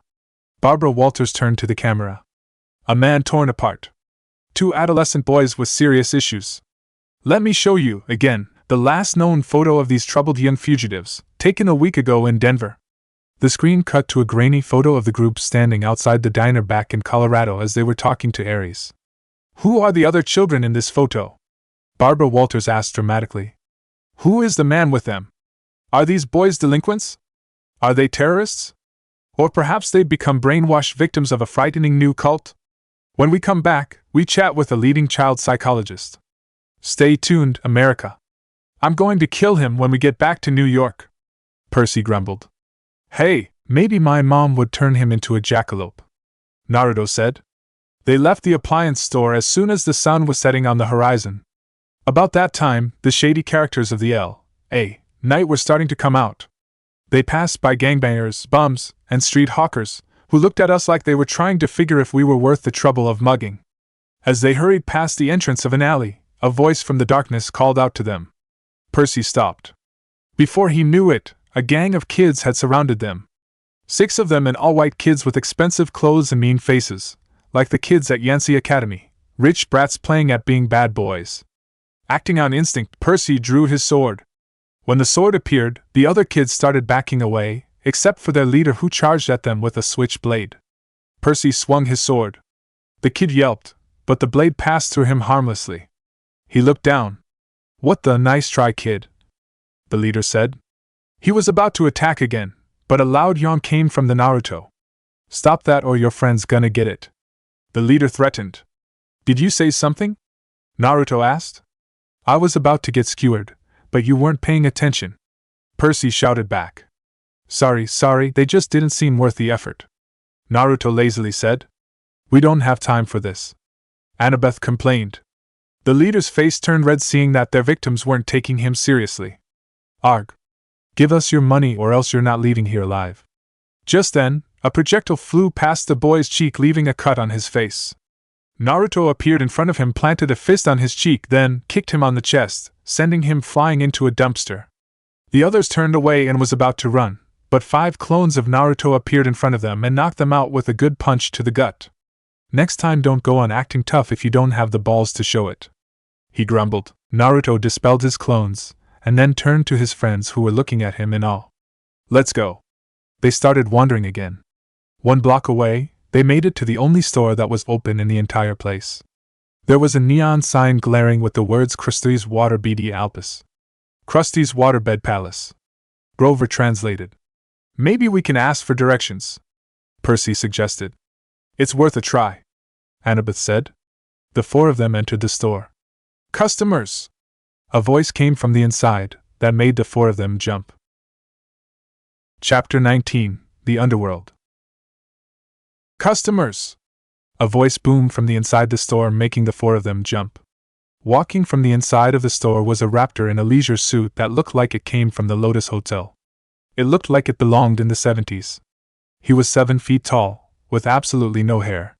He had gray, leathery skin, thick-lidded eyes, and a cold, reptilian smile. He was moving towards them slowly. Welcome! My name is Krusty, he said with a tartar yellow smile. So that's what the sign said, Percy exclaimed. Annabeth elbowed him. Oh, Percy complained. Annabeth ignored him. Sorry about my friend here. He can't read very well. Anyway, we're here to ask for directions. The salesman seemed skeptical. You mean hide from those no-good kids? He grumbled. They hang around every night. I get a lot of people here thanks to them. Oh hell no! We took care of them, Naruto said. Well, good for you then. Say, you want to look at a waterbed? Krusty offered. We're not here for... Annabeth tried to protest. Krusty ignored her.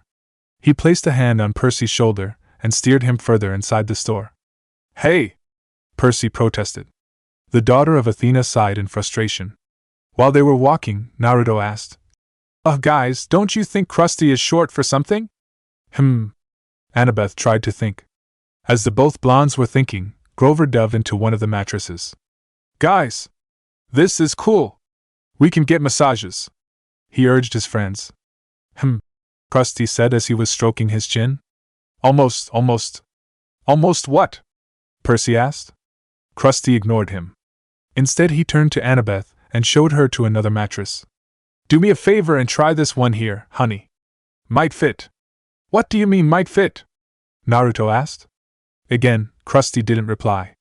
He just patted Annabeth on the shoulder and led over to the Safari Deluxe model with teakwood lions carved into the frame and a leopard-patterned comforter, and urged her to lie down. When she refused to do so, Krusty pushed her. Hey! She protested. Krusty snapped his fingers. Ergo! Ropes sprang from the sides of the bed, lashing around Annabeth, holding her to the mattress. Grover tried to get up. The same thing happened to his black satin mattress while it was shaking from his million-hand massage. And not CC cool! He yelled. And not C cool A at all! The giant looked at Annabeth, then at the duo. They both took a step back, but his hand shot out and clamped both of them around the back of the neck. Well, at least he tried, for Naruto. The blonde was way too slippery for Krusty to catch. Let them go! Naruto demanded. Oh, sure, eventually. I just have to make them fit first. What? Was the blonde's puzzled response. All the beds are exactly 6 feet long. Your friends here are too short. I got to make them fit. The two kept struggling. I can't stand imperfect measurements. Krusty muttered. Ergo! A new set of ropes leaped out from the top and bottom of the beds, wrapping around Grover and Annabeth's ankles, then around their armpits. The ropes started tightening, pulling them from both ends. Don't worry, Krusty told the two. These are stretching jobs. Maybe 3 extra inches on their spines. They might even live. Now why don't we find a bed you like, huh? Percy! Naruto! Grover yelled. Percy's mind was racing. He was trying to think of a way to free his friends, preferably with Naruto's help. He knew he couldn't take the Krusty on his own. If he tried to reach for his sword now, Krusty would snap his neck easily. So, your name's not Krusty, is it? Percy asked. The giant shook his head. No, it's... Naruto spoke up. Procrustes, the stretcher. I imagine that name won't work for your business. Krusty's eyes lit up. Yeah. That's why I go as Krusty. It has a nice ring to it. Percy commented. You guys think so? The giant asked. Both boys nodded. You know what? Since you're such a good host, the least we can do is check out the waterbeds. Naruto said. Krusty seemed to be elated and led the two boys to the next waterbed. What are you guys doing? Annabeth complained. A little help here. Naruto winked at her as a clone appeared behind him and made its way to Annabeth and Grover to free them. Krusty didn't seem to notice since he was preoccupied explaining the bed's specifications. After the giant was done, Naruto said, These beds are amazing and all, but not all your customers are 6 feet, I assume? Krusty shook his head. Unfortunately not. They are so inconsiderate. Then, they go complaining about the fitting. So what about if the customer is over 6 feet? Percy asked. Easy. Krusty said as he let go of Percy to get his double-bladed axe. Hey. He didn't get to finish. Naruto and the clone he made earlier pushed Krusty into a waterbed. Before he could get up, Percy snapped his fingers and shouted, Ergo. Ropes lashed around the giant, securing him onto the mattress. Center him just right. Naruto said. The ropes readjusted themselves at the shinobi's command. Krusty's whole head stuck out the top. His feet stuck out the bottom. No. Wait. We can talk about this. Krusty tried to bargain. Percy, will you do the honors? Naruto said. With pleasure. Percy uncapped his pen. You drive a hard bargain. He told Percy. I'll give you a discount, 30% off on selected floor models. I think I'll start with the top. Percy raised his sword. No money down. No interest for 6 months. Krusty added. Just do it already, seaweed brain. Annabeth scolded as she walked up to the two. Percy swung his sword at Krusty's head. You look taller. Naruto joked. Haha, very funny. Annabeth said. Grover went to look at the bulletin board behind Krusty's sales desk. There was an advertisement for Hermes' delivery service, and another for the all-new compendium of L.A. Area monsters, the only monstrous yellow pages you'll ever need. Under that, a bright orange flyer for DOA recording studios, offering commissions for heroes' souls. The flyer said, "We are always looking for new talent."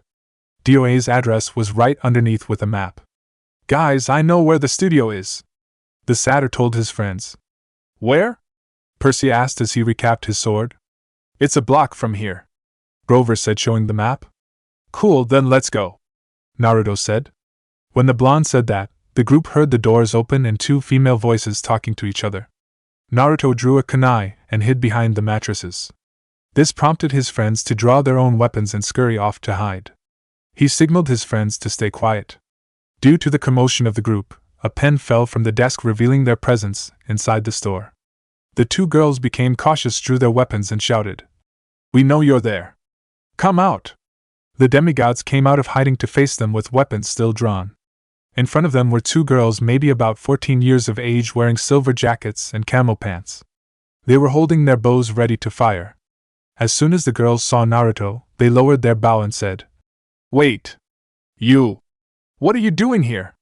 Grover's expression instantly became dreamy at the sight of them, while Annabeth had a relieved look on her face. For Percy, well, he was looking clueless at who the new people were. "I'm here on a quest with my friends." "Wait, you know me?" the blonde inquired. "Yes, of course.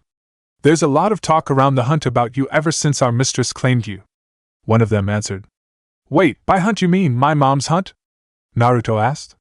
"Duh, of course. What else?" the other hunter answered, then looked him up and down. "You don't look like much. All the talk around camp was nothing like the real thing. Phoebe! You don't want the lady to hear you saying that," the first one scolded. "I know you're thinking the same thing, Liz," Phoebe replied. "Yeah. But still." Annabeth decided to stop their argument. "Ahem. So, what are you girls doing here?" she asked. "We came to slay a giant," Liz answered. "You mean Krusty?" Percy asked. Both girls nodded.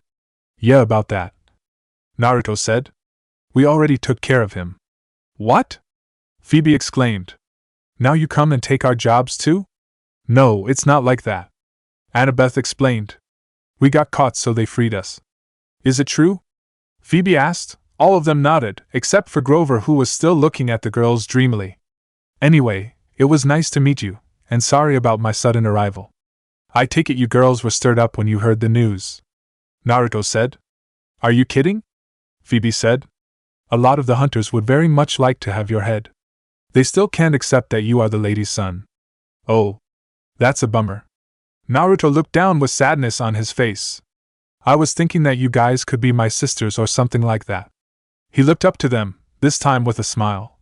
"So, I still have to gain your trust, and I know you don't have much of an opinion on boys, but I would really like to get along with you guys. We will have to see. For now, you have quest, am I right?" Liz reminded. "Oh yeah. Almost forgot. We should really get going. We still have to get to the underworld," Annabeth said. Naruto bid them farewell with a huge smile on his face. "I will be seeing you again, right?" Both of them nodded and watched the demigods go on their way. "Well, that was unexpected," Liz commented. "I'm not sure about him yet," Phoebe said. "He doesn't seem as arrogant as other boys, though. He will still have to prove himself to the hunt for our sisters to accept him." "Agreed. Come on. Lady Artemis will be thrilled at who we ran into today," Liz nodded. At the recording studio, the demigods stood in the shadows of Valencia Boulevard, looking up at gold letters etched in black marble, DOA Recording Studios, underneath, stenciled on the glass doors, "No solicitors. No loitering. No living." "Oh goody," was all they were thinking as they entered the studio. It was almost midnight, but the lobby was brightly lit and full of people. Behind the security desk sat a tough-looking guard with sunglasses and an earpiece. Percy turned to his friends. "Okay. Who's ready to whoop some underworld butt? With that amazing plan you said earlier?"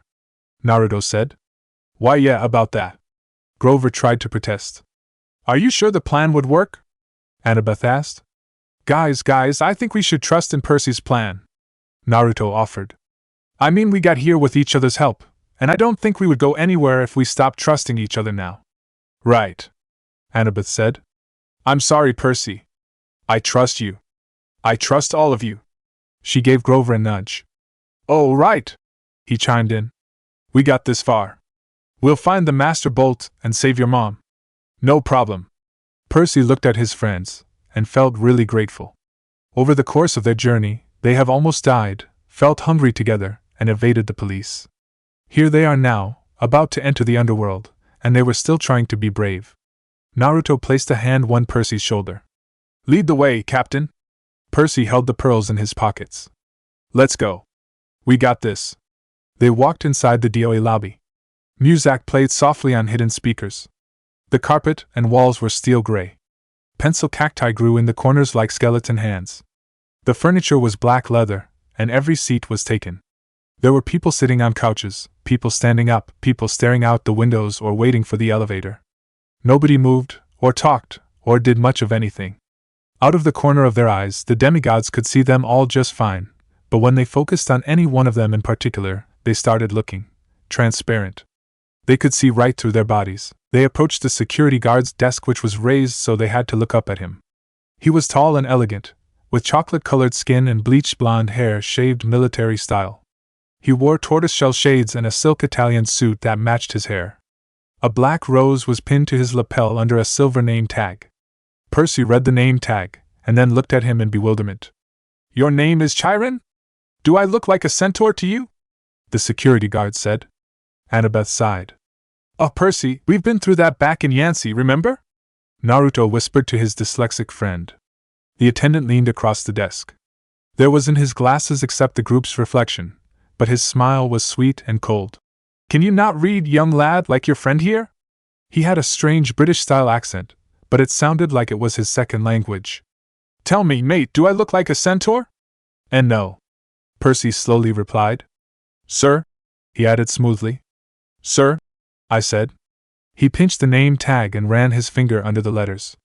Can you read this, mate? It says C. Chiron. Say it with me, Chiron. Sharon. Percy repeated. Amazing! Now all of you say Mr. Sharon. But... Annabeth and Grover tried to protest, but Sharon insisted. The two decided to relent to avoid any trouble. Mr. Sharon. All of them said save for Naruto, who was biting his lip trying not to laugh.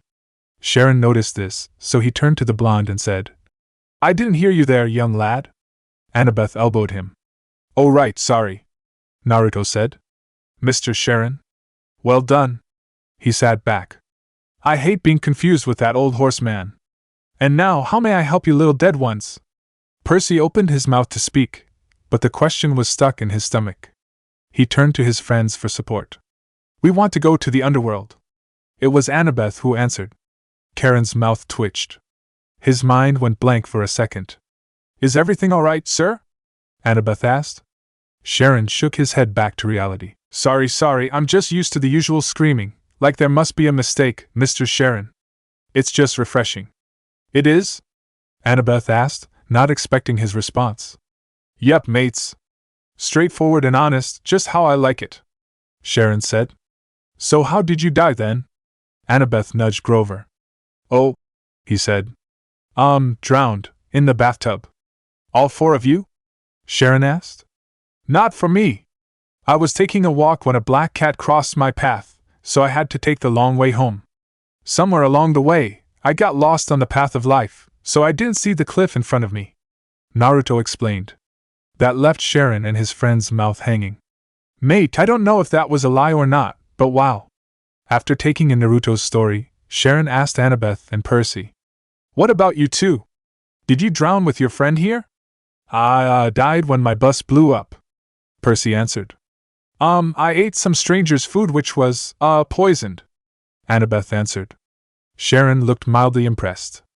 I don't suppose you have coins for passage. Normally, with adults you see, I could charge your American Express, or add the ferry price to your last cable bill. But with children, alas, you never die prepared. Suppose you'll have to take a seat for a few centuries. Oh, but we have coins. Percy set 3 golden drachmas on the counter, from his pocket. Well now. Sharon moistened his lips. Real drachmas. Real golden drachmas. I haven't seen these in.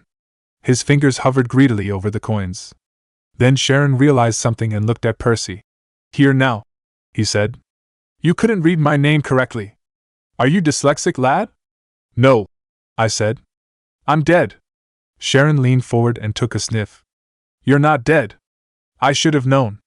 You're a godling. All of you are. Get out of here or go actually die if you really want to pass through. Naruto discreetly unsealed one of the scrolls on his pouch and brought out a small cloth bag filled with drachmas. He opened it to reveal the contents to Chiron. Even if we have more of this? Do you think I can be bought, godling? Chiron raised his voice, but he was looking at the bag of drachmas. Say, how much is in that thing anyway? He asked curiously. I guess we'll never know. Naruto said, pocketing the cloth bag, and turned to go, with his friend following his lead. It's a shame too, we have more to offer you, Percy said, letting the coins run through his fingers in his pockets. TSK, I bet your boss doesn't pay you enough, Annabeth added, trying to sound confident. That did it. Wait, Chiron said as the group was almost at the door. We can talk about this. Naruto broke into a mischievous grin, with back still turned. Gotcha, he thought. The group turned back to the counter. We're listening, the blonde said. You said my boss doesn't pay me enough, lass? Oh, you don't know the half of it. How would you like to babysit these spirits all day? Always please don't let me be dead, or please let me across for free. I haven't had a pay raise in 3,000 years. Do you imagine suits like this come cheap? You deserve better, Annabeth agreed. A little appreciation. Respect. Good pay. With every word she said, Naruto taunted Chiron by throwing it up and down. Chiron glanced down at his silk Italian jacket, as if imagining himself in something even better. I must say, you kids are making some sense now. Just a little. We could mention a pay raise while I'm talking to Hades, Percy added. Chiron sighed. The boat's almost full, anyway. I might as well add you 4 and be off. There we are, Naruto said, and tossed the cloth bag to Chiron, who greedily caught it in the air. He pocketed the bag and said, Come along. The group pushed through the crowd of waiting spirits, who started grabbing at the demigods' clothes like the wind, their voices whispering things no one could decipher. Chiron shoved them out of the way, grumbling. Freeloaders. He escorted them into the elevator, which was already crowded with souls of the dead, each one holding a green boarding pass. Chiron grabbed 2 spirits who were trying to get on with them and pushed them back into the lobby. Right. Now, no one get any ideas while I'm gone, he announced to the waiting room. And if anyone moves the dial off my easy listening station again, I'll make sure you're here for another 1,000 years. Understand? He shut the doors. He put a key card into a slot in the elevator panel and the car started to descend. What happens to the spirits waiting in the lobby? Annabeth asked. Nothing, Chiron said. For how long? Forever, or until I'm feeling generous. Oh, she said. That's fair. Chiron raised an eyebrow. Whoever said death was fair, young miss? Wait until it's your turn. You'll die soon enough, where you're going. Oh, I doubt that, Naruto said, causing everyone to look at him. You're naive, demigod, Chiron chastised. Where we're going, no. Percy cut him off. We'll survive. We have to. Suddenly, everyone got a dizzy feeling. The feeling they had of going down disappeared. Now they were going forward. The air around them turned misty, and the spirits around them started changing shape. Their modern clothes flickered, turning into gray hooded robes. The floor of the elevator began swaying. Even Charon's clothes changed. His Italian suit was replaced by a long black robe. His tortoiseshell glasses were gone, and his eye sockets were totally dark, full of night and death and despair. Well? Chiron asked Percy, who was staring at him. Nothing, Percy managed. The floor kept swaying. Grover said, I think I'm getting seasick. Apparently, even the elevator has changed. Instead, they were standing in a wooden barge. Chiron was pulling the barge across a dark, oily river, swirling with bones, dead fish, and other stranger things, plastic dolls, crushed carnations, soggy diplomas with gilt edges, the river Styx, Naruto and Annabeth said together. The 2 of them looked at each other for a second, but Annabeth blushed and looked away. She managed to say, It's so polluted, Chiron said. For thousands of years, you humans have been throwing in everything as you come across hopes, dreams, wishes that never came true. Irresponsible waste management, if you asked me. Naruto then remembered his own dream that he left in the elemental nation. He thought about it, and if ever he could still achieve it. As they sailed, mist curled off the filthy water. Above them, almost lost in the gloom, was a ceiling of stalactites. Ahead, the far shore glimmered with greenish light, the color of poison. Percy was starting to panic as they got closer. Annabeth, too, was feeling the same, so she grabbed Percy's hand. In normal circumstances, this would be embarrassing for the both of them, but given the situation, they didn't give it much thought. Naruto didn't notice this since he was lost in his thoughts. A little while longer, the shoreline of the underworld came into view. Craggy rocks and black volcanic sand stretched inland about 100 yards to the base of a high stone wall, which marched off in either direction as far as the eye could see. A sound came from somewhere nearby in the green gloom, echoing off the stones the howl of a large animal. "Old Three-Face is hungry," Chiron said. His smile turned skeletal in the greenish light. "Bad luck for you, godlings."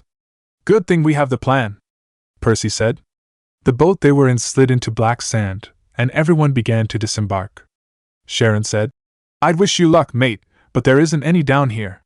Mind you, don't forget to mention my pay raise." That didn't help the demigods' moods. The group followed the spirits up a well-worn path until they reached the gates of the underworld. So far, everything that Naruto has seen in the underworld is within his expectations. When they reached the gates, he was surprised to see that it looked so modern. Like a cross between a Jersey Turnpike and airport security, as Percy had said, there were 3 separate entrances under one huge black archway that said "You are now entering Erebus." Each entrance had a pass-through metal detector with security cameras mounted on top. The howling they heard earlier was really loud now, but none of them could see where it was coming from. Naruto figured it was coming from Cerberus, who was supposed to be guarding the gates of the underworld. The dead queued up in the 3 lines, 2 marked attendant on duty, and 1 marked easy death. The easy death line was moving right along. The other 2 were crawling. "What do you figure?" I asked Annabeth. "It looks like a line in the DMV," Grover said. The other 2 boys nodded. "The fast line must go straight to the asphodel fields," she said. "No contest. They don't want to risk judgment from the court, because it might go against them." "There's a court for dead people?" Percy asked. "Yeah. 3 judges. They switch around who sits on the bench. King Minos, Thomas Jefferson, Shakespeare, people like that. Sometimes they look at a life and decide that person needs a special reward, the fields of Elysium. Sometimes they decide on punishment. But most people, well, they just lived. Nothing special, good or bad. So they go to the asphodel fields." "And do what?" Grover said. "Imagine standing in a wheat field in Kansas. Forever." "Harsh," Percy said. "If you think that's harsh, what do you call the fields of punishment?" Naruto said. "Hey guys, look!" Grover pointed out a soul getting frisked at a security desk. "It's the preacher from the news." "What are they going to do to him?" Percy asked after he remembered who he was. "Special punishment?" Naruto asked. Grover nodded. "Those who are really bad get Hades' special attention. The kindly ones will set up eternal torture for him." That sent a shiver down Naruto and Percy's spines. They remembered Mrs. Dodds and their encounter with her. They were not excited to see her again. "But if he's a preacher," I said, "and he believes in a different hell." Grover shrugged. "Who says he's seeing this place the way we're seeing it? Humans see what they want to see. You're very stubborn or persistent that way." They were getting closer to the gates. The howling was so loud now it shook the ground at my feet, but I still couldn't figure out where it was coming from. Then, about 50 feet in front of them, the green mist shimmered. Standing just where the path split into 3 lanes was an enormous shadowy monster. Chapter 20. Annabeth schools Cerberus. The demigods' jaws hung open. They watched as the dead walked up to the monster with no fear at all. The attendant on duty lines parted on either side of him. The easy death spirits walked right between his front paws and under his belly, which they could do without even crouching. As they looked higher up his body, they saw a huge. "He's a Rottweiler," Percy managed. Naruto shook himself out of shock. "What did you expect, a Chihuahua?" Percy shook his head. "I was expecting a black mastiff, but that's not the point. Why can we see him better?" "I think." Annabeth moistened her lips. "I'm afraid it's because we're getting closer to being dead." Cerberus' head craned towards the demigods. He sniffed the air and growled. Meet Naruto, and Grover perked up, understanding what the three-headed dog said. It can smell the living, Percy said. But that's okay, right? Grover said, trembling next to Percy. Because we have a plan. Right, a plan, said Annabeth in the smallest voice her friends had ever heard from her. They moved towards the monster. The middle head snarled at them, then barked so loud that the demigods felt their eyeballs rattle. Damn boy! Naruto winced. You don't have to be that rude. What? Why? What did it say? Percy asked. I don't think there's a direct translation for that. It was Grover who answered. Percy took the big stick out of his backpack, which was just a bedpost he had broken off Krusty's Safari Deluxe floor model, and then he held it up. Hey, big fella, he called up. I bet they don't play with you much. Cerberus didn't look impressed. Instead, he just growled even louder. Good boy, Percy said weakly. He began to wave the stick in the air. The middle head followed its movements while the other two heads were trained on the demigod holding the stick. Fetch! Percy threw the stick into the gloom, a good solid throw. There was a loud kersplush in the river Styx. Cerberus glared at him, unimpressed. His eyes were baleful and cold. This time, Cerberus made a different kind of growl. It was deeper down his three throats. 10 seconds, demigod. Choose the god to pray to. After that, get in my belly. We're dead. Grover winced. Oh no, Percy is about to be dog chow, Naruto said. Wait, Annabeth said. She started rifling through her pack. 5 seconds, Grover said. Do we run now? No, Annabeth has something up her sleeve, Naruto said. Annabeth produced a red rubber ball the size of a grapefruit. It still had the label, Waterland, Denver, Colorado. She raised the ball and marched straight up to Cerberus. Percy and Grover hid their eyes, fearing what would happen, while Naruto stood his ground. She shouted, See the ball? You want the ball, Cerberus? Sit! Hearing this, Percy and Grover opened their eyes only to have their mouths hang open. Even the giant Rottweiler in front of them was as shocked as they were. For the only shinobi in the group, well, he was grinning at her actions. All three of his heads cocked sideways. 6 nostrils dilated. Sit! Annabeth called again. What happened next shocked Percy and Grover even more. Cerberus licked his 3 sets of lips, shifted on his haunches, and sat, immediately crushing a dozen spirits, who'd been passing underneath him in the easy death line. The spirits made muffled hisses as they dissipated, like the air let out of tires. Good boy, Annabeth said, and then she threw Cerberus the ball. Cerberus caught it in his middle mouth. It was barely big enough for him to chew, and the other head started snapping at the middle, trying to get the new toy. Drop it, Annabeth ordered. Cerberus's head stopped fighting and looked at her. The ball was wedged between 2 of his teeth like a tiny piece of gum. He made a loud, scary whimper, and then dropped the ball, now slimy and bitten nearly in half, at Annabeth's feet. Good boy. She picked up the ball, ignoring the slobber all over it. She turned to her friends. Go now. Easy death line, it's faster. But, Percy tried to protest. No time for that, Percy. Naruto dragged his friends towards the line. They slowly moved forward. The giant dog seemed to notice this and growled. You got this. Naruto encouraged Annabeth as they passed. She smiled, then nodded. Stay! Annabeth ordered the monster. If you want the ball, stay! Cerberus whimpered, but he stayed where he was. Because of the daughter of Athena's efforts, the 3 boys managed to get through scot-free. Good boy, she said again. She held up the big red ball again. Although, this time she wasn't sure if she should reward him with it. She threw the ball anyway. The monster's left mouth immediately snatched it up, only to be attacked by the middle head, while the right head moaned in protest. While Cerberus was busy with his new toy, Annabeth ran to her friends who were waiting at the metal detector. How did you know the ball would work, but not the stick? Percy asked. Honestly, Percy, he found the stick insulting, Grover said. But how was that different from the ball? Percy asked again, confused. From obedience school, Annabeth explained, with tears falling down her eyes. When I was little, at my dad's house, we had a Doberman. Shh. It's okay. We all have our pasts, Naruto said, wiping her tears. Thanks. She managed to smile. Are we done with all the sugar? Grover said. Come on. The three boys ran through the easy death line, when Cerberus moaned pitifully from all three lines. This made Annabeth stop. She turned to look at the Rottweiler, who was now turned 180 degrees and looking at them. Cerberus panted expectantly, the tiny red ball in pieces in a puddle of drool at its feet. Good boy, Annabeth said, but her voice sounded melancholy and uncertain. The monster's heads turned sideways, as if worried about her.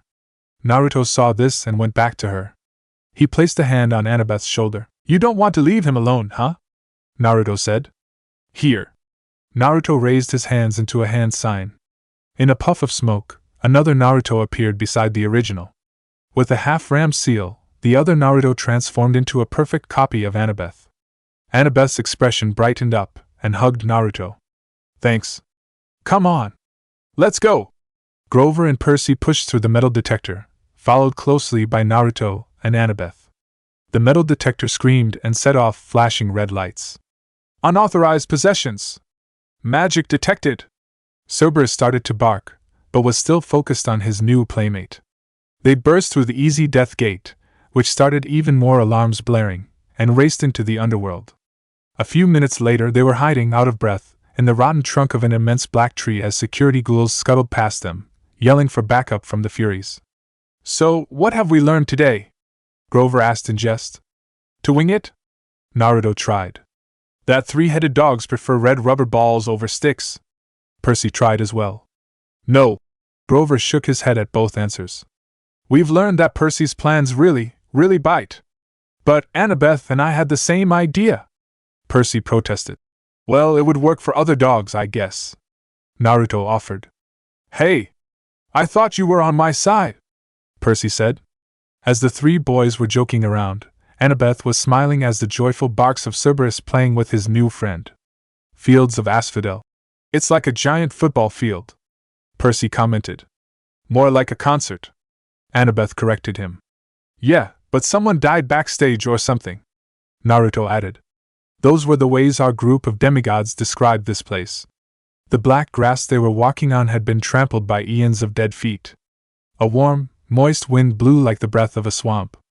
Black trees, Grover said, where poplars grew in clumps here and there. The demigods were now walking among the crowds of spirits trying to blend in, while keeping an eye out for security ghouls looking for them. All the spirits they passed by all looked angry or confused. Some tried to talk to them. The voice that came out was chattering, something like bats twittering. When they realize you can't understand them, they frown and walk away. They concluded that ghosts weren't scary at all, they were just sad. Naruto couldn't help but wonder if the dead of the elemental nations came to this same place. It was unlikely, but he still held hope that he would see his parents somewhere here. He kept his eyes open just in case. They crept along, following the line of new arrivals that snaked from the main gates toward a black-tented pavilion with a banner that read, Judgments for Elysium and Eternal Damnation Welcome, newly deceased. Out the back of the tent came two much smaller lines. The left line, which was flanked by security ghouls, led to the Fields of Punishment. It glowed and smoked in the distance. The fields were a vast, cracked wasteland with rivers of lava and minefields and miles of barbed wire separating the different torture areas. Even from afar, you could see the different forms of torture the spirits were forced to endure for eternity. The right line was by far much better. This one led towards a small valley surrounded by walls, a gated community. This seemed, the only happy place in the underworld. Beyond the security gate were neighborhoods of beautiful houses from every time period in history, Roman villas and medieval castles and Victorian mansions. Silver and gold flowers bloomed on the lawns. The grass rippled in rainbow colors. From where the demigods were standing, they could hear laughter and smell barbecue cooking. It was Elysium. In the middle of that valley was a glittering blue lake, with 3 small islands like a vacation resort in the Bahamas, the Isles of the Blessed for people who had chosen to be reborn 3 times, and 3 times achieved Elysium. That's what it's all about, Annabeth said. That's the place for heroes. Naruto nodded. That's what we're all gunning for. You can say that again, Percy said. Grover just remained silent. After that, the demigods left the Judgment Pavilion and moved deeper into the Fields of Asphodel. It got darker. The colors faded from their clothes. The crowds of chattering spirits began to thin. As Naruto was looking at more of the spirits, one in particular caught his attention. This spirit was a girl who looked like she was of African American descent. She had curly brown hair hidden under her cloak. Unlike the other spirits, this one didn't look angry or confused, just sad. The two looked at each other in the eye, but the girl didn't pay Naruto any attention. Naruto, though, got curious and turned back for another look. After a few miles of walking, the familiar screech could be heard in the distance. Looming on the horizon was a palace of glittering black obsidian. Above the parapets swirled three dark bat-like creatures, the Furies, who seemed to be waiting for them. "I guess it's too late to turn back now, huh?" Grover said. "We'll be okay," Percy tried to say with confidence. "Maybe we should search some of the other places first," Grover suggested. "Like Elysium, for instance." "I doubt we will find the lightning bolt in Elysium, Grover," Naruto said. "I don't think it's in the palace either. I'm sure though that we would get answers there." "Yeah, goat boy," Annabeth said, grabbing his arm. "We're not going back after coming this far," Grover yelped. His sneakers sprouted wings and his legs shot forward, pulling him away from Annabeth. He landed flat on his back in the grass. "Grover," Annabeth chided. "Stop messing around." "But I didn't dash," he yelped again. His shoes were flapping like crazy now. They levitated off the ground and started dragging him away from his friends. "Maya!" he yelled, but the magic words seemed to have no effect. "Maya, already! 911! Help!" Percy got over being stunned and was about to act, but was too late. Naruto, with his amazing reflexes, was able to jump and grab onto Grover, but was dragged like a bobsled. Percy and Annabeth just ran after them. Annabeth shouted, "Untie the shoes!" Grover tried to sit up, but he couldn't get close to the laces. The two were on his tail trying to keep up with Naruto and Grover. They all thought Grover would fly straight into Hades' palace, but he did the unthinkable. He veered for a sharp right turn and dragged both boys in the opposite direction. The slope got steeper. Grover picked up speed, pulling Naruto with him. Annabeth and Percy had to sprint to keep up. The cavern walls narrowed on either side. There was no more black grass or trees now, just rock underfoot, and the dim light of the stalactites above. "Grover!" Percy yelled, my voice echoing. "Hold on to something!" "What?" he yelled back. "I can't hold on anymore." "Oof!" Naruto's face got scratched by the small rocks which, adding to his already tired arms, made him release his grip. "Ow!" Grover was trying to grab at gravel, but there was nothing big enough to slow him down. The tunnel got darker and colder. The hairs on the demigod's arms bristled. It made them think of dark and evil thoughts. The tunnel widened into a huge dark cavern, and in the middle was a chasm the size of a city block. The demigods saw this and stopped dead in their tracks. "That's," Percy stuttered. "Yeah, the place in your dreams," Annabeth replied. Grover's yelling broke the two out of his stupor. He was already in the chasm. The two ran towards him. Luckily, his hooves saved him. He managed to hug a huge rock and use it as an anchor. The shoes kept tugging themselves free from his hooves and flew into the chasm. The problem is Grover was already slipping, and his friends were too far to reach him. Before they even got to him, the satyr's arms gave in and fell into the chasm. "No!" the two demigods shouted. "Help!" Grover shouted to his friends. From out of nowhere, Naruto came running in and jumped into the chase with a bunch of poofs on his trail. The original Naruto was able to grab onto Grover's ankles with a bunch of clones grabbing one another's ankles. "I got you," Naruto said. "Way to go, Naruto!" Percy and Annabeth shouted from up top. "Get me up! Get me up!" Grover panicked. "Guys!" Naruto shouted to his clones. "Yes, sir!" All clones shouted and shot them, slingshot style, back up to their friends. Everyone collapsed, exhausted, on the obsidian gravel. Their limbs felt like lead. Percy didn't notice this, but his backpack felt heavier all of a sudden. Grover and Naruto were scratched up pretty bad from the ride the winged shoes gave them. Grover's eyes had gone slit-pupil due to his fear. "I don't know how," the satyr panted. "I didn't." "Wait!" Percy could hear a deep whisper in the darkness. "Listen!" Another few seconds and Annabeth said, "Percy, this place dash, what are you?" Naruto whispered. "Shh." I stood. The sound was getting louder, a muttering, evil voice from far, far below. It was coming from the pit. Grover sat up. What's that noise? Annabeth heard it too, now. I could see it in her eyes. This is the entrance to Tartarus. Naruto agreed. This made the quest a whole lot more complicated. Percy uncapped Anaclesmos. The bronze sword expanded, gleaming in the darkness, and the evil voice seemed to falter, just for a moment, before resuming its chant. Percy could almost make out words now, ancient words, older even than Greek. As if it was magic, Percy said. We have to get out of here, Annabeth said. Naruto helped Grover up, and slung his arm over his shoulder to help him walk. Come on, Grover, he said. Percy was lagging behind the group. It seemed like his backpack weighed a ton. That all changed when the voice behind them got louder and angrier. That made the group break into a run to get out of the hall faster. Naruto even carried the satyr on his shoulders to move faster. Just then, a cold wind pulled at their backs as if the pit behind them was inhaling. For a terrifying moment, the demigods were losing their footing on the gravel. Fortunately, due to Naruto's quick thinking, 2 clones scooped up Percy and Annabeth, and the 3 Narutos sprinted out of the hall with chakra-boosted steps. When they finally reached the top of the tunnel where the cavern widened out to the fields of asphodel, the wind died, and a wail of outrage echoed from the tunnel they came from. Apparently, something or someone wasn't happy that they got away. That was close. Naruto panted as he lay collapsed on the ground with his friends. What was that? Grover asked. One of Hades' pets?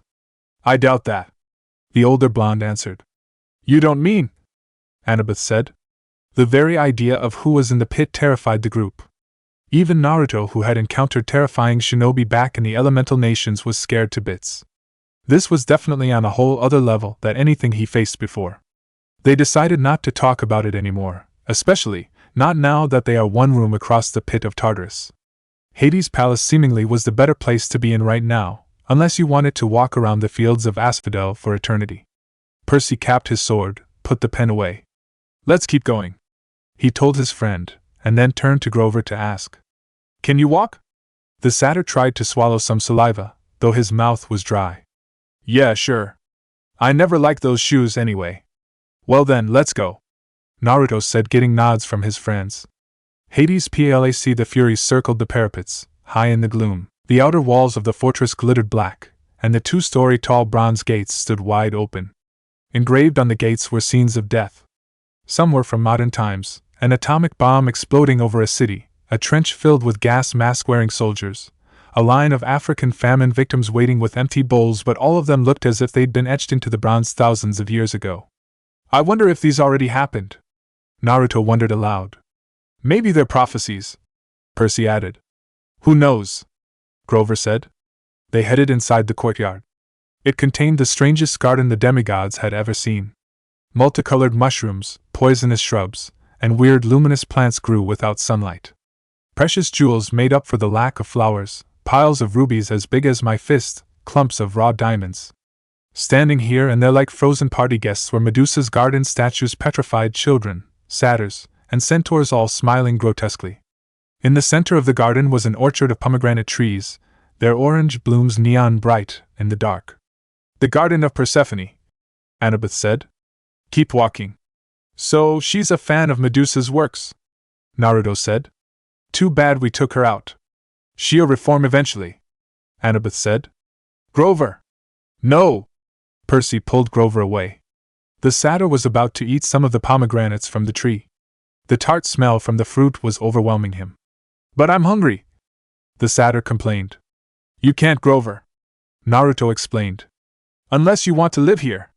Yeah, Grover, Percy said. Come on. The group walked up the steps of the palace, between black columns, through a black marble portico, and into the Hades residence. The entry hall had a polished bronze floor, which seemed to boil in the reflected torchlight.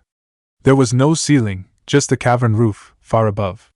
Every side doorway was guarded by a skeleton in military gear. Some wore Greek armor, some British redcoat uniforms, some camouflage with tattered American flags on the shoulders.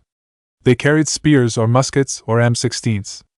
None of the skeletons bothered them, but the hollow eye sockets followed them as they walked down the hall, toward the big set of doors at the opposite end. 2 U.S. Marine skeletons guarded the doors. They grinned down at them, rocket-propelled grenade launchers held across their chests. You know, I bet Hades doesn't have trouble with door-to-door salesmen, Grover joked. Or solicitors, Naruto added. Or preachers, Percy added. Percy's backpack weighed a ton now, but he remained quiet and decided to ignore it. He was psyching himself up to face the god of the underworld. You ready, Percy? Naruto asked. Will you take no for an answer? Percy said, earning a round of half-hearted laughter from his friends. Well, guys, I said. I suppose we should, knock? A hot wind blew down the corridor, and the doors swung open. The guards stepped aside. I guess that means entrez vous, Annabeth said. The demigods entered the giant hall. At the end of the hall were two big thrones, one of which was empty. The empty throne was shaped like a black flower, gilded with gold, Persephone's throne. The other was made up of fused human bones. Sitting on it was Hades himself. He was at least 10 feet tall, for one thing, and dressed in black silk robes and a crown of braided gold. His skin was albino white, his hair shoulder length and jet black. He wasn't bulked up like Aries, but he radiated power. He lounged on his throne of fused human bones, looking lithe, graceful, and dangerous as a panther. You are brave to come here, son of Poseidon, he said in an oily voice. After what you have done to me, very brave indeed. Or perhaps you are simply very foolish. Probably more foolish. It's Percy we're talking about, Naruto thought. He would have said it aloud, but it wasn't the time to joke. Numbness crept up to Percy's legs, but he fought the feeling and said, Lord and Uncle, I come with 2 requests. Hades raised an eyebrow. He sat forward in his throne. Shadowy faces appeared in the folds of his black robes, faces of torment, as if the garment were stitched of trapped souls from the fields of punishment, trying to get out. I wonder how bad you should be to end up in Hades' underwear. The ADD part of Percy and Naruto thought. Only 2 requests? Hades said. Arrogant child. As if you have not already taken enough. Speak then. It amuses me not to strike you dead yet. Percy didn't know what to say. Annabeth cleared her throat. She prodded her finger on the son of Poseidon's back. Lord Hades, Percy said. Look, sir, there can't be a war among the gods. It would be bad. Really bad, Grover added helpfully. Return Zeus's master bolt to me, Percy added / Please, sir. Let me carry it to Olympus. Hades' eyes grew dangerously bright. You dare keep up this pretense after what you have done? Percy glanced back to his friends. The look of bewilderment was evident on their faces. They too were hearing this for the first time. Uncle, Percy said. You keep saying after what you've done. What exactly have I done? There was a strong tremor that could have been felt all the way up in Los Angeles. Debris fell from the cavern ceiling. Doors burst open all along the walls, and skeletal warriors marched in, hundreds of them, from every time period and nation in Western civilization. They lined the perimeter of the room, blocking the exits. Chapter 21: Escaping the Underworld. A huge tremor shook the earth, destroying buildings everywhere and causing fires to erupt from the damage. Many people scrambled from their day-to-day lives after they felt the wrath of the god of the underworld. Deep down below the earth, there was a confrontation between the said god and 3 demigods with their satyr protector. Do you think I want war, godling? The Lord of the Dead bellowed. Well, the soldiers behind us tell a different story, the blonde shinobi said, earning a hit on the shoulder from Annabeth. Stay out of this, son of Artemis, Hades said. This is no time for jokes. The name's Naruto, by the way. Naruto introduced himself. Yes, I have heard of you and your mother's fiasco, Hades said. Frankly, I would like to have your soul once you die, but I'm afraid your soul goes back to the Shinigami of your world. I don't suppose my parents. Hades shook his head. They're not here. Ahem. Annabeth interjected. The lightning bolt? Oh yeah. Percy remembered. A war between the gods would expand your kingdom, right? A typical thing for my brothers to say. Perhaps you didn't see the sprawl of souls on your way here? Do you think I need more subjects? Was all the 4 could say. Do you have any idea how much my kingdom has swollen in the past century? How many subdivisions I had to open? The 4 couldn't speak. More security ghouls, Hades moaned. Traffic problems at the Judgment Pavilion. Double overtime for the staff. I used to be a rich god. I control all the precious metals under the earth. But my expenses! Not to mention Chiron wants a pay raise, Naruto said. Don't even get me started on him, he yelled at the blonde. He's been begging me for that ever since he discovered Italian suits. These problems everywhere, I have to handle myself. The commute time myself is enough to drive me insane. And the dead don't stop coming. No demigod, I did not ask for this war, but you. Percy was about to say, but Naruto stopped him. The son of Poseidon looked at him, and the blonde shook his head. Hades rose from his throne. From the perspective of the demigods, he was as tall as a football goalpost. You and your father may fool Zeus, boy, but you won't fool me. I see your plan. What plan? Percy asked. You were the thief on the winter solstice, Hades accused. Your father thought he could keep you as his little secret.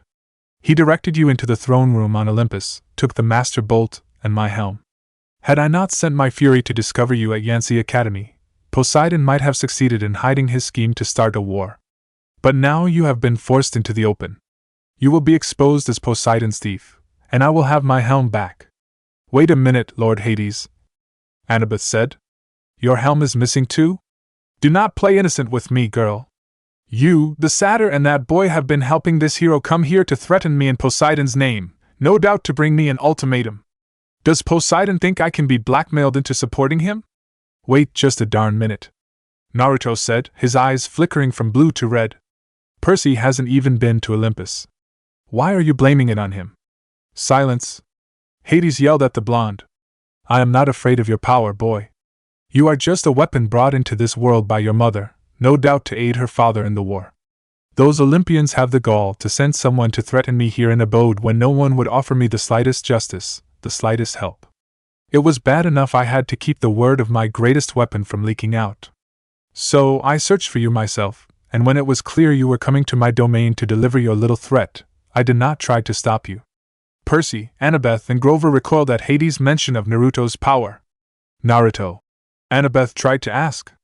I'm sorry, Annabeth, Perce, Grover, I have been dodging this topic for a long time now, but this isn't the time for that. I promise I will tell you when I'm ready. Naruto apologized. The blonde turned to the god of the dead. Oh please, Lord Hades. What do you call the Minotaur, Echidna, and the Chimera? Don't talk to me in that tone, boy. You are lucky that I still need my helm from you. If not, I would have vaporized you on the spot. Hades snarled. Return my helm now, or I will stop death.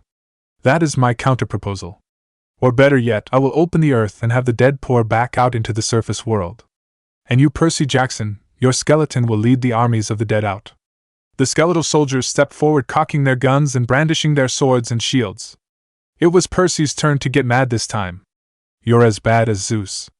You think I stole from you, even I haven't been to Olympus yet. Then, you send your Furies and monster after me. Monsters?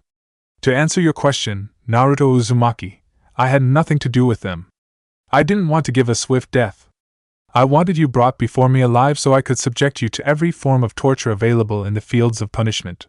Why do you think I let you into my kingdom so easily? Easily? There were security ghouls looking for us. Hades ignored him. Return my helm. Now. I don't have your helm. I came here to get the Master Bolt from you. Or that was the plan at least. Which is already in your possession. Hades shouted. You came here with it, fool, thinking you could threaten me. But I didn't. Open your pack then. A horrible feeling struck Percy. The weight on my backpack. On our way here. It can't be, Perce, what are you talking about? Grover said. Percy slung off his backpack and unzipped it. Inside it was a 2-foot-long metallic cylinder, spiked on both ends, humming with energy. Percy, Annabeth said. How, you mean you already felt this happening on the way here? Naruto asked. I don't know, I don't understand it either. I didn't think it was important at that time. I thought you guys were playing pranks. Percy explained. Well, at least he tried to. We weren't, Perce. You should have said something. Naruto scolded. All you heroes are the same. Hades said. Your pride makes you foolish, thinking you could bring such a weapon before me. I did not ask for Zeus's Master Bolt, but since it is here, you will yield it to me. I am sure it will make an excellent bargaining tool. And now, my helm. Where is it? Lord Hades, wait. Percy said.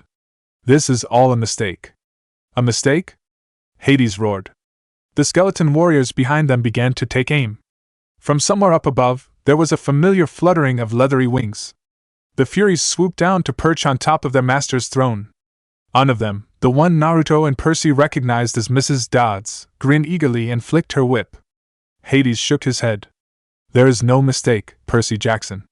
I know why you come here bearing the weapon of Zeus. Hades flicked his wrist, and loosened a ball of golden fire from his palm. The flames exploded, revealing the Sally Jackson frozen at the moment the Minotaur began to squeeze her to death. Mom, Aunt Sally, Naruto and Percy said in unison. Memories of the battle they had with Pasiphae's son resurfaced on their minds. Annabeth and Grover each placed a hand on each of their shoulders respectively.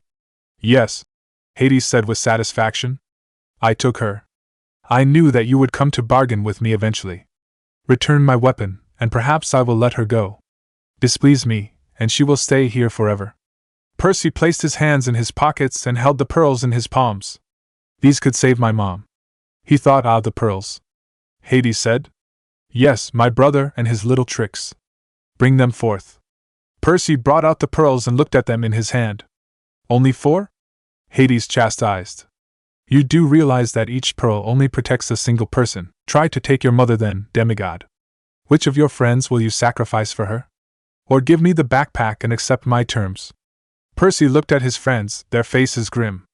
We were tricked, Percy said. Set up by someone. Yes, but why? Annabeth asked. Unless, the voice in the pit. Naruto placed a hand on Annabeth's shoulder. No, not here. Not when we are so close to the pit. Percy, the backpack. Grover brought something up. It was given by Aries. The 4 said together. But when? Percy asked. Probably when he gave you the backpack. Naruto suggested. Works like our pen somehow, but when we are close to the pit. Are you demigods done? Hades asked. Let the boy decide.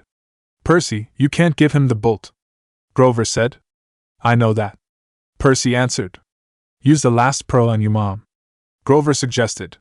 Leave me here. Percy was deep in thought. All he did was shake his head. I'm a satyr. Grover argued. He can torture me all he wants till I die, but he won't have me forever. I'll reincarnate as a flower or something. No. Annabeth argued back. You 3 go. Grover, you have to get out of here safely, and protect Percy so you could get your searcher's license. Get out of here so you could live your dream. No way. I would still have failed if you were left down here. Grover said. I'm staying. Think again, goat boy. Annabeth said. Oh. The 2 exclaimed. Naruto had hit them in the head. What did you do that for? You do realize that I was the one who forced myself into this quest despite Chiron's warnings. And besides, I promised the old centaur I would keep an eye on you. He would kill me if any one of you were to die here. Naruto explained his side. No. The 2 shot down the older blonde's idea, causing him to sigh. The arguing continued. This time the blonde didn't even try to jump in with them. You shall fail to save what matters most in the end. Percy murmured. Naruto smiled. He had picked up the same idea as Percy. Guys! Stop! Percy shouted to get the attention of the 2 who were arguing. I know what to do! Percy turned to his mother. I'm sorry. I'll find another way. What? Annabeth and Grover said. Even Hades didn't understand what was happening. The smug look on his face disappeared instantly. Godling? All he could do was watch as the son of Poseidon handed each of his friends a pearl. When he was done, Percy turned to Hades. I'll find your helm, uncle. I'll return it. And don't forget about Charon's pay raise. Do not defy, Hades yelled. Oh, and it wouldn't hurt to play with Cerberus once in a while. Annabeth chimed in. Percy Jackson, you will not, guys now! Percy shouted. Each of them smashed a pearl at their feet. Nothing happened. Destroy them! Hades shouted with full rage. The skeleton warriors charged. The ones with guns clicked their weapons at full automatic. The Furies threw their flaming whips at them. Naruto began to build power, while the 3 closed their eyes to brace themselves. Just then, green mist covered the demigods, protecting them from the attacks, and a milky white sphere encased them all. The sphere floated up through the walls of the caverns. The demigod closed their eyes to brace themselves as they were going to hit the wall.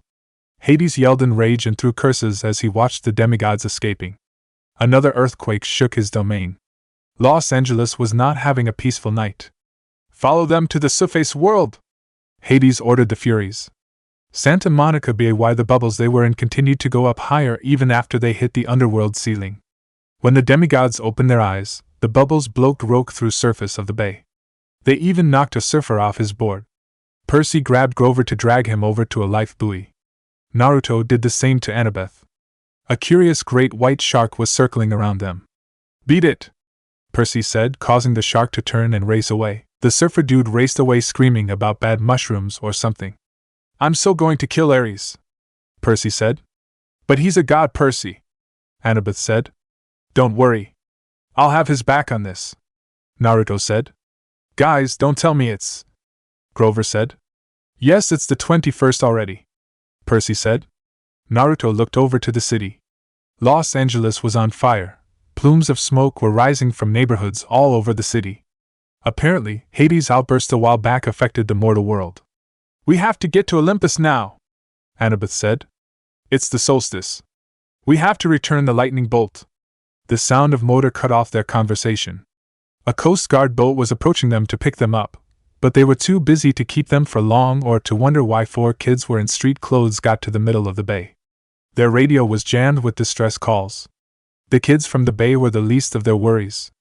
The demigods were dropped off at Santa Monica Pier with towels wrapped around them and water bottles the Reed M, a junior Coast Guard, plastered around it. After drying off for a bit, they stumbled on the beach, watching the city burn against a beautiful sunrise. It was so refreshing to see this, especially after coming from the underworld and all. "I can't believe our little theory was right," Annabeth said. "I was hoping we were when we made it to the underworld, but the prophecy came true," Percy said. "We were all thinking that Hades was the culprit," Percy said. "I think you mean hoping," Naruto corrected. "I can't help but agree," Grover commented. "But who would be so sneaky?" A big familiar man in a black leather duster cut him off. "Hey kids, you were supposed to be dead. You tricked me," Percy yelled. "You stole the helm and the master bolt." Aries gave out a wide grin. "Well now, I didn't steal them personally. As you know, we gods can't steal each other's symbol of power. It's a big no-no, but you're not the only heroes who can run errands. Who did you use?" Annabeth gritted her teeth. "Was it Clarice? Or maybe another one of you children?" "Doesn't matter." Aries shrugged.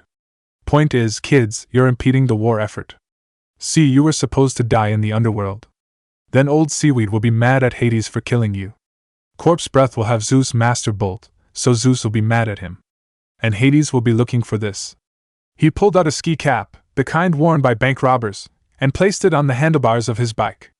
Immediately, the cap transformed into a bronze war helmet. The Helm of Darkness. Grover gasped. "Exactly," Aries said. "Now where was I?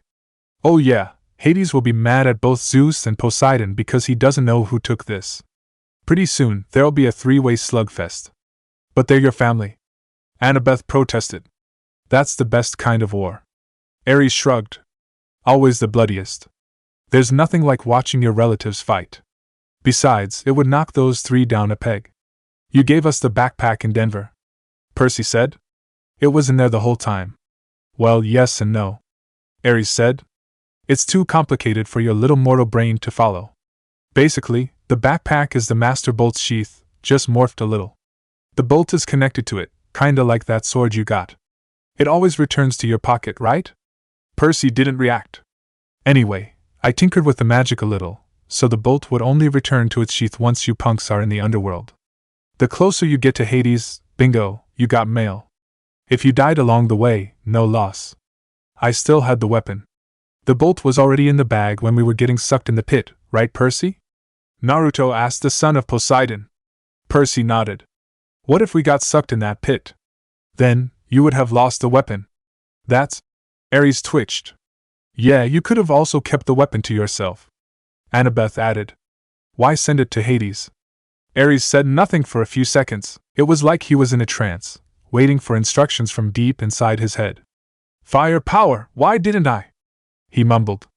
"It's like he's in some kind of genjutsu." Naruto commented. The others gulped. This time, Aries' face cleared. If you guys were sucked in that pit, Zeus still didn't have the weapon, there'll still be a war. And sending it to Hades? Keeping the bolt for myself was just trouble. Besides, it was better to have you punks caught red-handed holding the bolt. Heh. Naruto smirked. You didn't plan for us to get sucked in the pit, did you? Of course I planned it. Aries roared, smoke drifting from his sunglasses as if they were catching fire. I don't think so. Percy shook his head.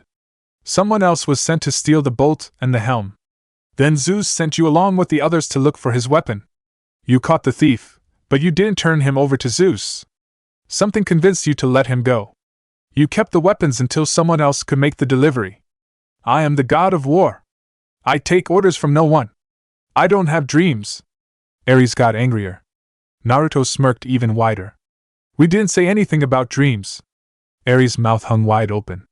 He cleared his throat to regain his composure and smirked himself. Let's get back to the problem at hand, punks. Old Seaweed's kid is still alive. I can't have you return the bolt to Olympus. You might just get those idiots up there to listen to you. So, naturally, I have to kill you myself. Nothing personal, Aries said. Then again, maybe this is personal. Especially for you. He pointed to Naruto. Me? The blonde asked. Yes, you. Aries answered. Anything to piss off old Artie. The god of war snapped his fingers. Just then, the sand beneath the demigod's feet exploded. A huge boar uglier than one hung over cabin 7's door. Don't tell Clarice I said that. Fortunately, the blonde shinobi was able to create a clone and pull his friends out of the way. A few feet away, the demigods and the two Narutos stood eyeing the boar. The said boar pawed the sand beneath its hooves, ready to charge. Hiding behind your overgrown pork chop, you Aries? Naruto taunted. Yeah, Percy agreed. If you want to kill me, fight me yourself. It would be a waste of energy. The god of war shrugged. You're not at my level. Aries snapped his fingers and the boar charged. Percy and Naruto stepped forward to the surf. No, guys! Run! Annabeth warned the two. As the boar rushed, the two Percy sidestepped the boar and uncapped his pen. Naruto, on the other hand, threw his pen in the air and backflipped to avoid the tusks and kicked pen at its butt, and it flew toward the god of war. The pen he kicked flew towards the god of war, while it changed into his three-pronged kunai. He easily caught the weapon in his hand. You have to do better than. He stopped what he was saying when he felt ichor drip from the side of his face. How? Right behind him, the other three-pronged kunai dug itself in the sand. Why you? Aries roared. At the same time as the previous events, Percy, with his pen now uncapped and riptide in his hands, slashed upward, severing the boar's right tusk in the process. This disoriented the huge animal. At the same moment, Naruto, who was in the air, landed on the animal, then brought out a kunai and drove it to the back of the animal. The boar squealed in pain, but not for long, as the son of Poseidon's sword sliced through its tusk. In the background, the god of war roared in anger. I will turn you into a... Naruto didn't let him finish. A tapeworm? He asked. A mutt? Taking the easy way out, are we? Flames were dancing on his shades. You're definitely dead meat. Are we talking or are we fighting? Naruto taunted. Or maybe you're going to hide behind another pig? Naruto, Percy, don't do it. He's a god! Annabeth shouted. God? He's a coward. Do you have my back, Naruto? Percy asked. All the way, Naruto said. Let's go. Wait. How about some good luck? Annabeth said when an explosion permeated the air from where Aries was. You go, Percy. Naruto offered. I'll hold him off. Will you be okay? Percy asked. Just don't take too long, Naruto said. Naruto went on to take on Aries and Percy went to Annabeth to receive their charms. What do you have in mind? Percy asked as the sound of steel clashing sounded behind them. Annabeth took off her necklace containing her 5 years' worth of beads and her father's college ring and tied it Percy's neck. Reconciliation, she said. Athena and Poseidon together. I feel bad though. I don't have anything for Naruto. Oh, here. Grover took out a flattened tin can. It's my lucky tin can. Give this to Naruto later. We satyrs stand behind you. Percy's face began to feel warm. Gee. Thanks, guys. Another explosion came from Naruto's battle with Aries. Naruto panted as stood his ground in front of Aries, the fatigue from the battle beginning to show. Aries cackled a sort of a crazy laugh. Is that all you got, punk? I've been fighting for all of eternity. My strength is unlimited and I can't die. What have you got? Naruto was about to answer when Percy shouted. You okay? He asked as he ran to Naruto's side. I've been through worse. Naruto said in between pants. Here, take this. Percy handed Grover's can. A good luck charm from our satyr friend. Naruto smiled as he placed the can in his pouch. Hey Aries, you know what we got? Naruto said. We got our friends with us. Yes. They're going to die after you cocky punks. Aries said as he cleaved downward with a two-handed great sword. Percy was catapulted into the air with the aid of the water around him, while Naruto sidestepped the blade, slid under the god of war, and delivered a kick to Aries' stomach, knocking him to the air. 4 clones appeared in the air, and together was about to stab the god of war while in the air. Unfortunately, Aries was able to twist in the air and slash through the 4 clones. Percy was able to block the strike, but he was knocked back down to the ground. Aries landed on the ground with flair. He grinned. Not bad, punks. He slashed again, forcing the duo to jump back to dry land. Percy tried to get back into the water, but Aries knew what he wanted, so he pressed harder for them to get as far from the water as possible. Naruto and Percy defended themselves as they exchanged swipes and slashes with their swords, and connived for the case of Naruto, and tried their best to get back to the water. The two tried to get in closer to Aries since the both of them had the shorter blades. Percy went in for a thrust, but Aries anticipated that.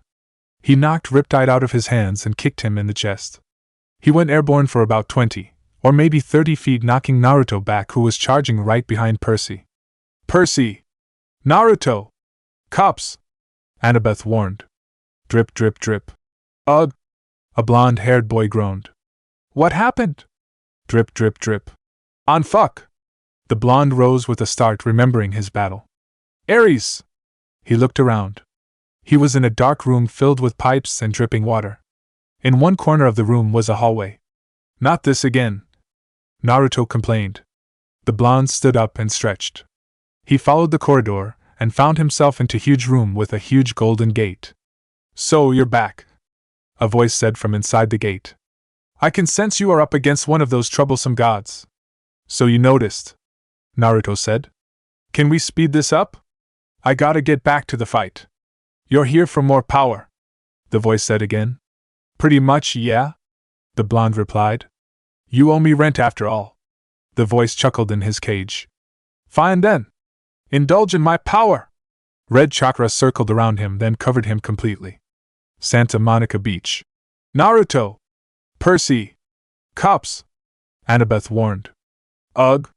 Percy stirred and managed to get on his feet. He was seeing double now, but in the corner of his eyes, he could see the red lights flashing along the shoreline. Beside him, Naruto stood up, radiating with a newfound power. His eyes were blazing red. Grover gasped and went pale. What's wrong, Grover? Annabeth asked. I can sense Naruto's killing intent, Grover said. Annabeth looked at Naruto. She could see a faint outline of red energy clinging to Naruto. Meanwhile, sirens wailed as a couple of cop cars came rushing to the scene. Their officer! A bystander yelled to the officers. See? A cop with a gruff voice said. Looks like that kid on TV. What the hell, that guy's armed, the cop from the other car said. Call for backup. Aries laughed out loud. Is that all you got, punks? Where's all that big talk just now? The demigods gritted their teeth. Naruto felt the red chakra coursing through his chakra network. You need to get back to the water to stand a chance, right? Naruto said in a voice almost sounding like two people. Naruto? What are? Percy asked. Right, Percy? Naruto reiterated. Why, yeah, Percy answered. Follow my lead, Naruto said. In almost like a blur, he made the necessary hand signs. Wind style, great breakthrough. A huge gust of wind blew towards the god of war, but he was smart. He dug his sword into the ground and braced himself for the jutsu. As soon as the wind died, the blonde appeared right in front of him and hit him square in the face, causing him to fly back to the water. Aries definitely didn't expect the extra power from the punch. Percy followed him to the water, and they both charged the god of war. As soon as he stepped into the water, all his senses opened up and he was reinvigorated with strength. Naruto and Percy didn't give Aries time to recover. They immediately went to pressure Aries even more. The god of war was able to get to his feet and defend himself from consecutive attacks the two boys were throwing at him. But the problem is when he manages to block on one strike, another strike would scratch him, due to him narrowly dodging them. Unfortunately, Aries' immortality and the fact that he has millennia worth of experience allowed him to continue fighting and managed to gain the upper hand. He started to pick apart the boys. Naruto, with all his shinobi training, and Percy, with his enhanced battle senses from the water, were barely able to defend themselves from the god. More sirens blared signaling the arrival of 3 more cop cars. "Drop the guns!" a policeman's voice said from a megaphone. "Guns?" Percy asked aloud. "The mist," was all Naruto said. Percy looked at the god of war's weapon. It seemed to be flickering. One moment it was a 2-handed great sword. In another instance, it was a shotgun. Aries glared at the horde of spectators and police, which resulted in a break in the fighting. There were 5 police cars now and a line of police officers crouching behind them, training their pistols at the demigods. Amidst the noise, the demigods could hear the flapping of leathery wings. "This is a private matter!" Aries bellowed. "Be gone!" He swept his hand, and a wall of red flame rolled across the police cars. The cops barely had enough time to dive to safety as their cars exploded. The crowd of onlookers ran away to safety. Aries roared in laughter. "Now, little heroes! Let's add you to the barbecue!" Naruto dashed towards the god of war, and kicked him in the face and sent him spiraling back. Percy appeared behind Aries to hit him with the hilt of his sword, but the Aries twisted and sliced Percy in his midsection. The god of war grinned, but the guys he sliced poofed into white smoke and turned into a log. "What?" Aries exclaimed. The real Percy rose from underwater and went in for an attack. Aries was able to defend and counterattack. Percy's battle reflexes kicked in and disarmed the god of war just like he did in camp training. Naruto appeared in between them and slammed a blue orb of concentrated energy into the gut of the god of war, sending him back sinking under the ground. The son of Poseidon was now panting hard. He realized that he was exerting power somewhere else. He was holding back the tide, and the pressure was building like the carbonation inside a soda can waiting to come out as soon as the can was opened. "Naruto!" Percy called out. He pointed to the now 6-foot wave building up from the built-up tension of the tide. Naruto grinned, and then nodded. Aries rose from the water. The Rasengan hurt him all right. His shirt was now torn from where the jutsu hit him. Any normal human would have passed out or much less died. But, curse his immortality. He was a god after all. Percy and Naruto lowered their weapons showing their fatigue. This gave the god of war confidence to continue the fight. Percy then released the tide. A 6-foot wall of water slammed itself into Aries, leaving him cursing and sputtering with a mouth of seaweed.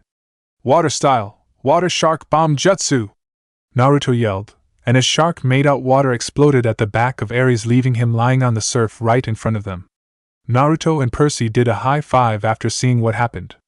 After that, Percy stabbed Aries straight through the Aries heel. The two then walked to their friends. "Arg!" Aries yelled as the sea was blasted way around him, sending the boys to the beach. The roar of Aries' power dwarfed the earthquake Hades did earlier.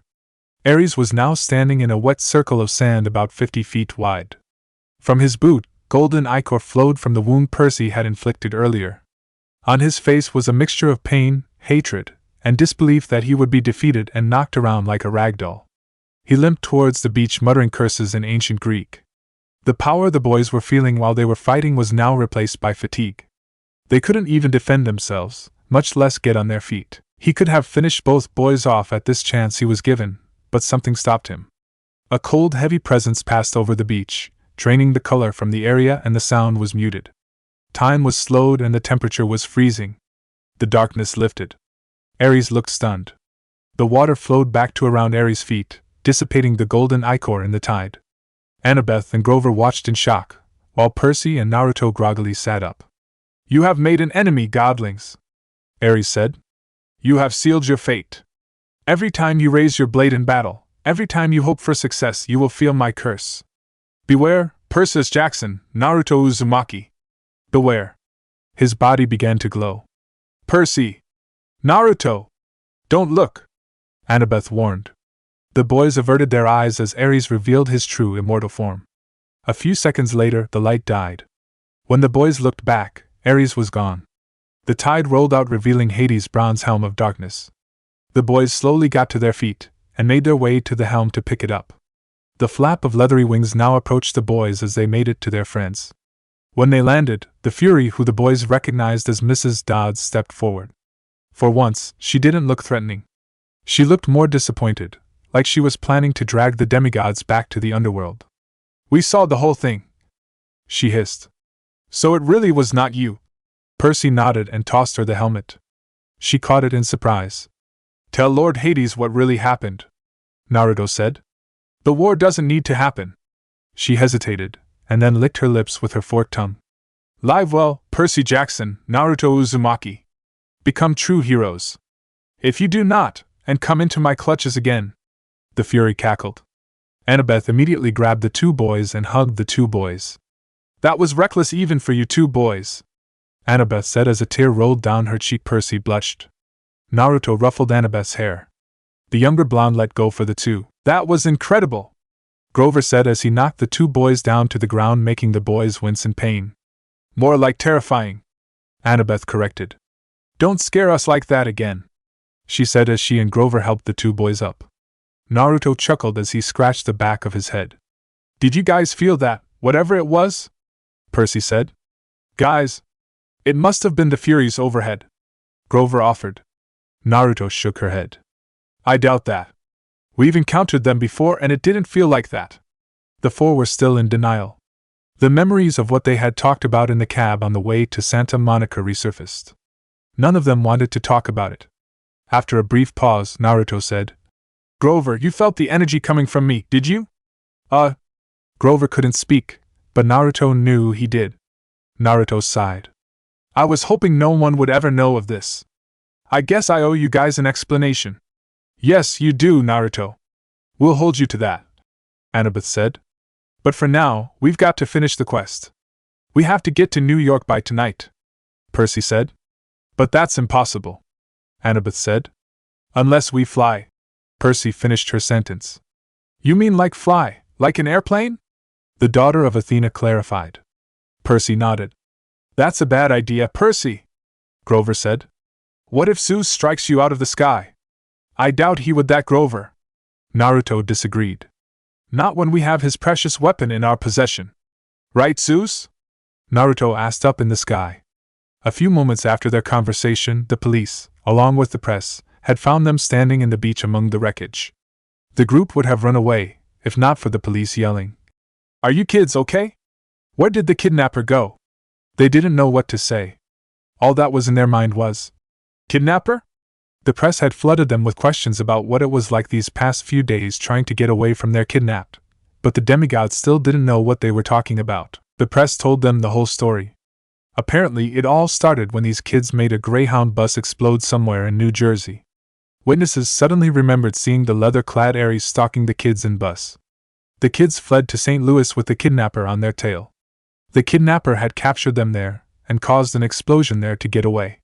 A concerned waitress in Denver had seen the kidnapper threaten the kids in a parking lot. Finally, here in Santa Monica, the older boys decided to fight back and protect their friends. All the demigods did was act exhausted and tearful in front of the camera.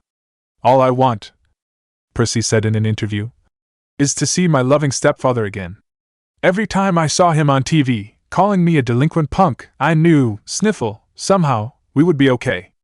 And I know he'll want to reward each and every person in this beautiful city with a free major appliance from his store for helping us. Here's the phone number."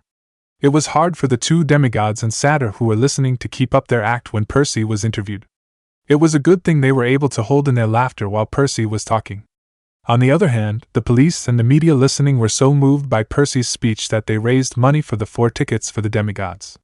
At the airport, Naruto and Percy followed Annabeth's lead. Neither of them had been in the air before. One of them was so excited to try flying, while the other one was so nervous, his shirt got wet from the sweat. You can make a guess on who was feeling which. Takeoff was a nightmare for Percy. Every bit of turbulence almost made him wet his pants. He was gripping his armrest for the whole trip. During the trip, he hoped and prayed that Zeus would cut him some slack just this once considering the circumstances.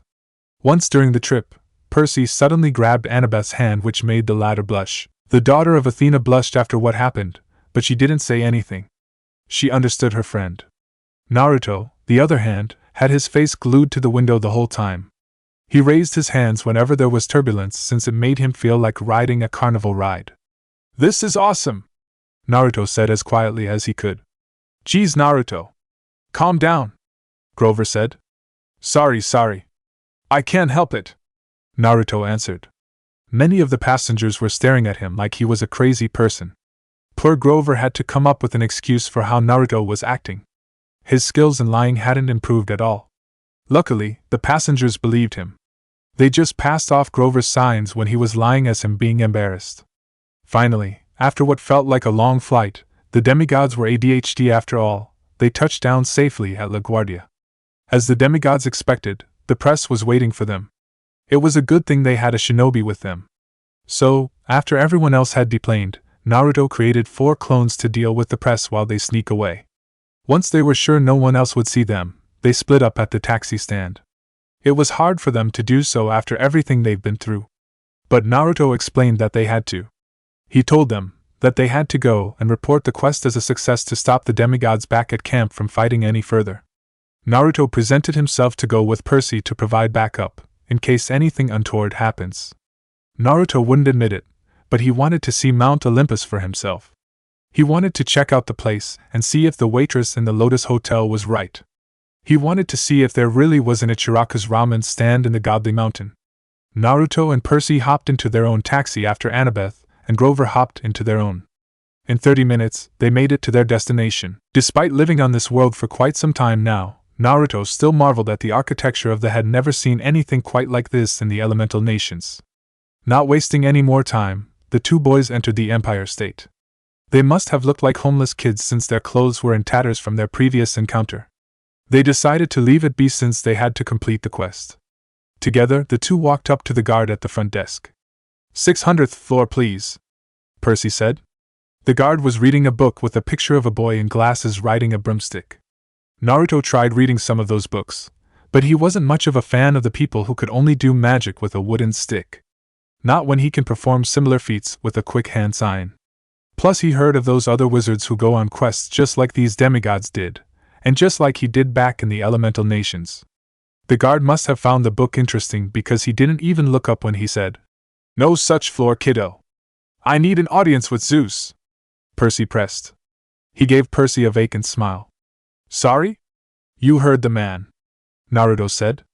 The boys almost decided that the guy was a regular mortal, but the guard said, "No appointment, no audience, kiddos. Lord Zeus doesn't see anyone unannounced." "Show him," the blonde shinobi said. Percy grinned and unzipped his bag. "Really? Not even with this?" The guard momentarily looked up from his book, and his eyes instantly went as wide as dinner plates, and the color drained from his face. "That isn't, it's the real deal," Naruto said. "You better get us up there before Zeus wreaks havoc on America." The guard scrambled out of his chair, and fumbled around his desk for a key card, then handed it to Percy. "Insert this in the security slot, and make sure no one is with you in the elevator," the guard instructed. "What if we brought someone else up there? Like a mortal?" Percy asked. "Oh kid, you don't want to know," the guard answered. "You should get going." With that, the demigods made their way to the elevator. Percy did as the guard instructed. The card disappeared in the slot, and a new button appeared on the console. It was a big red button with the number 600 written on it. Percy pressed it, and they were on their way. Music played in the elevator while they waited. "Raindrops keep falling on my head." Finally, the elevator made a ding sound signaling their arrival at God's Mountain. What they saw made the boys awestruck. From the top of the clouds, the decapitated peak of the mountain could be seen, with its summit covered in snow. On the mountainside, dozens of multilevel palaces stood perched to the mountain. It was a city of mansions, all of them with columned porticos, gilded terraces and bronze braziers carrying thousands of fires throughout the city. Roads wound crazily up the peak, where the largest palace gleamed against the snow. Perched on the side of the mountain was a garden filled with olive trees and rose bushes. In the distance, the demigods could make out an open-air market with colorful tents, a stone amphitheater on one side of the mountain and a hippodrome and a colosseum on the other side. It was what you would imagine an ancient Greek city would be, except it wasn't in ruins. Everything was alive and well, just like what Athens would have looked like long ago. And here I thought New York was the most outrageous thing I would see in my lifetime. Naruto managed to say admits it all. After getting over their shock, Naruto and Percy made their way through Olympus. The first thing they passed through was an olive tree. Residing in the tree was a group of wood nymphs. They threw olives at the demigods, which hit Percy a few times, but not Naruto. The blonde was able to snatch the olives from the air. He gave them cold stare, and when the nymphs realized who his godly parent is, they scurried away and hid in the trees. In the hawkers in the market they saw earlier, vendors hounded them to buy their goods of all different kinds. They were offered to buy ambrosia on a stick, a new shield, and also a replica of the Golden Fleece, as seen on Hephaestus TV. On one side of the market, Naruto got distracted by the Ichiraku ramen stand, which was the reason he wanted to accompany Percy to Mount Olympus. Percy to drag him and remind him of the quest they had to complete. In the park, the 9 muses were tuning their instruments for a concert. There was a small crowd of satyrs, naiads, and a bunch of good-looking teenagers who Naruto figured were minor gods and goddesses. Nobody seemed to be worried about an impending civil war. Several of the minor gods whispered among themselves when the two passed. After a little bit of walking, the 2 boys climbed the main road towards the big palace at the peak. "Hey Percy, doesn't that palace look familiar?" Naruto asked his friend. Percy took a look at the palace. "Now that you mention it, it's like our friend downstairs' palace, right?" "Yeah, it's just more colorful and glittery. It's just sad, you know. Hades isn't allowed up here, so he built his palace to look like this." "Yeah." Steps they climbed led up to a central courtyard. Beyond that there was the throne room. Scrap that, room wasn't even enough to describe this room. This room made the grand central station look like a broom closet. There were massive columns that rose to a domed ceiling which was gilded with moving constellations. An enormous fire crackled in the central hearth pit. 12 giant thrones were arranged in an inverted U pattern just like the cabins at Camp Half-Blood. Only 2 of the thrones were occupied, the head throne and the one on its immediate left. The gods waiting for them were in their giant form, just as Hades had been when the demigods met him. The one on the head throne was wearing a dark blue pinstripe suit. He sat on a simple throne made of solid platinum. He had a well-trimmed beard, marbled gray and black like a storm cloud. His face was proud and handsome and grim, his eyes rainy gray. This was Zeus, the lord of the gods. As they approached him, the demigods could smell ozone in the air, and their bodies were starting to tingle. The god next to him was dressed very differently. He wore leather sandals, khaki Bermuda shorts, and a Tommy Bahama shirt with coconuts and parrots all over it. His skin was deeply tanned, and his hands scarred like an old-time fisherman's. His hair was black, and his face had that same brooding look that could be seen on Percy's face sometimes. His eyes were sea-green just like Percy's. His throne was a deep-sea fisherman's chair. It was the simple swiveling kind, with a black leather seat and a built-in holster for a fishing pole. Instead of a pole, the holster held a bronze trident, flickering with green light around the tips. This was Poseidon, god of the seas. The gods weren't moving or speaking, but there was tension in the air, as if they'd just finished an argument. Percy walked to Poseidon first, while Naruto bowed to Zeus. "Father," Percy said to Poseidon. "Lord Zeus," Naruto greeted. Then, the boys switched places and greeted the other god that they didn't greet. "You should learn from your friend here, boy," Zeus said to Percy. "Should you not address the master of this house first?" The 2 boys kept their heads down. "Peace, brother," Poseidon finally said. "It is only right that the boy defers to his father." "You still claim him then?" Zeus said menacingly. "You claim this child whom you sired against our sacred oath?" "I have admitted my wrongdoing," Poseidon said. "Now let us hear him speak." Chapter 23, Homecoming. A cab rolled in the middle of nowhere. There were picket fences with signs of "Pick Your Own Strawberries" plastered on it. "Are you sure about this, kids?" the cab driver asked. The 2 of them nodded. "We get that a lot," a blonde-haired girl said. "So, you own this place?" The cab driver tried to make small talk. "Yeah, you could say that," a satyr said. Of course, the driver didn't know that. "Well, if you say so," The cab driver relented. The two kids in the back seat paid the driver and got off the cab. They walked through the fences and climbed up a hill, revealing a summer camp, with Greek architecture all around. The campers greeted them as they walked through. They walked up to a sky-blue farmhouse where two men were playing cards in its porch. "Ah, Annabeth and Grover," the man on a wheelchair greeted. "You're back." "Hey Chiron, hey Mr. D," the two answered. The other porky man, don't tell him I called him that. Who was Mr. D didn't even look up from his cards. "I assume the quest is a success?" The two nodded. "That's a relief," Chiron said. "But where are Naruto and Percy?" "Well, Mount Olympus. I have spared him once already," the king of the gods complained. "Daring to fly through my domain. Pa! I should have blasted him out of the sky for his impudence. And risk destroying your own master bolt and unleash it onto this world?" Poseidon asked calmly. Percy looked confused, not knowing what it was. "Not to mention the other innocent people in the plane with us," Naruto grumbled to himself, making sure the gods won't hear him. "Let us at least hear him and his friend here out, brother," the gods of the seas said to his brother. Zeus grumbled some more. "I shall listen," he decided. "Then I shall make up my mind whether or not to cast this boy down from Olympus." "Persis and Naruto was it?" addressed Lord Zeus. "Tell him your story." The two demigods recounted their whole ordeal, from the fury revealing itself in the museum to the battle with Aries. Percy took out the bolt from the bag Aries had given them way back in Denver. In the presence of its owner, the cylinder started sparking. There was a deafening silence after they recounted their story, with only the crackling of the hearth to fill in the silence. Zeus opened his palm. The lightning bolt flew into it. As he closed his fist, the metallic points flared with electricity, until he was holding a 20-foot-long javelin hissing with energy. "I sense that the boy is telling the truth," Zeus muttered. "But that Aries would do such a thing, it is most unlike him. He is proud and impulsive," Poseidon said. "It runs in the family." Zeus flashed him an irritated look. Percy and Naruto looked at each other. The latter signaled him to say it. "Lord?" Percy asked. "Yes?" both gods said. "Aries didn't act alone," Percy said. Something came up with the idea," Naruto continued. Percy described his dreams. Honestly, this was the first time he was hearing of this too, since he was asleep when Percy told his dreams to Annabeth and Grover. Naruto even told them the momentarily breath of evil that seemed to stop the world and made Aries back off from the fight.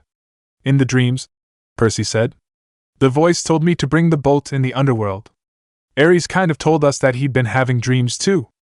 I think it was using Aries to start a war." "So, you are accusing Hades after all?" Zeus asked. Percy didn't know what to say. "No, sir," Naruto explained. "Lord Zeus, we have been in the presence of Lord Hades. The feeling on the beach and the presence trying to pull us to the pit in the underworld felt extremely different. We suspect something is stirring down there, something older than the gods. Plus, Percy mentioned someone called the Crooked One from his dreams." Zeus and Poseidon looked at each other. They had a quick and intense discussion in ancient Greek. The two demigods in front of them didn't understand most of the words, but they caught one that they did understand. "Father. Could it be?" Naruto thought. That word alone confirmed his and Annabeth's suspicions. Poseidon tried to give some kind of suggestion, but Zeus raised his hand, cutting him off. "We shall speak of this no more," Zeus said. "I must go personally to purify this thunderbolt in the waters of Lemnos to remove the human taint." He rose. "Godlings, you have done me a service. Few heroes could have accomplished as much." "We had help, sir," Percy said. "Annabeth Chase and Grover Underwood, to show my thanks, I shall spare your life." "I do not trust you," pursues Jackson. "I do not like what your arrival means to Olympus, but for the sake of peace in the family, I shall let you live." Thank you, sir," Percy answered. Then the god of lightning turned to Naruto. "As for you, I shall let you continue staying in this world. I sense you have the wind affinity and the potential to learn the lightning affinity in the future. I must admit, I hate to have a demigod of your standards in this world, but for the sake of my daughter, you are free to stay, provided you use your talents for the good of Olympus. But if you fail to reel in your powers and misuse them against Olympus, I shall send you back to your world." "Yes, sir," Naruto said. "And do not presume to fly again, Percy Jackson." Do not let me find you two here when I return, he warned. Otherwise, you shall taste this bolt, and it shall be your last sensation. Percy gulped. Thunder shook the palace. With a blinding flash of lightning, Zeus was gone. I see where Lord Dionysus gets his flair for dramatic exits, Naruto commented. Yes, well, he is Zeus' son after all, Poseidon said. Naruto could sense that Poseidon wanted to speak with Percy in private, so he said, Percy, certainly now I can go hit that ramen stand. I'm just dying to check it out.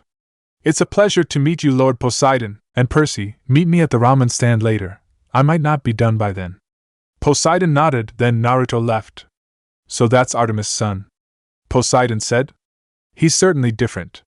Yeah, you can say that again. Different teenagers approached Naruto as he wandered the streets of Olympus searching for the ramen stall he saw earlier. They must have been minor gods and goddesses. After a while of walking and greeting, Naruto had made it to the Olympian branch of Ichiraku ramen. One big bowl of miso ramen with every topping you have, Naruto ordered. Do you have drachma to pay for it? The attendant asked. Of course. The blonde patted his pockets and the smile on his face disappeared. Oh yeah. I gave my pouch of drachma to Chiron. Damn it. Naruto grumbled aloud. I'll take care of it, a child's voice said. Naruto turned his head to see who said that. It was a 9-year-old girl with mousy brown hair and fiery red eyes which reminded him of Aries, except it was warm and comforting. She was dressed simply, but her beauty was evident. This is Hestia, goddess of the hearth. A Lady Hestia? Naruto asked. And make that too, please. Hestia told the attendant. Yes, ma'am. Coming right up, the attendant said. The goddess then turned to Naruto and greeted him. Hello, Naruto. To what do I owe this meeting? The blonde asked. Oh, I just came to see my niece's son, she answered.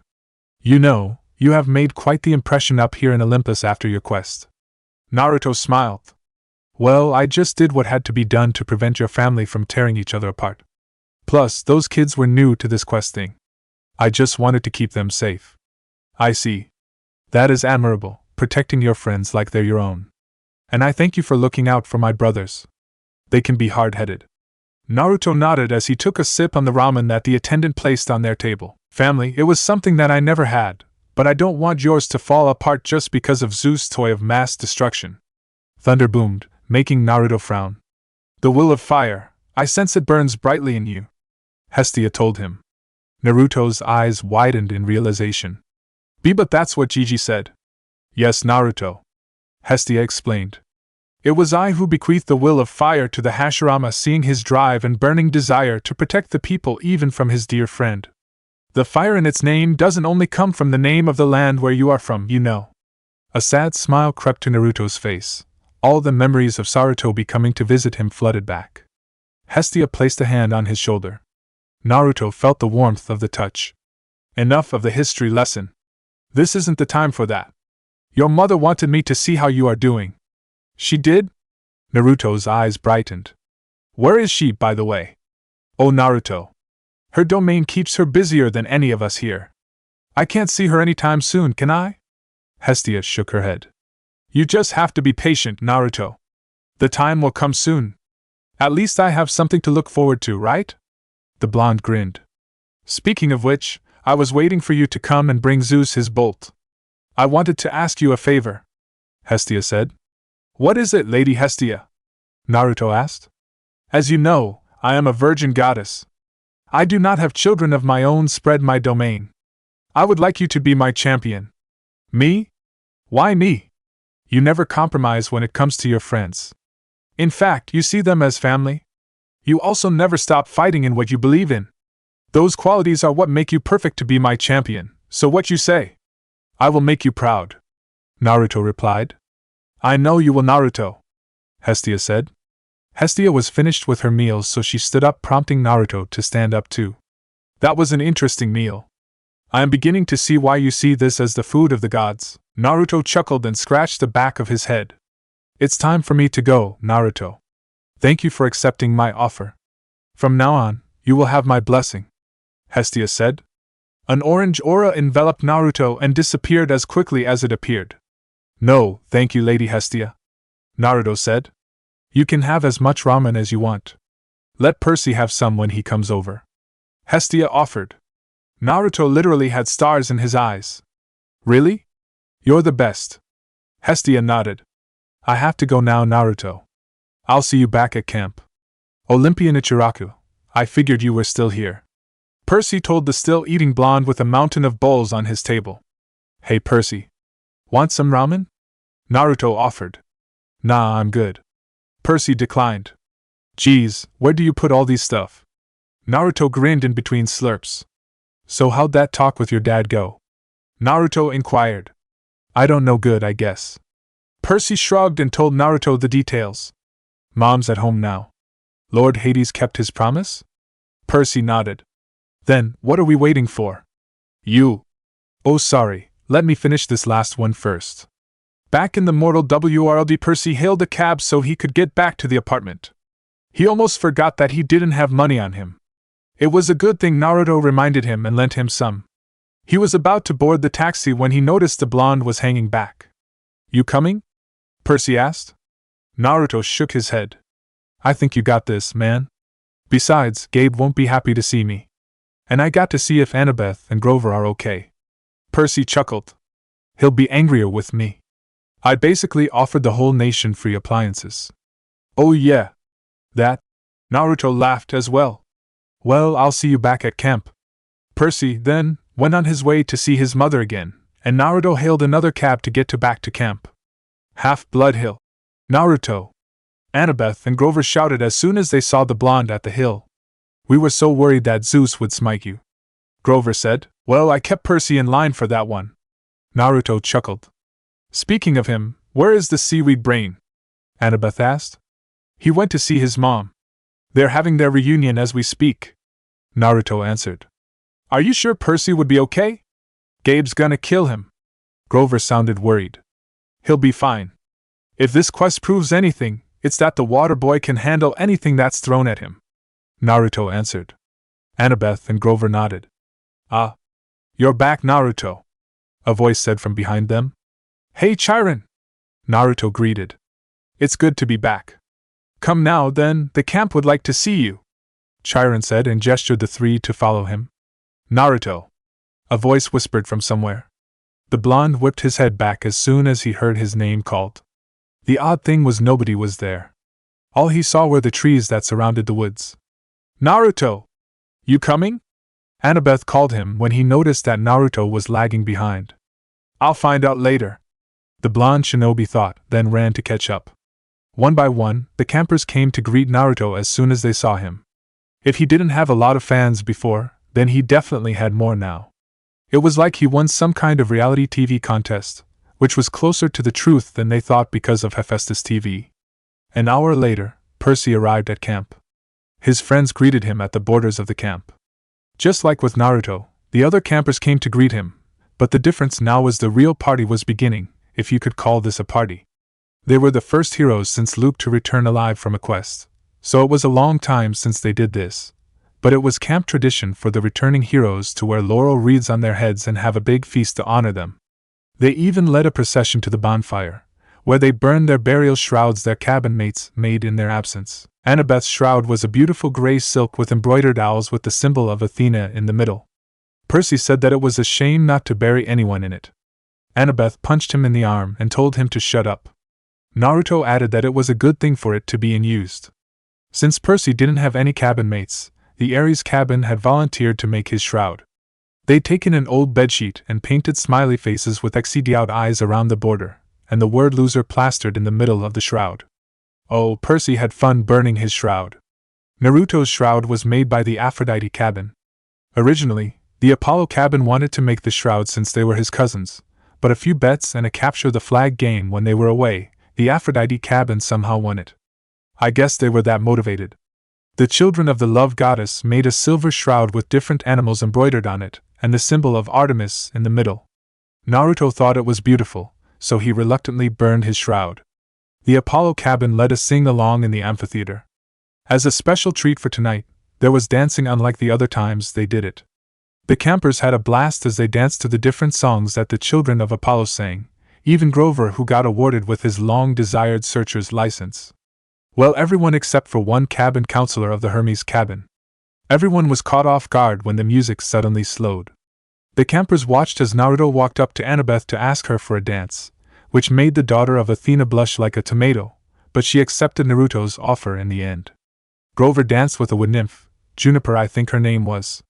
Katie from the Demeter cabin was offered a dance by Travis. And Percy ended up dancing with Clarice.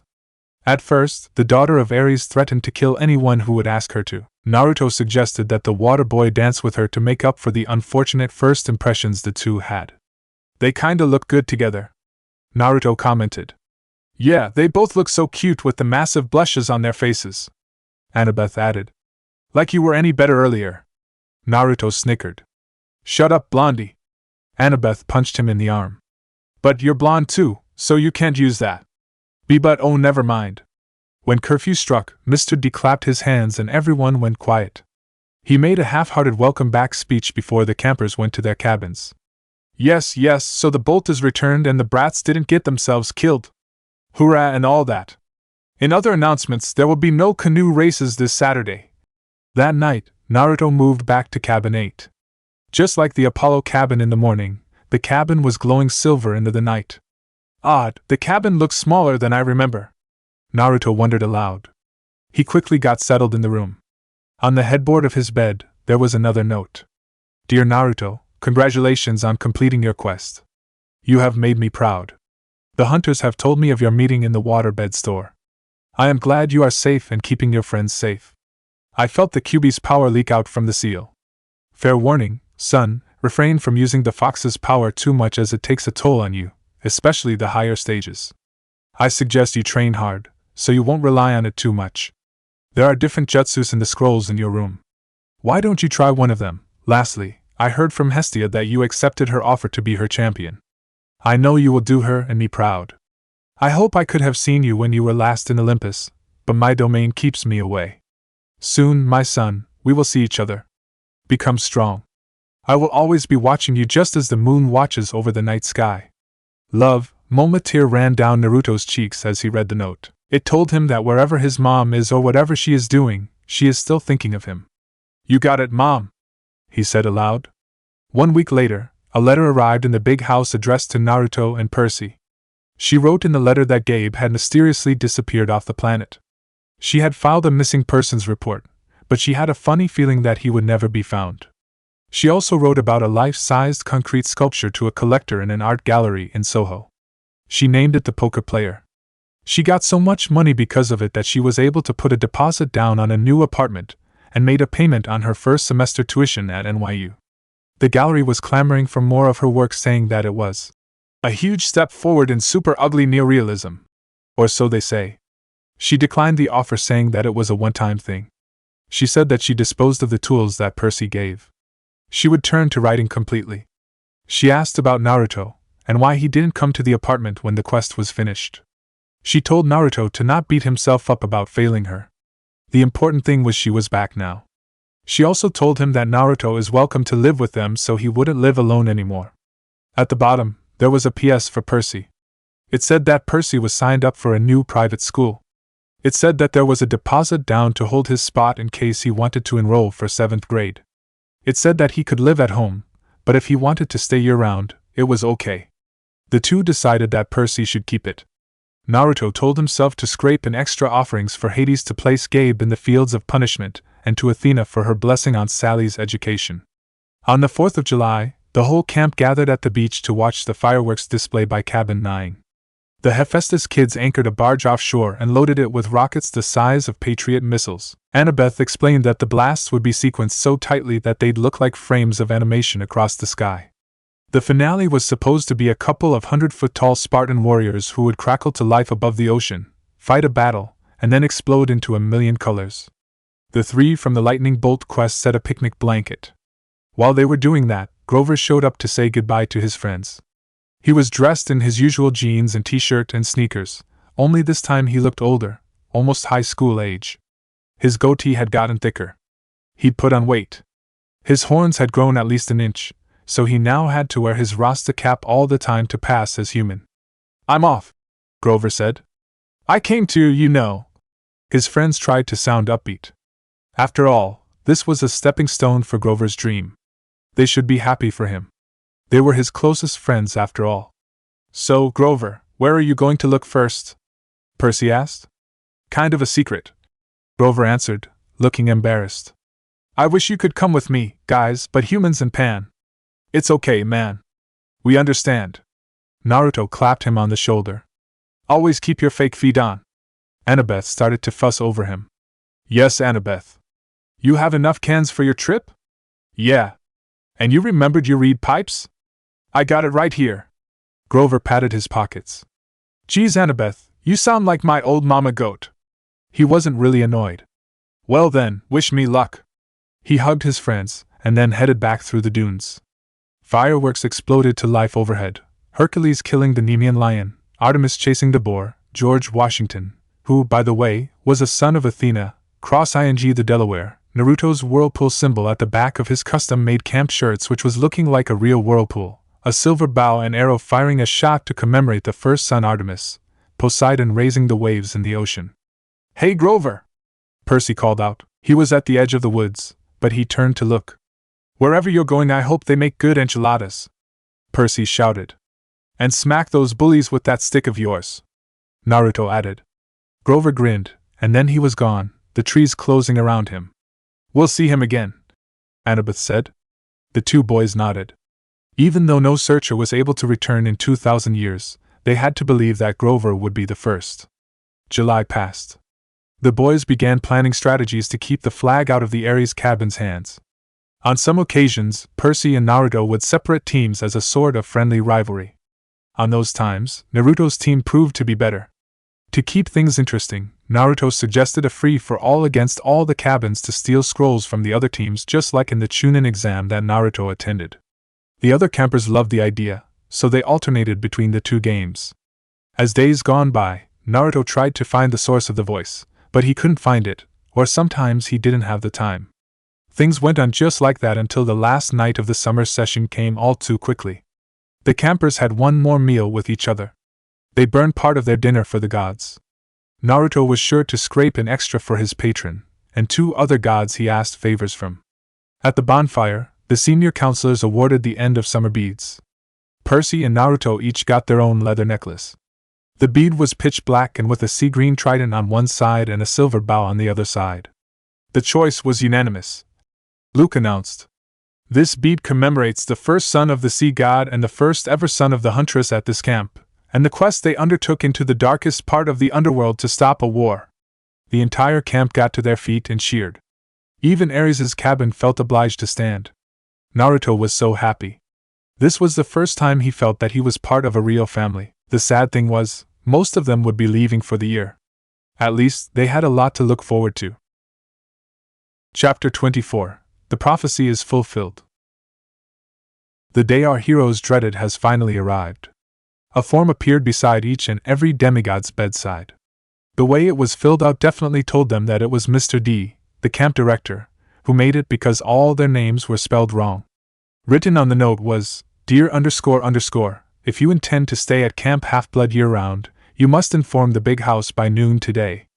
If you do not announce your intentions, we will assume you have vacated your cabin or died a horrible death. Cleaning harpies will begin work at sundown. They will be authorized to eat any unregistered campers. All personal articles left behind will be incinerated in the lava pit. Have a nice day, Mr. D. Dionysus, Camp Director, Olympian Council #12 son of Artemis didn't know if he should stay year-round or leave the camp and finish school. But since it was the last day of camp and there are no more activities, he had a chance to look for the voice that called out to his name all those months ago. Naruto trekked through Half-Blood Hill, looking for any sign of where the voice might be. Just then, the voice came again. PST! The voice giggled. Naruto whipped his head to where he thought he heard the voice. Hey, over here! There it was again. This time the blonde was sure where it was coming from. It was coming from the big pine tree at the border of camp. Cool, you noticed. Come here. It called out to him. Naruto went straight to the origin of the voice. He wasn't sure what to do, but he placed a hand on the tree to examine it. That was the moment that he was sucked into the tree. He was disoriented for a minute. He shook himself off his stupor to get his bearings. A voice spoke. This time it wasn't a whisper. It was like he was face to face with owner of the voice. Finally, I get to meet you in person, the voice of a girl said. Naruto looked up to see the girl he had dreamt of way back in the truck. Taliya? Naruto asked. The girl nodded. Good, you remember me. I was thinking you would forget about me. I never forget a face. Naruto replied. So, we really did meet in that dream. Yes, we did, Taliya said. I was surprised you were able to enter my limbo. Beats me. Naruto shrugged. Probably because I'm the son of the goddess of the wilderness. Maybe. Damn, I'll never get used to that. You know, virgin goddess and all. They both laughed. Wait. Naruto said, suddenly realizing something. Grover said you died at Half-Blood Hill. Taliya shook her head. My dad turned what remained of my life force into a tree, so here I am stuck to reliving my life over and over. So that's when Naruto started. Yeah. Taliya said, so, I heard you prevented a civil war. How did you know? The blonde asked. I hear everything that's happening around here. I'm basically protecting camp now, so yeah. The daughter of Zeus explained. Oh, I guess I should thank you then. Naruto bowed in gratitude. We're able to live here in peace thanks to you. Don't mention it. Taliya shook it off. I just wanted these kids to be safe. They both smiled. Thanks for watching over Annabeth and Grover in the quest, Taliya said. No problem. It was their first time they were going out on quest, so I didn't want them to fail, or worse. Naruto didn't need to finish that sentence. It brought him back to his first time out of the village when he froze when two Chunin attacked. Taliya's expression hardened. I sensed that there might be some danger coming from you. It's been bugging me ever since we met. Oh yeah. About that. Naruto didn't know how to explain it, but he told Taliya all the same. A few minutes later the two went on talking about their own lives. Taliya felt sorry for Naruto. It wasn't his fault that some kind of demon fox was sealed inside of him. Sorry about that. I didn't know, it's fine. Naruto cut her off. Do Annabeth and Grover know? Naruto shook his head. It's not for me to say, but you should tell if you really trust them. I dunno. I told you how the villagers treated me. This time it will be different. Taliya put a hand on Naruto's shoulder. We're demigods, we know what it's like to be ignored and seen as a pest. Why, you're right. I'll gather up the courage to tell them. Good. I promise they'll be more accepting. After she said that, a look of horror appeared on Taliya's face. What's wrong? Naruto asked. How did I not feel that coming? Taliya said. One of the campers is... Naruto widened his eyes. He didn't want anything bad happen to his newfound family. I should get going. I might be able to save them. Be careful. Taliya snapped her fingers and Naruto found himself out in the forest again. Oh no! Percy! Naruto said aloud, sensing Percy in danger. The blonde shinobi jumped from tree to tree to get to his friend's aid as fast as he could. When he got to Percy's location, he was surprised to see Luke watching Percy succumb to some kind of bug bite in his hand.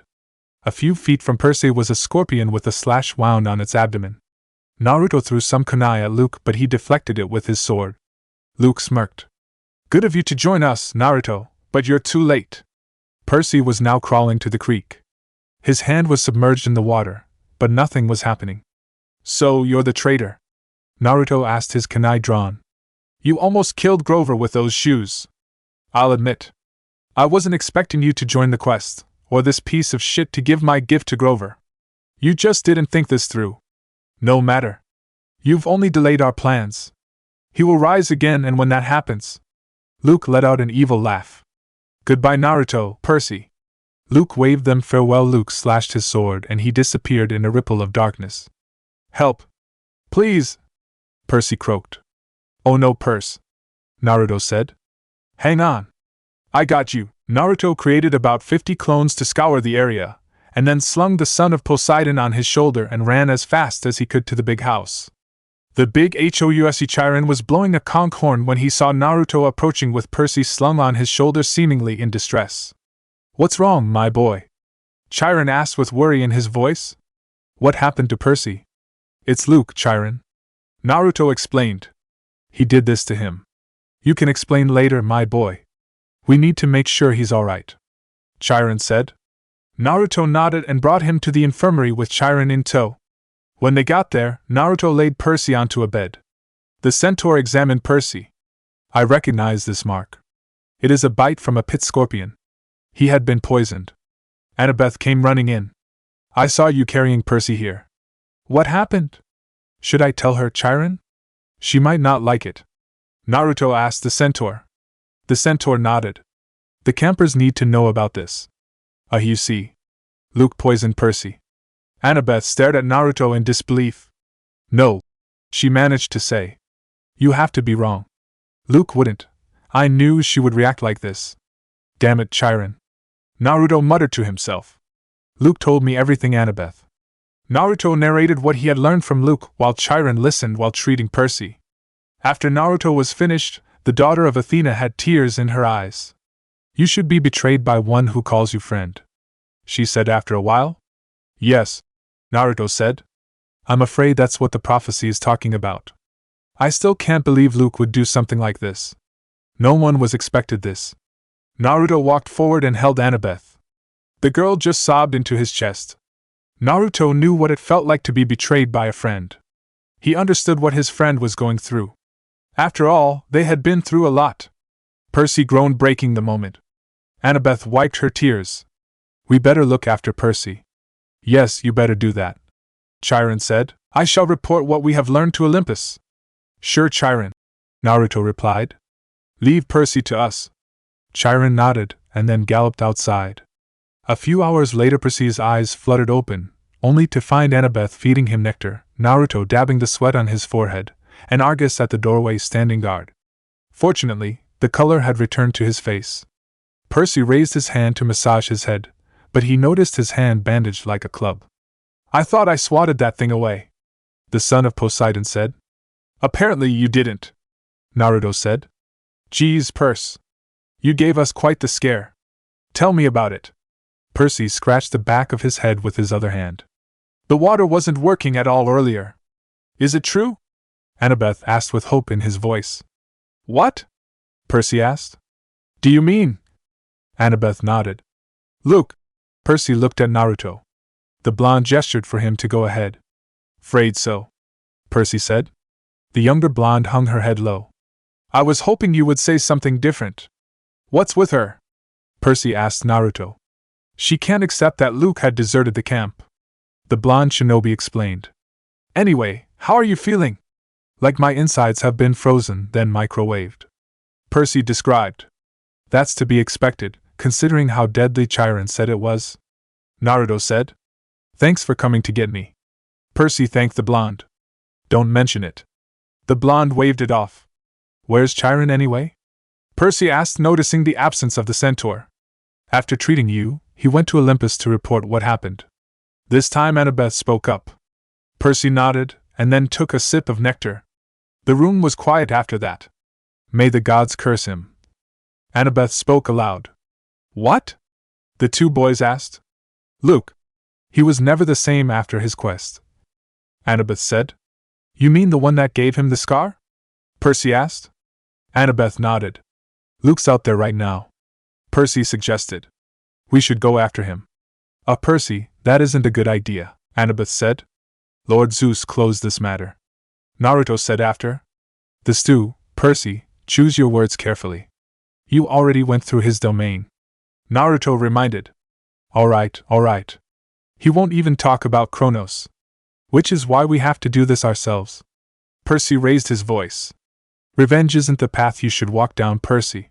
I have lost a friend to vengeance once already. I won't lose you too. Naruto explained. Besides, you're in no condition to engage Luke. You can't even hold a sword now. Annabeth added. He could hit Luke with his hand. After all, it looks like a club. Naruto joked, making Percy blush. Annabeth punched Naruto in the arm. Not now, Naruto. Oh. The blonde complained.